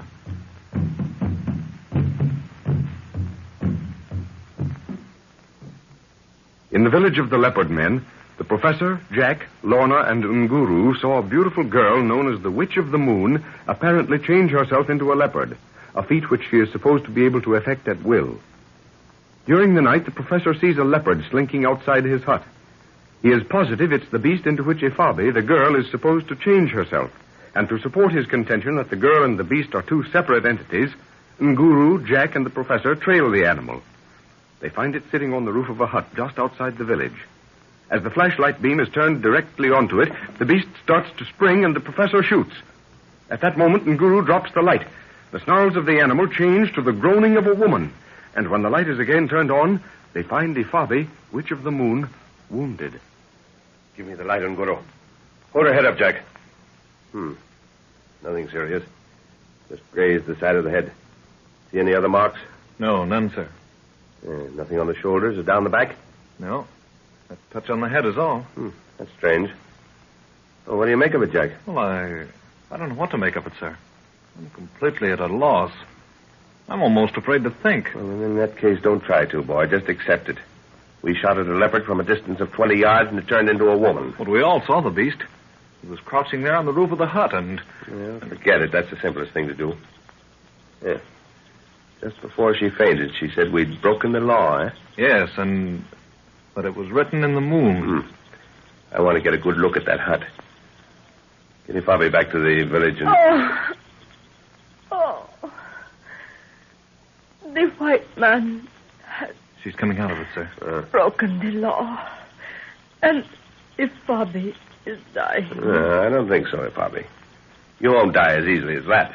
Does the white man believe now? Possibly. Keep your hand away from that wound. I'll dress it as soon as we get back to the hut. Stand her up, Jack. Right. Can you walk, Ifabi? The forest moves under my feet. Well, then Nguru will have to carry you. Buana, Nguru carry no woman. Well, I have a good mind to make you do it for dropping that light. Ifabi can walk, white man. Good. Then we'll get back to the village. Lead the way, Ifabi. You know the ground. Yes, white man. Shall I carry her, sir? She doesn't look really fit. No, Jack. She's fit enough. I think she wanted you to carry her. That's why I suggested Nguru. I'm wondering what her game is. That wound in her head is... Look, she's taking to that narrow path. Well, that's better than walking in this grass. Nguru, what made you drop that flashlight just when I fired? Buana, devil him throw spirit runga. Auna, see. Well, there's a mark on his wrist, as if something had hit him. I've no doubt at all that something did hit him. Must have been a very useful spirit club at all events. Well, there's Lorna, standing at the door of her hut talking to someone. Looks like Malini, the witch doctor. Wonder what he wants. Do you think there'll be trouble when he sees Ifabi's wound? No, I don't think so. It's very slight. Where did you go, Father? I've been frightened. I heard a shot and dressed quickly. Then the witch doctor called me out. He said you'd shot a leopard, and, well, the way he said it frightened me. No, now, don't worry, Lorna. It's all right. Go into my hut, Ifabi. White man, you have broken the law.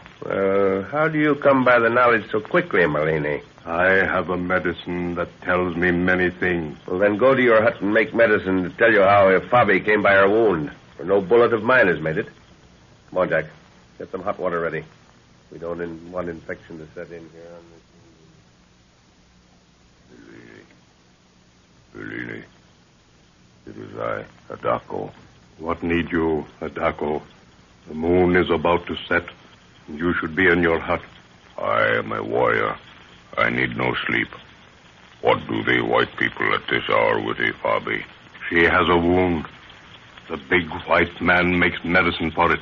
It is a trick of Ifabi to be near the little white dog. She has no eyes for me since he came to the village. What would you, Adako? You cannot kill him. The big white man is powerful, and their black warrior has quick eyes. But there are ways, Melini. You have no liking for these people. No. They are too inquisitive, and they mock my medicine. But they shall learn that Melini is as powerful as the moon, and that his medicines are numbered with the grasses of the forest. That may be. What would you, Adako?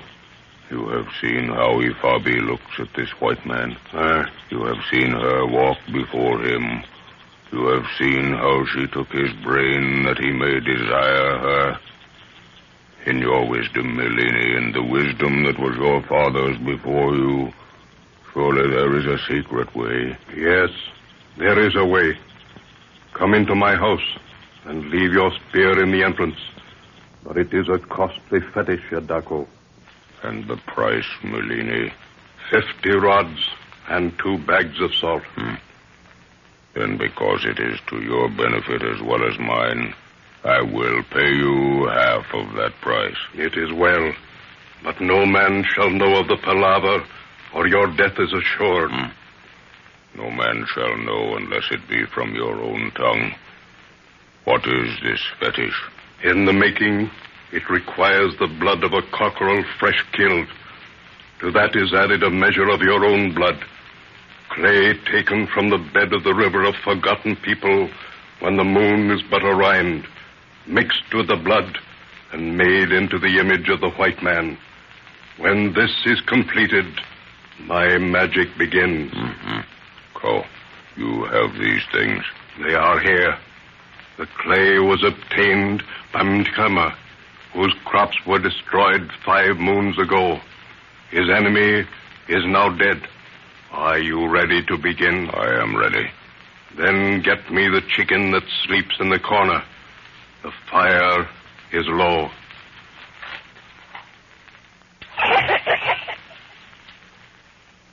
It is here, Melini. This is a sharp knife. I use only the knife fashioned by my grandfather in the fires of the great wizard. Hold the head over this bowl. It is done. Hold your arm over the bowl. It is enough. This leaf will stop the bleeding. Hold it to the wound. Now a tail feather from the chicken. See this powder? It is the dried blood of an owl. It shall carry my magic through the air to the white man. I mix it in the bowl. Dig, Adako.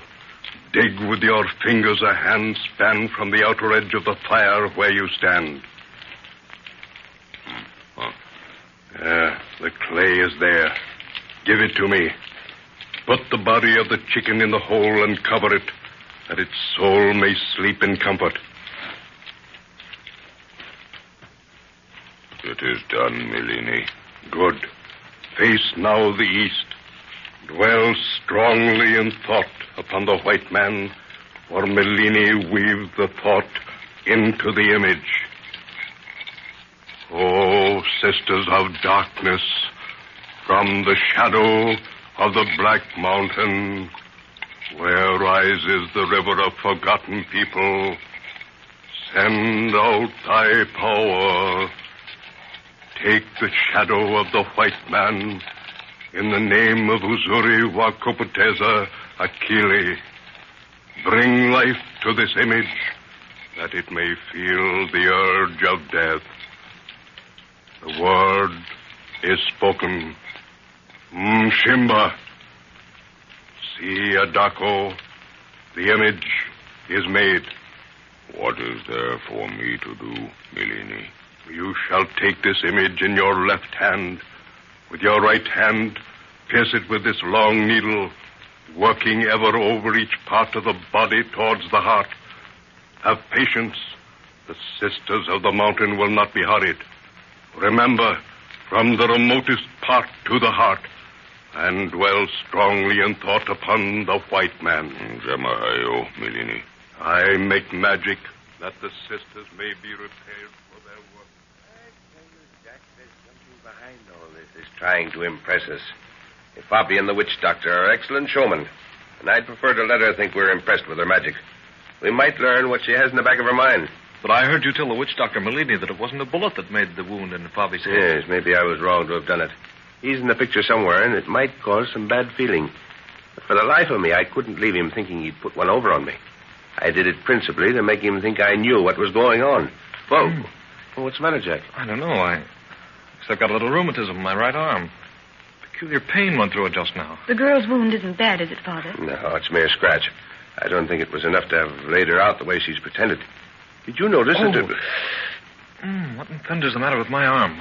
Well, you better get to bed, Jack. You need some sleep. No, it isn't that. Well, maybe I better lie down. Yeah, stretch out, boy. Here, let me take your pulse. Do you know, sir, felt suddenly as if I'd taken a good beating. You know, manhandled. Pulse is normal, no fever. Yes, rest is what you want. Can I get you anything, dear? If I put some hot cloths on your arm, it might do some good. No, I guess it'll be... Oh, gee. It's burning as if there's a fire, and it seems to be going down my right side, sir. Bring that lamp over here, Lorna. Yes, Father. Give me your hand, Jack. You weren't bitten by anything out there tonight, were you? I don't think so. I didn't feel anything. Did you go by any of those poison thorn bushes? I don't think there are any in this part of the country, not the deadly kind. How do you feel now? My leg's burning badly. What in the world could have done it? Well, there are some minute indentations on your arm, Jack, as if a hypodermic needle had been inserted. You think they're insect bites? But then no insect could... Yeah, you never can tell about insects in this country, Jack. Some of the deadliest are the smallest. Oh, gosh, I feel strange. My left foot seems to be dead. I can't feel a thing on my right side. What can be wrong, Father? Is there anything I can do? Wait a minute, Lorna. He said the pain started in his right arm and went down the right leg. Then his left foot. Those marks in his arm. Put the light down here on the calf of his leg. By George, I knew it. It's witchcraft.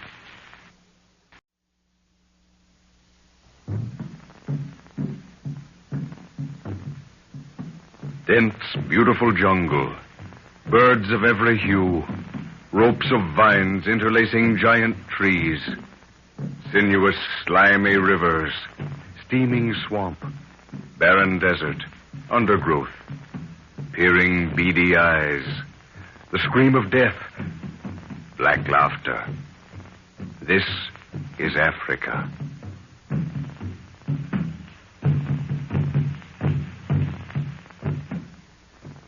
In the village of the Leopard Men, the professor and his party saw Ifabi, a beautiful native girl, apparently transform herself into a leopard. This girl, known also as the Witch of the Moon, has peculiar golden skin, yellow eyes, and is a mistress of the art of hypnotism. One of the warriors, jealous of the interest Jack has aroused in Ifabi, persuades the witch doctor to cast a spell of death on the boy. The witch doctor fashions an image of Jack, performs a mysterious ceremony, and the warrior Adako begins piercing the image slowly with a long needle, working ever toward the heart. In the hut, Jack complains of pains. Gradually, they creep down his right side. The professor is at a loss until he discovers a few small indentations in the boy's arm and leg. Then the cause dawns on him. Witchcraft. But how can it be witchcraft, Father? Who'd want to harm Jack? Is it Ifabi, the girl? No, not this time. But if I'm not mistaken, it's because of her. How do you feel now, Jack? I can't move either of my legs. Where's Ngoro? Perhaps he can do something. Well, he followed us here with Ifabi and then vanished. You never know where... where... he is. Buana, Melini, him make for devil talk for little Buana. How do you know it's Melini? Warrior, him speak Melini for Uzuri Wakapoteza Alikili. I knew it. One of the warriors is jealous of Jack. At least of the interest Ifabi takes in him. He's got Melini to make a witch charm, and a deadly one at that. But, Father, how could a witch charm do a thing like this? Once more, my dear, this is Africa, and well, I don't know. Where's Ifabi? She's the one to stop this. Guru call Ifabi. She here. Your great warrior tells Ifabi that a medicine is being worked upon the young white man. What has happened? Let me see him. His right side and legs are useless. You see those small marks on his arm? They follow down the side and legs. It is what you call the figure of clay. And it is not only Melini. There is another with him. Perhaps Adako, the son of the chief. The water that is hot. Some in that pot on the fire there. It is well. Bring it to me. But first, white man, before Ifabi makes her medicine that will save the little Buana, there is an oath to be made. An oath? Yes. One that the white man will keep this time. Well, if you mean about shooting leopards, I made no promise before, but... Well, I promise you... It has nothing to do with the leopard. Oh, can't you do something? This pain's getting beyond me. What is this oath? Speak, woman. That you will help Ifabi in a quest for something that lies many days' march from here. Well, you leave me no alternative, I'm afraid. Is this quest against the white man's law? No. It is not in the land over which the great white king rules. Oh, Father, be quick. Jack's face is turning blue. You have my word, Ifabi. Yes, I'll help you. It is well. The water. Here it is. Good. Into this must go fresh, warm blood. Blood? It is necessary to have human blood. Melini's magic is taking the blood from the young Buana, drop by drop. Oh. Well, I'm ready if you want. No, Lorna, dear. I'm used to this sort of thing. I've seen it done before. Get my scalpels, dear. The blood must be that of a strong man. Here you are, Father. Thanks, dear. I'll go and sit by Jack. Keep the arm moving that is near to the heart. It will delay the spell Melini is working. All right, I'll do my best. This right, Ifabi? Yes. Let the blood flow into the water. So. No. How much, Ifabi? A little more. That will be enough. Here is a leaf. Bind it upon the cut. It will stop the flow. Well, what's the next move? Let me look into the eyes of the young Buana. His will must be made strong. How much longer is... Do as Ifabi says, Jack. Open your eyes. Yes. Look into the eyes of Ifabi, little Buana. For in them lies strength. Yes. Yes, You will have the strength that is of my will. You will keep breathing. Your heart will beat despite the needle of death. The curse of the Sisters of Darkness cannot harm you.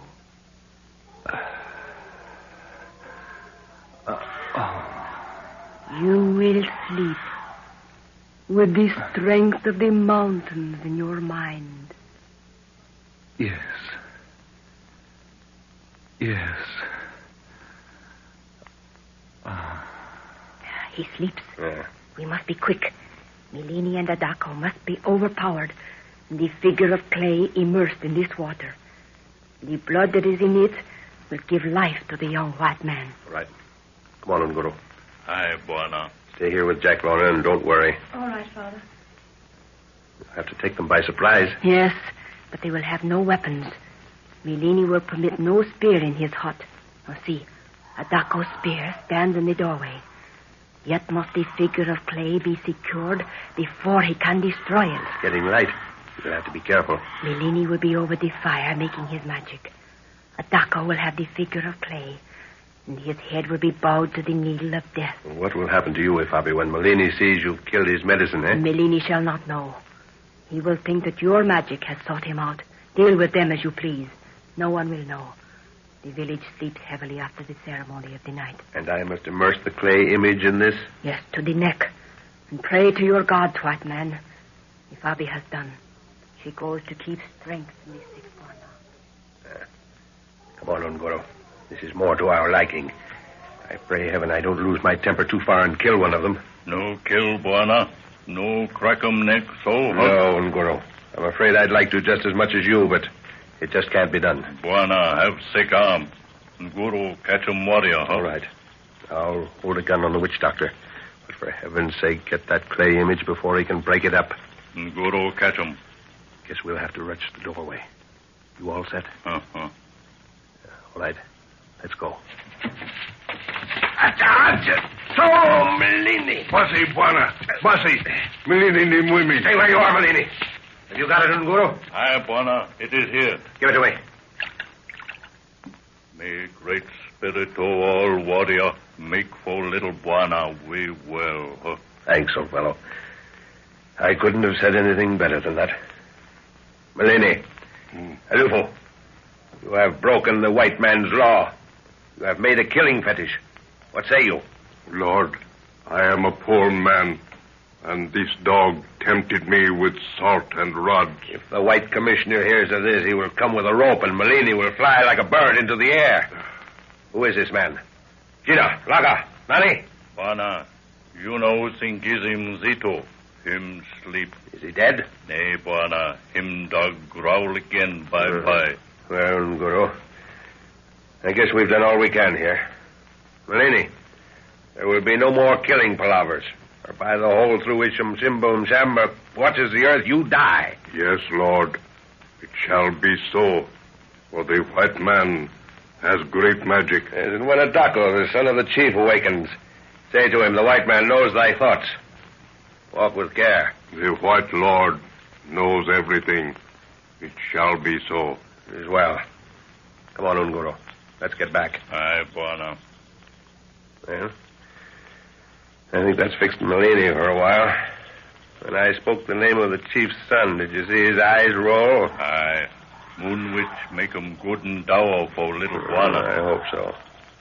There's Ifabi standing in the door of the hut. Anything happens to that boy, I'll never forgive myself. All is well, white man. The young Bwana sleeps in safety. Well, thank heaven for that. Is that you, Dad? Yeah. Oh, I'm so glad you're back. Jack seems to be much better. Good. Got some color back in his cheeks, huh? Pulse normal. Sleeping soundly, too. Yeah, he'll be all right when he wakes. Is your arm painful, Father? My arm? What do you... Oh, that.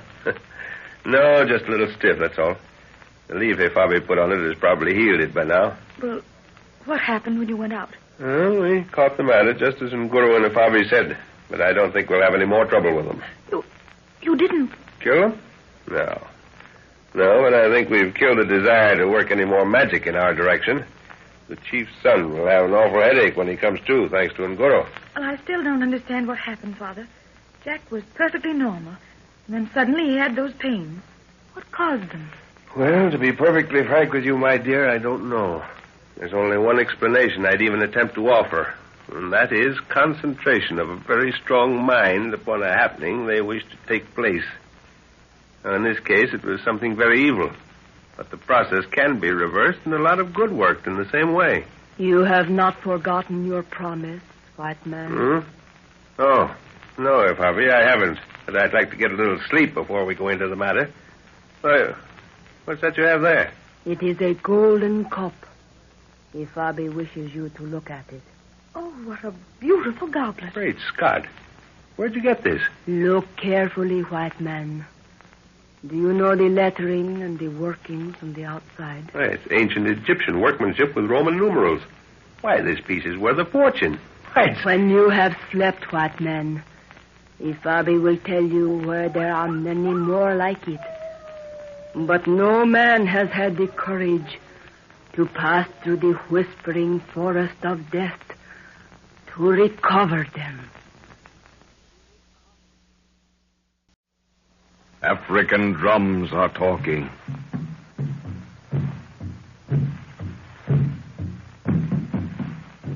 Spotted sunlight fades from the floor of the forest, and daytime twilight becomes a wall of inky blackness.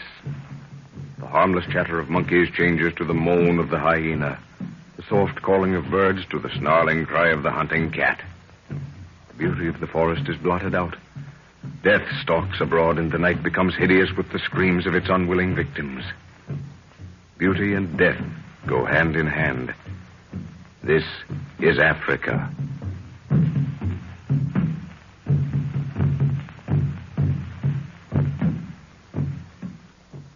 In the village of the Leopard Men, Ifabi, the mysterious native girl who has just broken the charm of death cast on Jack by Melini, the witch doctor, hands the professor a beautiful golden goblet with strange carvings on it. Professor Edwards identifies the cup as of very old Egyptian work with Roman lettering and of great value. The girl promises to tell him where there are many more, but first the party must rest for a while, as the place is many days' march from the village. We find the professor and Jack just awakening after a full 12 hours' sleep. Hello,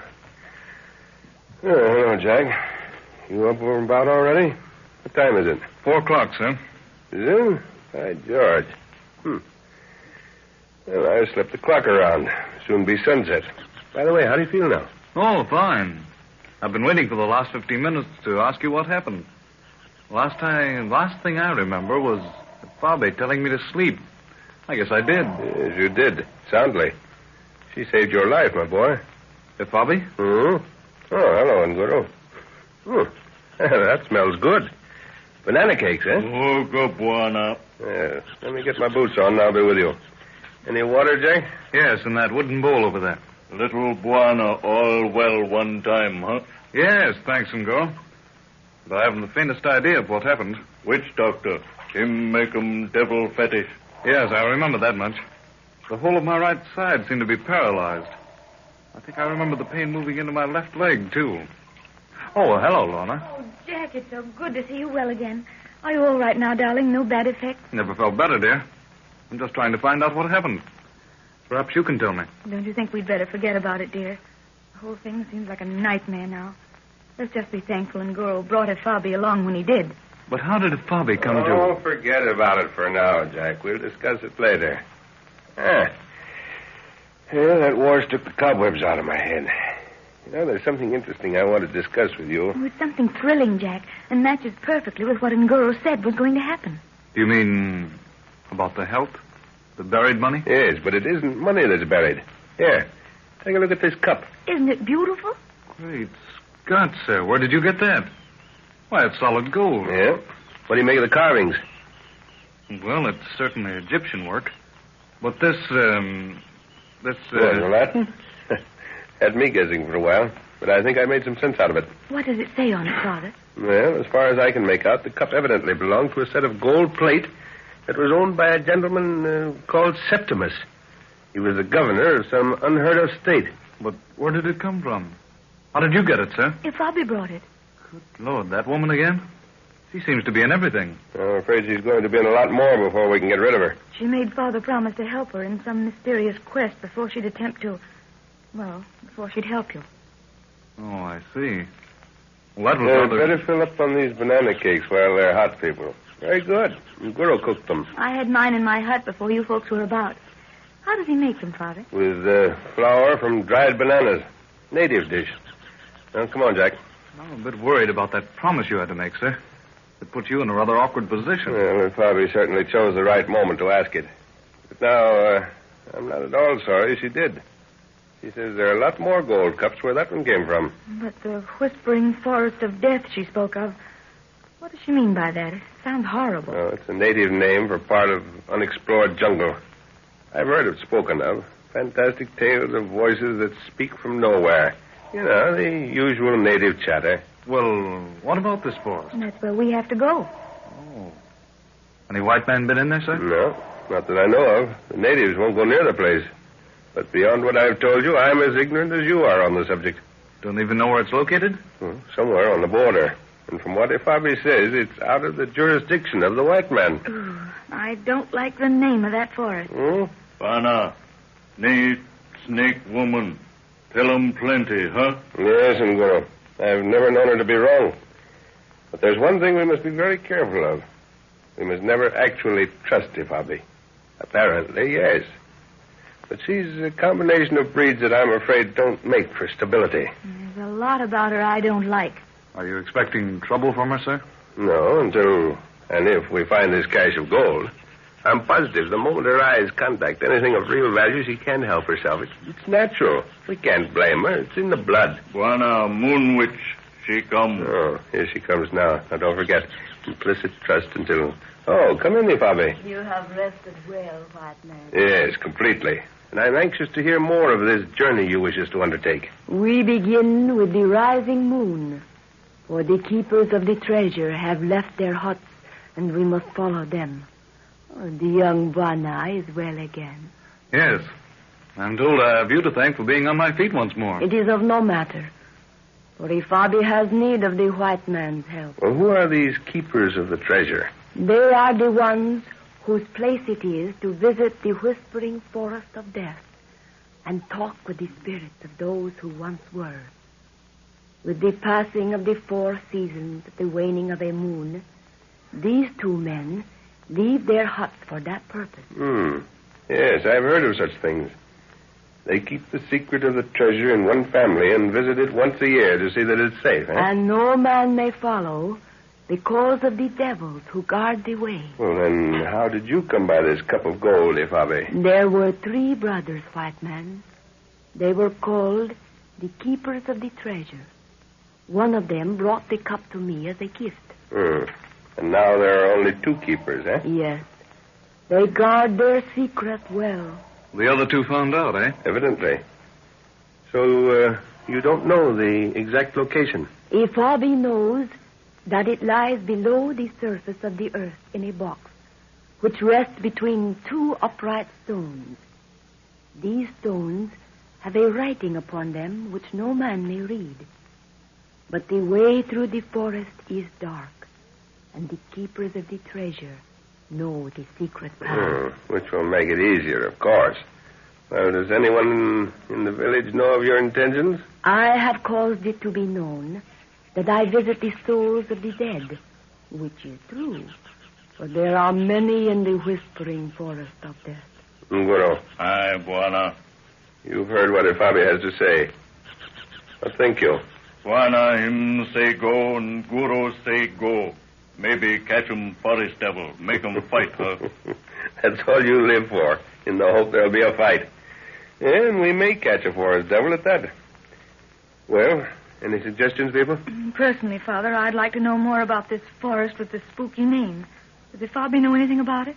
Ifabi knows that the breath of eternal sleep whispers unceasingly through its branches, and even the jackals may not stay within the reach of its perfumed breath. Perfumed breath, eh? Well, aren't you afraid to go in there, Ifabi? Death holds no terror for Ifabi, since life and death are but one in many ways. Well, all right, then. It's settled.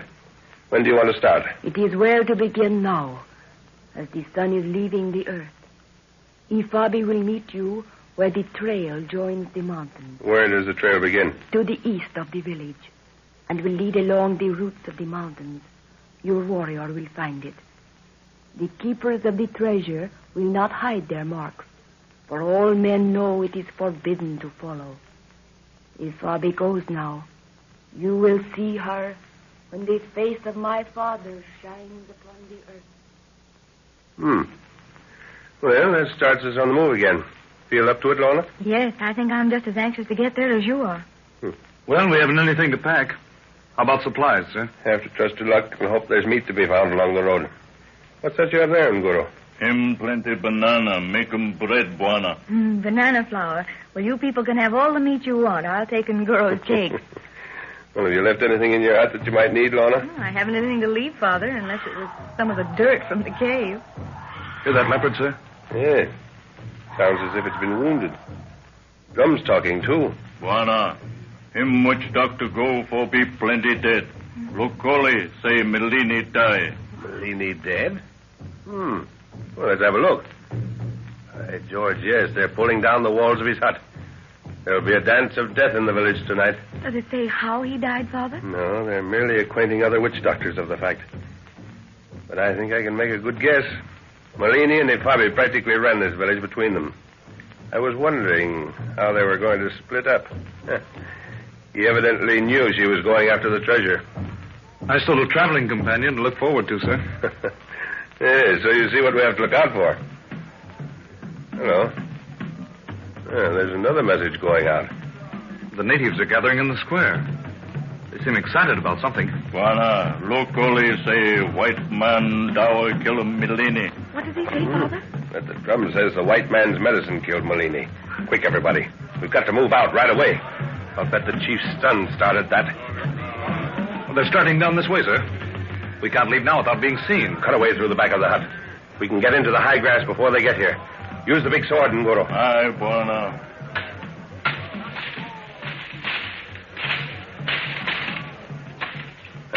That'll do. Come on, I'll lead the way, Nguro. Follow him, Lorna. Have we got everything, Jack? I think so. All right. Let's go.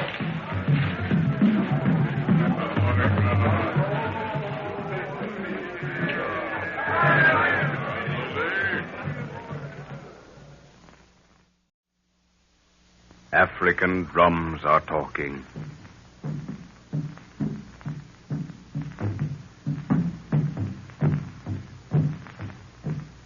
The symphony of the jungle night plays on.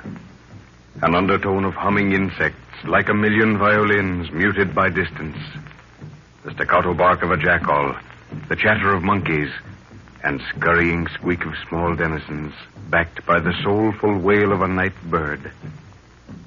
Furtive, unseen voices of the jungle. The bullfrog booms his incessant message. The darkness is peopled with invisible movement. Suddenly the earth vibrates to the roar of a lion. A blank, dead silence follows. The baton is held poised. Not an instrument speaks. Every creature holds its breath. The world listens. Then one by one, as if guided by the hand of a master, each instrument is brought again into the weird symphony of a jungle night. This is Africa.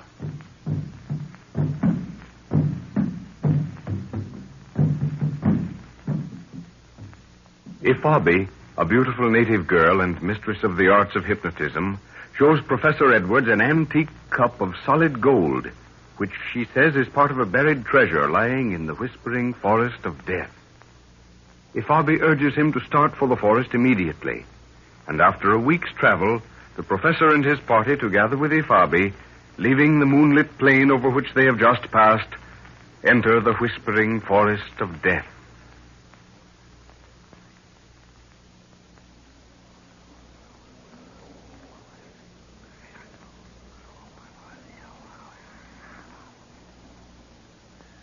Oh, this eerie place. I can swear there are voices coming from all around us. Can't you hear them, Father? I know what you mean, Lorna, yes. But you mustn't think of it that way. No matter what the natives say, we know it's the wind through those tall trees overhead. But what causes it, sir? We've been in forests before and not heard that peculiar voice-like effect. Well, I don't think I can give you an explanation, but why think of it? No wonder the natives won't come near the place. Even the vegetation looks too green. And those patches of red flowers we saw as we came in. Oh, they looked like splashes of blood. They are called in your tongue the flowers of the dead. Well, that's a comforting name for a place like this. I thought you said nothing lived in here, Bobby. Plenty of jungle noises about. It is in the heart of the forest that the breath of sleep comes to all. Oh, I'm very tired, Father. Do we have to go much farther before making camp? No, Lorna, we don't have to, but I was hoping we'd come across the stream before camping for the night. But I guess Jack and I can go on a forage and fill the bottles. And Guru, you stay here and make camp. Aye, Buana. Come on, Jack. I'd like to get this job done. We've allowed the water supply to get too low. Don't be long, Jack. Okay, Lorna. Do you think there's water ahead, sir? Well, there should be from the lay of the ground. Stand still and listen.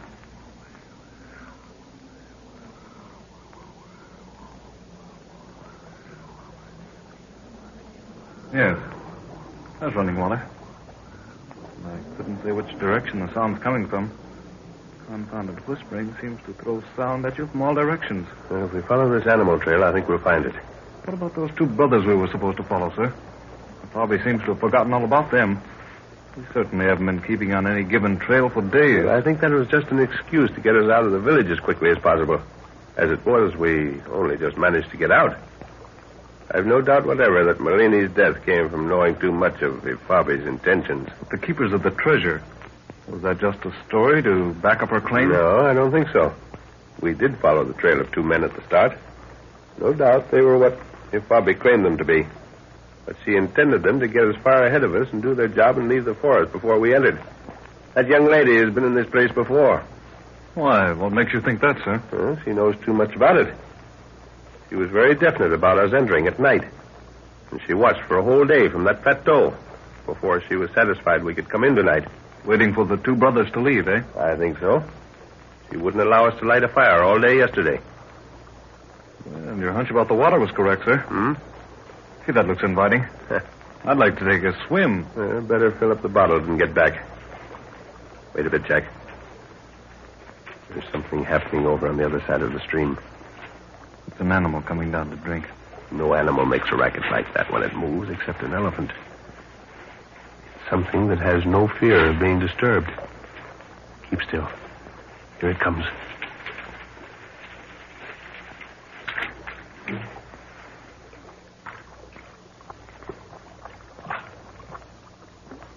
Good Lord, sir. What is it? I don't know. Don't move for your life, Jack. I Never seen anything like it. Looks like a huge gorilla, but it isn't.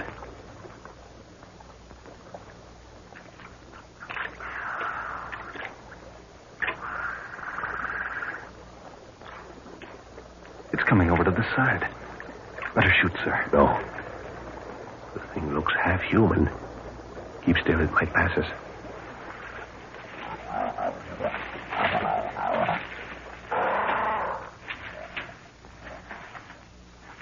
In heaven's name, what is it? I don't know, Jack. It's lucky we were downwind from it. Fill the bottles while I keep an eye open. We've got to get back quickly. The thing seemed to be covered with white paint. It walked upright, too. Yes, fairly upright. I think it's a human being, Jack. One that we've read of in books but haven't seen. The thing had a human face. No forehead, of course. Here. Give me 3 of those water bottles. They're apt to get heavy when they're full. Oh, thanks, sir.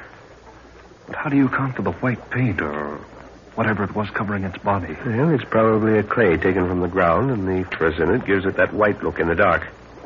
They very likely prepare it before putting it on the body. They, sir? Do you think there are more of them around here? Well, it's possible, Jack. Science seems to have missed this place. The ordinary African native won't come in here. There are legends about it that have been handed down for hundreds of years, and that's all we know about it. Those 2 keepers of the treasure, as they call them, they come here once a year. Surely if they'd seen an African native a trust like that, and he'd die before revealing anything about the place. Yes, I'm almost positive the thing was human. It had a decided chin, which takes it out of the animal class. Say, are we on the right trail, sir? Hmm? Something seems to tell me we've wandered off. That's Lorna. Come on, Jack. Straight ahead. Do you think that thing could have come this way? It might have. There's light over there on the ground. Well, this is where we left them.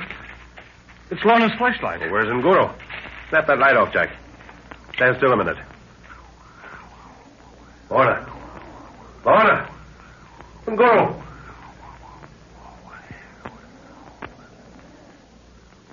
Are there any tracks around that we can follow?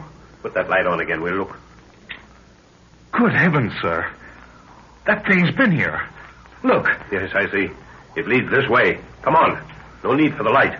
It's left a trail like an elephant. But it couldn't take the 3 of them. The 2 women, perhaps, but Nguru. I can't understand. Nguru's tracks led off to the side. But he wouldn't leave Lorna if the whole army came along. I know. That's what puzzles me. It's a human being we're following, Jack. Of that I'm certain. And I've never known Nguru to run from a devil, let alone a man. Here's a clearing, sir. Which way do we go? Put that light down here. This damp earth will show us. Look. There's its mark. Heading across the clearing. Yeah. Keep in a straight line. We'll pick it up where it enters the bush. Well, there are no tracks left by Lorna or Bobby. No, they're both being carried. Oh, there's where it went in. Wana. Nguru, where are you? Nguru Trakam Nayana Muto. Here, Bwana, come. Nguru, wait. Where's Lorna? What's happened? Nguru, go for long grass for Missy bed. Here, Missy call.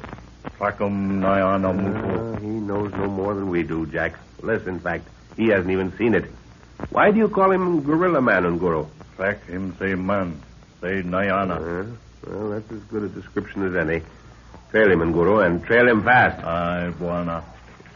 Nguru was gathering grass for Lorna's bed when the Gorilla Man, as he calls it, came upon the women. Must have seen him or heard him, which means that those things can move silently if they want to. Well, if it saw Nguru, why didn't it attack him? Well, it probably saw the girls first and... Well, don't think of it, Jack. There's an end to this trail somewhere. We may have to give some more people their first introduction to gunfire. The ground breaks away in front, sir. Nguru's going downhill. He's come to the end of the underbrush. It's going to be a little more difficult to follow. This must be the edge of the forest. Trees stop down there. Look, there's water ahead. I can see the moonlight on it. There must be a lake. Well, what is it, Nguru? Kilindi Bwana. Him Nayana man hut. Keep back in the trees, Jack. Nguru says there's a hut out there. Let's take a look. Careful. Great Scott. Do you see what it is, Jack? The lake is dotted with huts raised out of the water. They're standing on platforms supported by piles. Lake dwellers, Jack. It's a perfect village of lake dwellers. See the bridge that leads out to each one, huh? Yes. And the fires at the end of the platforms. You can see the people sitting around some of the fires. Man, this is marvelous. But Lorna, sir. Oh, good Lord, yes. Oh, I'm sorry, Jack. I guess I was... Well, do you see any extra movement on any one of those platforms? No, sir. They all look alike to me. Well, I guess if there's any excitement, it's died down by now. But we can't stand here kicking our heels. We've got to do something. Steady, Jack. We can't rush things. If we're going to get them out alive, we've got to do things quietly. Any trail in front of them, Guru? No track, Bwana. We come no good too quick. Why, were we following the wrong trail? Well, we can't have been. It led straight here. Possibly one made earlier in the day. Keep calm, Jack. That man wasn't 5 minutes ahead of us. From the look of the sky, no cloud has passed across the moon for some time. But there'll be one in a moment. See? Now keep your eyes on the edge of the forest down that side when Guru and I will watch this way. If you see anything moving, let us know. All right, sir. I hope you're right. But wouldn't Lorna keep calling out and hope that we'd hear her? She's probably fainted and knows nothing of what's going on. If Bobby wouldn't call out to please Satan. Now keep your eyes open. There goes the cloud over the moon. African drums are talking.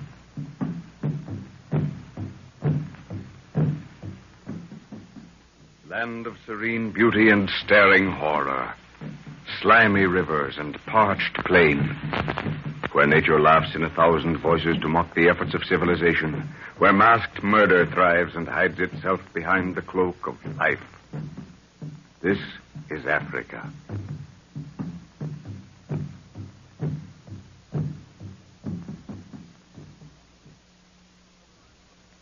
Professor Anton Edwards and his party, led by Ifabi, a beautiful native girl, enter the whispering forest of death in search of a legendary treasure. Leaving Lorna and Ifabi with Nguru, the professor and Jack go in search of water. They find a stream, but as they stoop to fill the containers, a weird prehistoric man creature wades through the water, passes close to them, and disappears among the trees. A scream from Lorna brings them running to camp, but the girls have vanished, and only the tracks of the beast man are visible. They follow these and find Nguru already following the tracks. The trail leads them to a lake, with the huts of prehistoric lake dwellers skirting the shore. All is quiet, and the professor believes that the man they're following is waiting in the fringe of the forest for the moon to be obscured before carrying his prizes across the open space between forest and lake. The three men intently watch the curving edge of the forest as a cloud moves eerily across the moon. Something moving across this edge, sir. It's keeping close to the trees. Where, Jack? Follow the line of my finger. It's moving outwards now. Yes, I've got it. Going down toward the lake. That's the fellow we're after, see? Yes. He's carrying the girls, one over each shoulder. Bwana, Nguru, go catch him. Plenty good fight. No, Nguru, we can't do it that way. I wish we could. One yell out of him and we'd probably have the whole village to deal with. We must watch and see where he goes, then try to do things quietly. He's making for the bridge of that hut, straight ahead of us. Doesn't seem to be anybody moving on that one. Yes, there he goes. Come on. We've got to follow and get in the shadow of that bridge. There's a low fire burning on the platform, sir. He's taken them into the hut. Evidently, there's a doorway on the right facing down the lakeshore. I believe there's someone sleeping with the fire. Looks like a huddled body. Let's get down under the bridge here. We'll be able to see more what's going on, make plans. Bwana, Nayane man, Naona. He's come out of the hut and going to the fire. Yes. That was someone sleeping there. He's kicked him awake. Probably wants more wood on the fire. Hope it won't throw too much light. We've got to get up there unseen if possible. No, sir, it's another man. He's coming this way towards the bridge. Keep down, everybody. Nayane man, him guard. Yes, he's a guard, all right. He's squatting on the bridge, looking toward the forest. We'll have to get behind him somehow. Where did the other one go? Back in the hut. You can hear him moving about. Nguru, think you can swim out and climb up one of the piles and attract the guard's attention? Jack and I will come up behind him when he turns. But the job must be done silently. It is good, Bwana. Can do. Off you go, then. Gee, I hope we can get in that hut soon. Lorna must be scared to death. Well, she knows we're doing everything we can to find them. Probably listening now for the slightest sound of our approach. Look. Nguro's climbing the upright. Maybe there are others with a fire on the far side. Don't worry.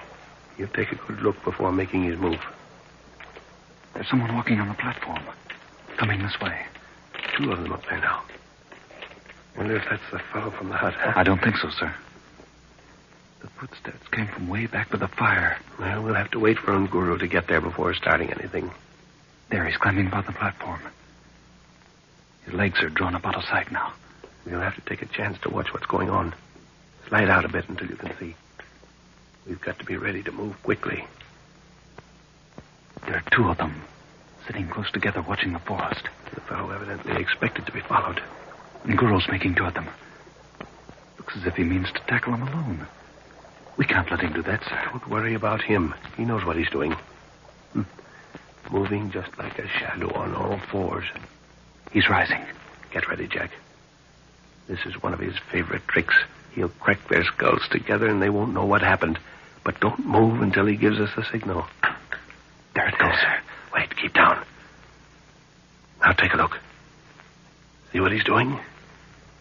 Why, the 2 guards are still there. And Nguru's lying in their shadow, holding the unconscious bodies upright. That's in case someone heard the noise he made. If anyone comes out to take a look, everything appears to be normal. There's the signal. Come on. Now move carefully, Jack. Unayane man sleep. Good work, Nguru. You'll have to stay here and watch them. You know what to do if they start to move. Aye, Buana. Come on, Jack. Try not to swing the bridge as you move. It makes a confounded racket. Sounds as though you were right, sir. He's sleeping. There's the entrance. Have to get in and take a chance with the flashlight. It's too dark to make anything out. When I switch it on, take a quick look around. Get the lay of the place. We'll have to work in darkness after that. Okay. Father, Jack, is that you? Shh. Have you got it? Yes. They're sitting with their backs to the center pole. He's sleeping on those skins to the right. Move in gently. The girl's arms are tied behind them. Oh, Jack, I knew you'd come. Are you hurt, dear? No, just terribly frightened. How did you find him? Never mind that now. Use your knife on those thongs. Saw through them. We'll never get them untied. You all right, Ifabi? Yes, what man? The hour is not yet for Ifabi. She's been wonderful. Hush. He's moving.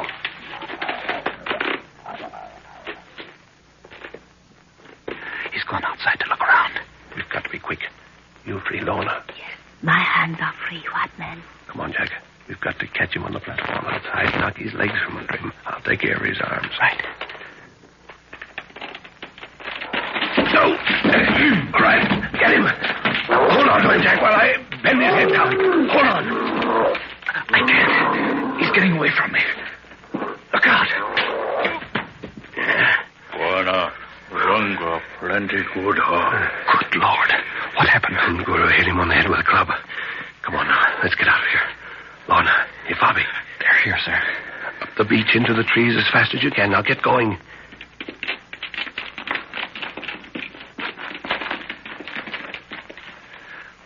Which way, sir? Keep going straight ahead. Thanks, Nguru. That's another time you pulled us out. I couldn't bend that thick neck for the life of me. No crack 'em neck, huh? Too big. Head him plenty hard for Runga. See? Well, that's a perfectly good war club, all shot to pieces. You see that, Jack? Take a look at it. Why, it's split down the middle. Yeah. Head of a gorilla wouldn't make that impression on it. Well, thanks again, Nguru. Another minute and Jack and I'd have been pulp. They are animals, white man, who serve the devils that live in the forest. It was told to me by the man who gave Ifabi the golden cup. The keepers of the treasure alone know what lives within the forest, and they shall tell no man. I thought as much. How do you feel, Lorna? All right now, Father. Ooh, hasn't it turned cold? Yes, dawn coming up. Him rain come for plenty soon, Buana. White man, we follow the trail of the keepers of the treasure. How do you know, Ifabi? This tree, it has a mark upon it. The tree's been blazed, sir. Yes, recently, too. Well, why should they blaze the trees like this, Ifabi, if they know the path? The forest devils change the path to confuse the traveler. But the trees are planted by Mshimba Mshamba, and no devil may touch them. There's a wind starting.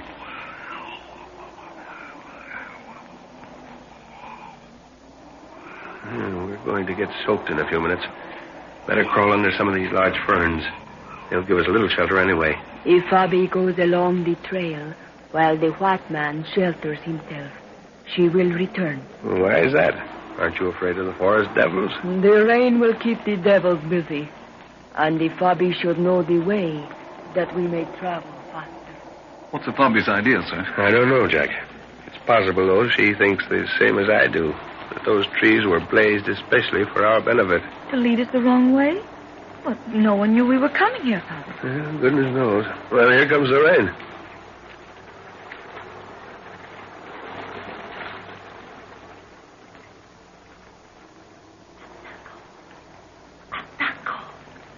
It is I, Ifabi.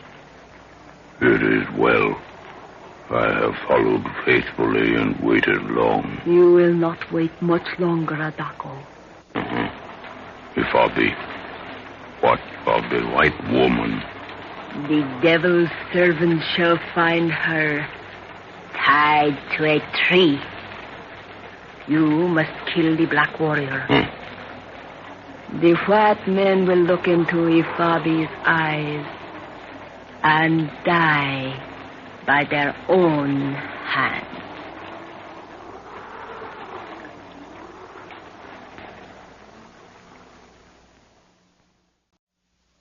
African drums are talking.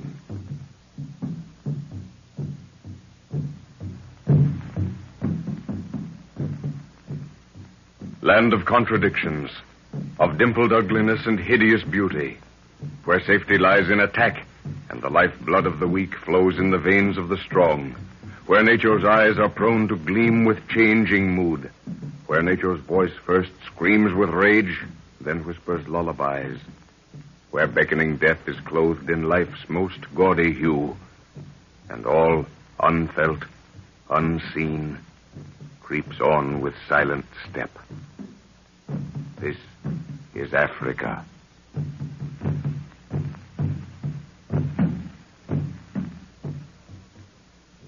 Professor Anton Edwards and his little party entered the whispering forest of death, led by Ifabi, a beautiful native girl. They're searching for a hidden treasure, supposed to have been left by ancient Roman invaders.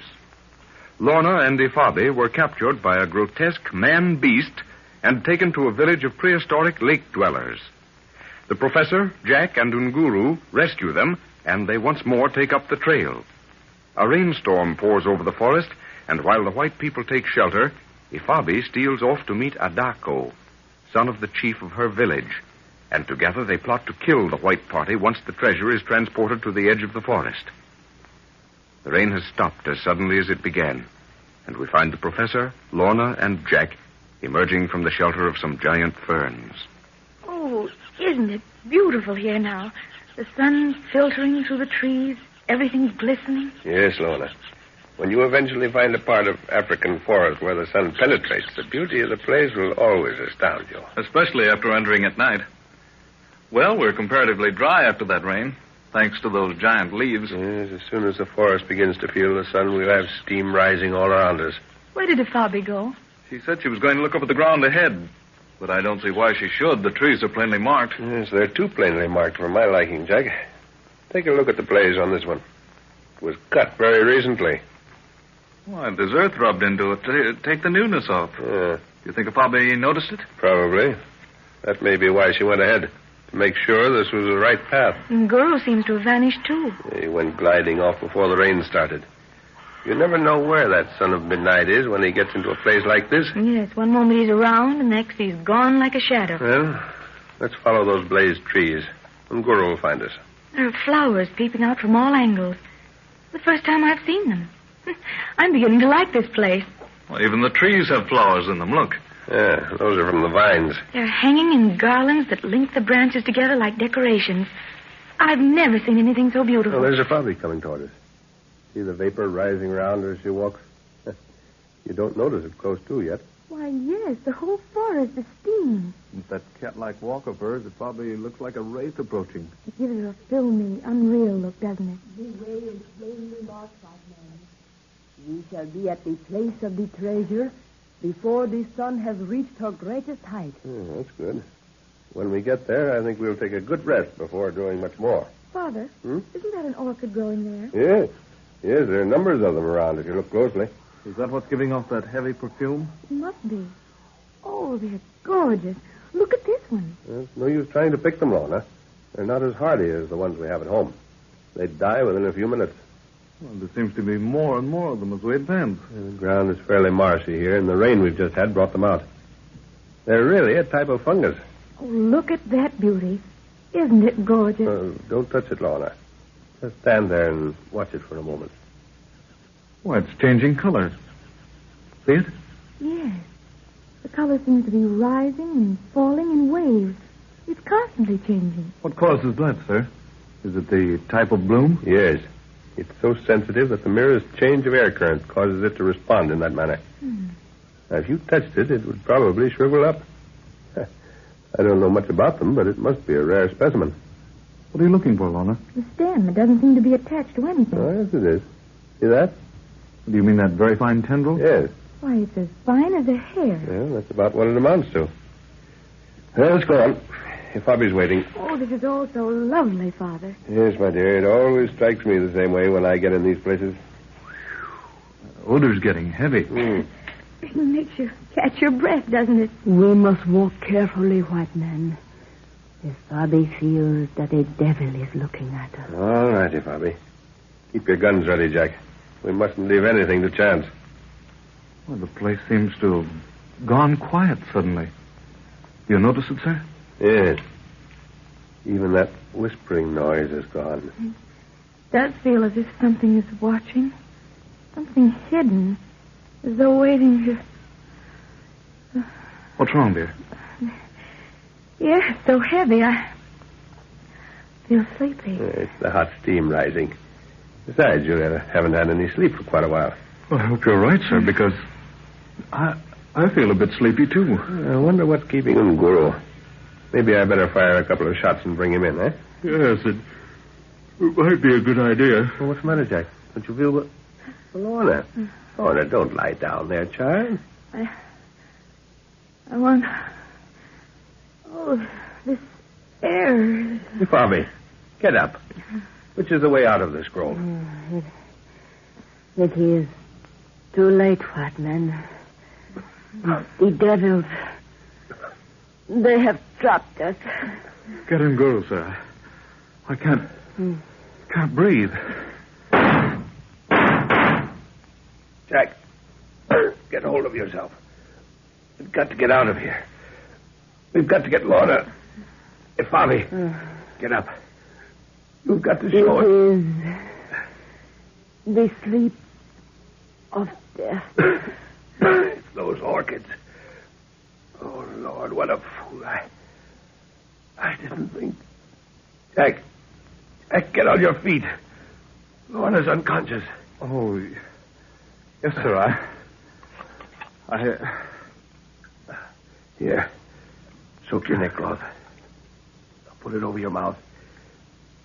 Get Lorna's and do the same. Yes. Yes. Lorna. Get her on her feet. Here, Bobby. Come on, we've got to. Lorna, devil take 'em breath, huh? Guru, take Jack and Lorna. I'll take you, Bobby. Oh, Doka. Hey, Bobby. Hold on to me. It is best to sleep. Lorna. Oh, and Guru, Come. Wana himiza. Come. Stahimili misi. Stahimili Bwana. I don't go. I'm coming. Devil breath. Him no good. Oh.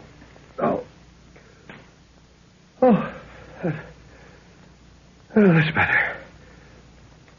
We seem to be out of the worst of it. All right, then, girl. I think I can make it now. Look after Lorna. Stop here, Nguru. We seem to be out of it now, eh? Aye, Bwana. Wind him blow from devil, huh? Yes, I think so. How's Lorna, Jack? She's moving. I think she's all right, sir. It's a good thing we got out before we went in too far. Give me a drink of water, Jack. Here you are, dear.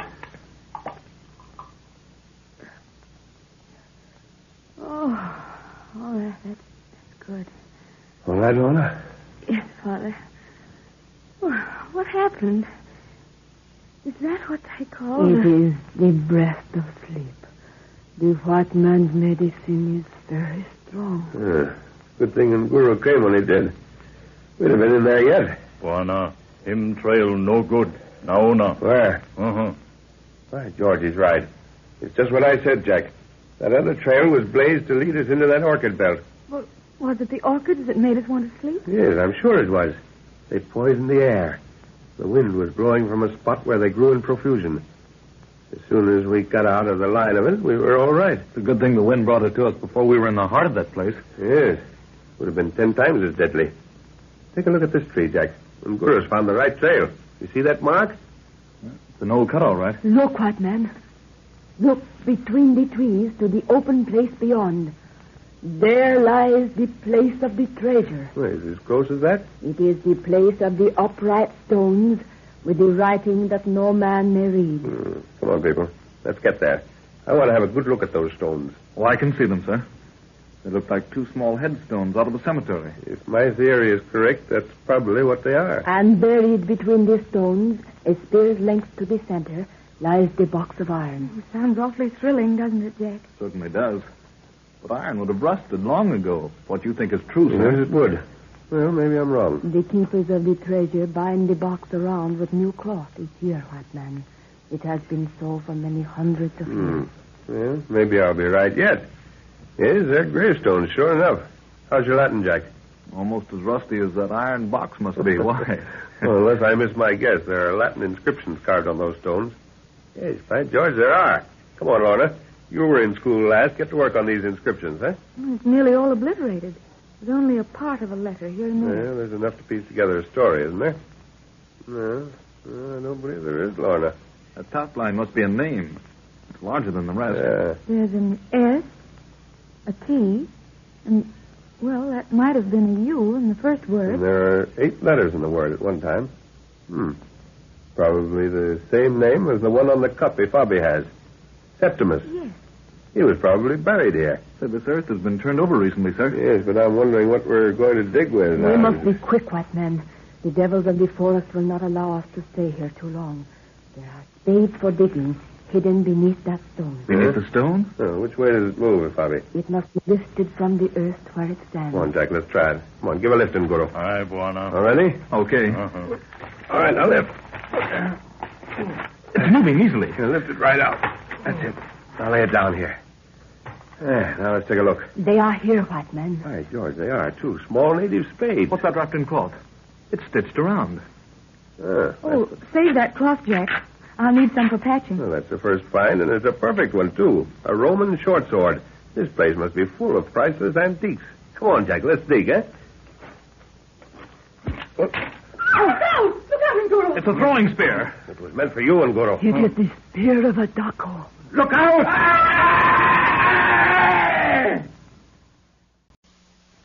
African drums are talking.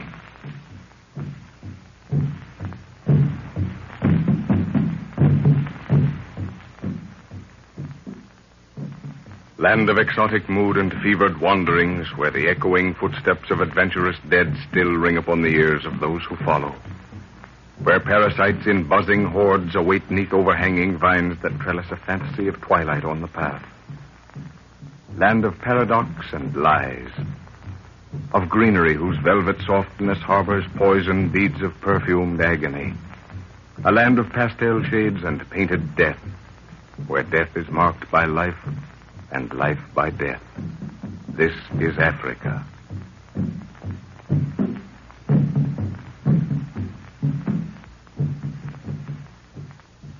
In the whispering forest of death, Ifabi, a beautiful native girl, leads the professor's party in search of a legendary treasure.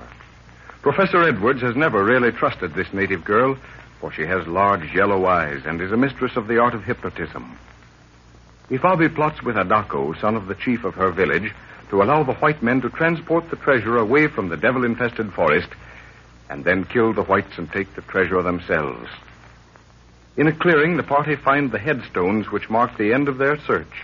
And to support the professor's theory that the treasure originally belonged to a party of Roman invaders, Jack finds a Roman short sword. Just then, a throwing spear strikes into the ground, barely missing Nguru. Don't shoot, Jack. Wait. Wana, him Madako, him chief son. He's crazy, sir. He's foaming at the mouth. Look. The devils of the forest have entered his brain. What's it all mean, Father? What's he want? He must have followed us for some reason. Adako, son of the chief, come in peace and let us palaver. White man, the devils have decreed you die. Wana, Nguru, go catch him. No, you stay here, Nguru. Wana, Nguru, go catch him. Come back, Nguru. He's not armed, sir. Leave him alone, Jack. Keep your rifle ready just in case. Your warrior will be killed, white man. He has no spear, and the devils have entered into Adako's brain. They're circling like wrestlers. What's Nguru going to do? Wait and see. I've watched him disarm more than one man. This is a madman. He's within striking distance. Oh! Look out! Hold him, Nguru. Hold him. Wana, little dog back. No teeth, no bite. Where's that rope, Jack? We'll tie him up. White man, Ifabi has a better way. Let her look into the eyes of Adako, and he will forget his madness. What's that? Oh. I think I'd rather trust to a strong rope, Ifabi. No, white man. You shall have need of him. And of what use is a man that is bound with a rope? Well, you can try it. Can you lift his face off the ground, Nguru, and still hold him? Aye, Bwana. Adako, look into the eyes of Ifabi. Look long, Adako, for in them lies peace. Peace for thy tortured mind. Look long. Look long. By gad, sir, she's done it. That awful look's gone out of his eyes. Oh, yes. Let him stand. Ifabi has taken his will, and now there is no harm in him. Stand him up, Nguru. Aye, Bwana. Nguru watch him plenty. Huh? Ifabi, I want to talk to this man. I want to know how he came to follow us. The answer to that, white man, lies only in the mind over which Ifabi has drawn a cover. There may be danger in the lifting of the curtain. Well, maybe so. Well, I'll leave you here with him. You seem to be able to keep him quiet. I'm glad we weren't forced to kill him out of self-protection. Come on, Jack. You, Lorna. Let's go on with the digging. Okay, sir. Adako, look into the eyes of Ifabi. You will do as Ifabi commands, for she has taken your will, and your mind is hers to do it as she pleases. Is it not so, Adako? It is so, Ifabi. See, they have found the gold. You shall carry the treasure for the white man to the river. The black warrior will go with you. At the edge of the river you will find the place. The treasure is safely in the canoe. Then you will bind your arms about the black warrior and leap into the waters. Mamba, the crocodile, will see that your ancestors receive you quickly. Do you hear, Adako? Adako hears, Ifabi. And he will obey. Yes. It is well. Speak no word, but act quickly when the time is right. Ifabi commands. The white men approach. Ifabi, you were right. The iron box is full of priceless antiques. The French government will reward you handsomely when they're turned in. Yes, white man. But it is well for us to leave the forest as swiftly as possible, since you have found that which we came to seek. Think we can manage the iron chest between us, Jack? Yes, I think so, sir. Adako will carry the box. He is strong, and Ifabi will command it. Nguru, you look after Adako. He'll carry the box. We're getting out of here as quickly as we can. Ifabi, tell Adako to pick up his load. Ondozo, Twika, Adako. Well, have we everything, Jack? Yes, sir. All right, Nguru. Lead the way with Adako. We travel that way now, white man. That way? Why, we didn't come in from that direction. It is quicker for travel. The river is there that will take us to the village of the white men who rule. Oh? If Bobby knows of a canoe that lies hidden in the bushes there. Well, that sounds better than trekking on foot, sir. It certainly does, Jack. Well, in that case, Bobby, you'd better go along in front with Nguru and point out the path. It is well, white man. Nzo, Dako, come. Are we really heading for civilization at last, Father? Yeah, I think so, Lorna. I'd like to get this gold plate off my hands as soon as possible. Did you notice at Bobby's eyes when you mentioned taking the treasure to the government, Father? Yes.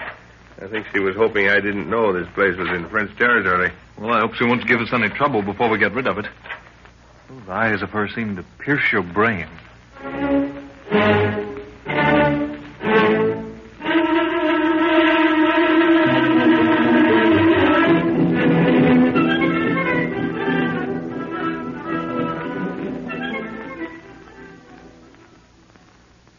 White man, we near the river.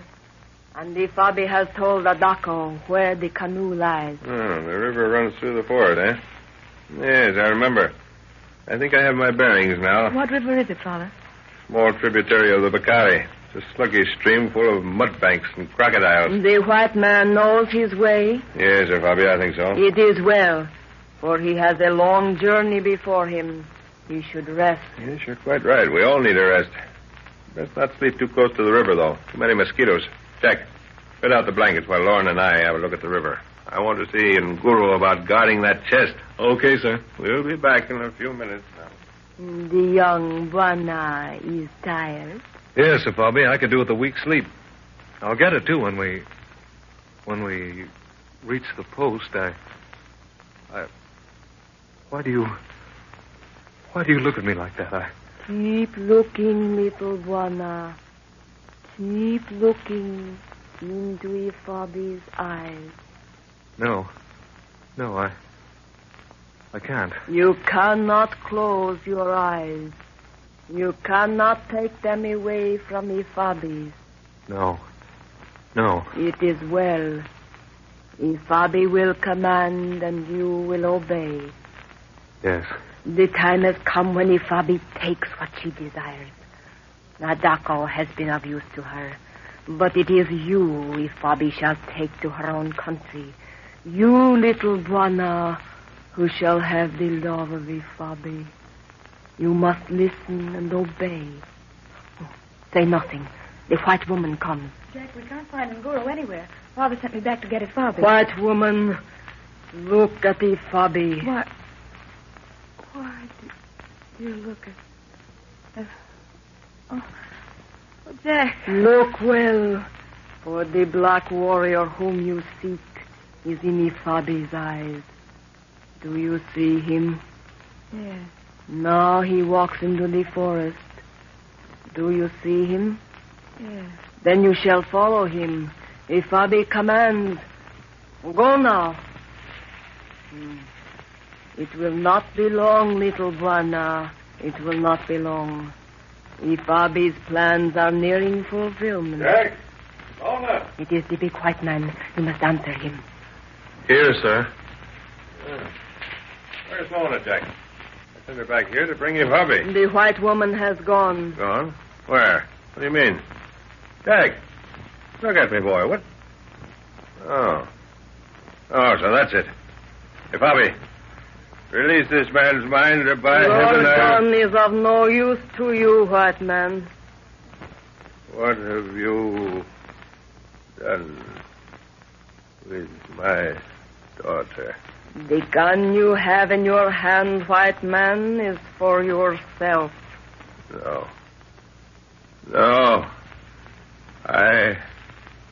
I'll shoot. You'll shoot yourself, white man. Yes. I will shoot myself. Buana. Oh. Buana. Ani worthy, Buana.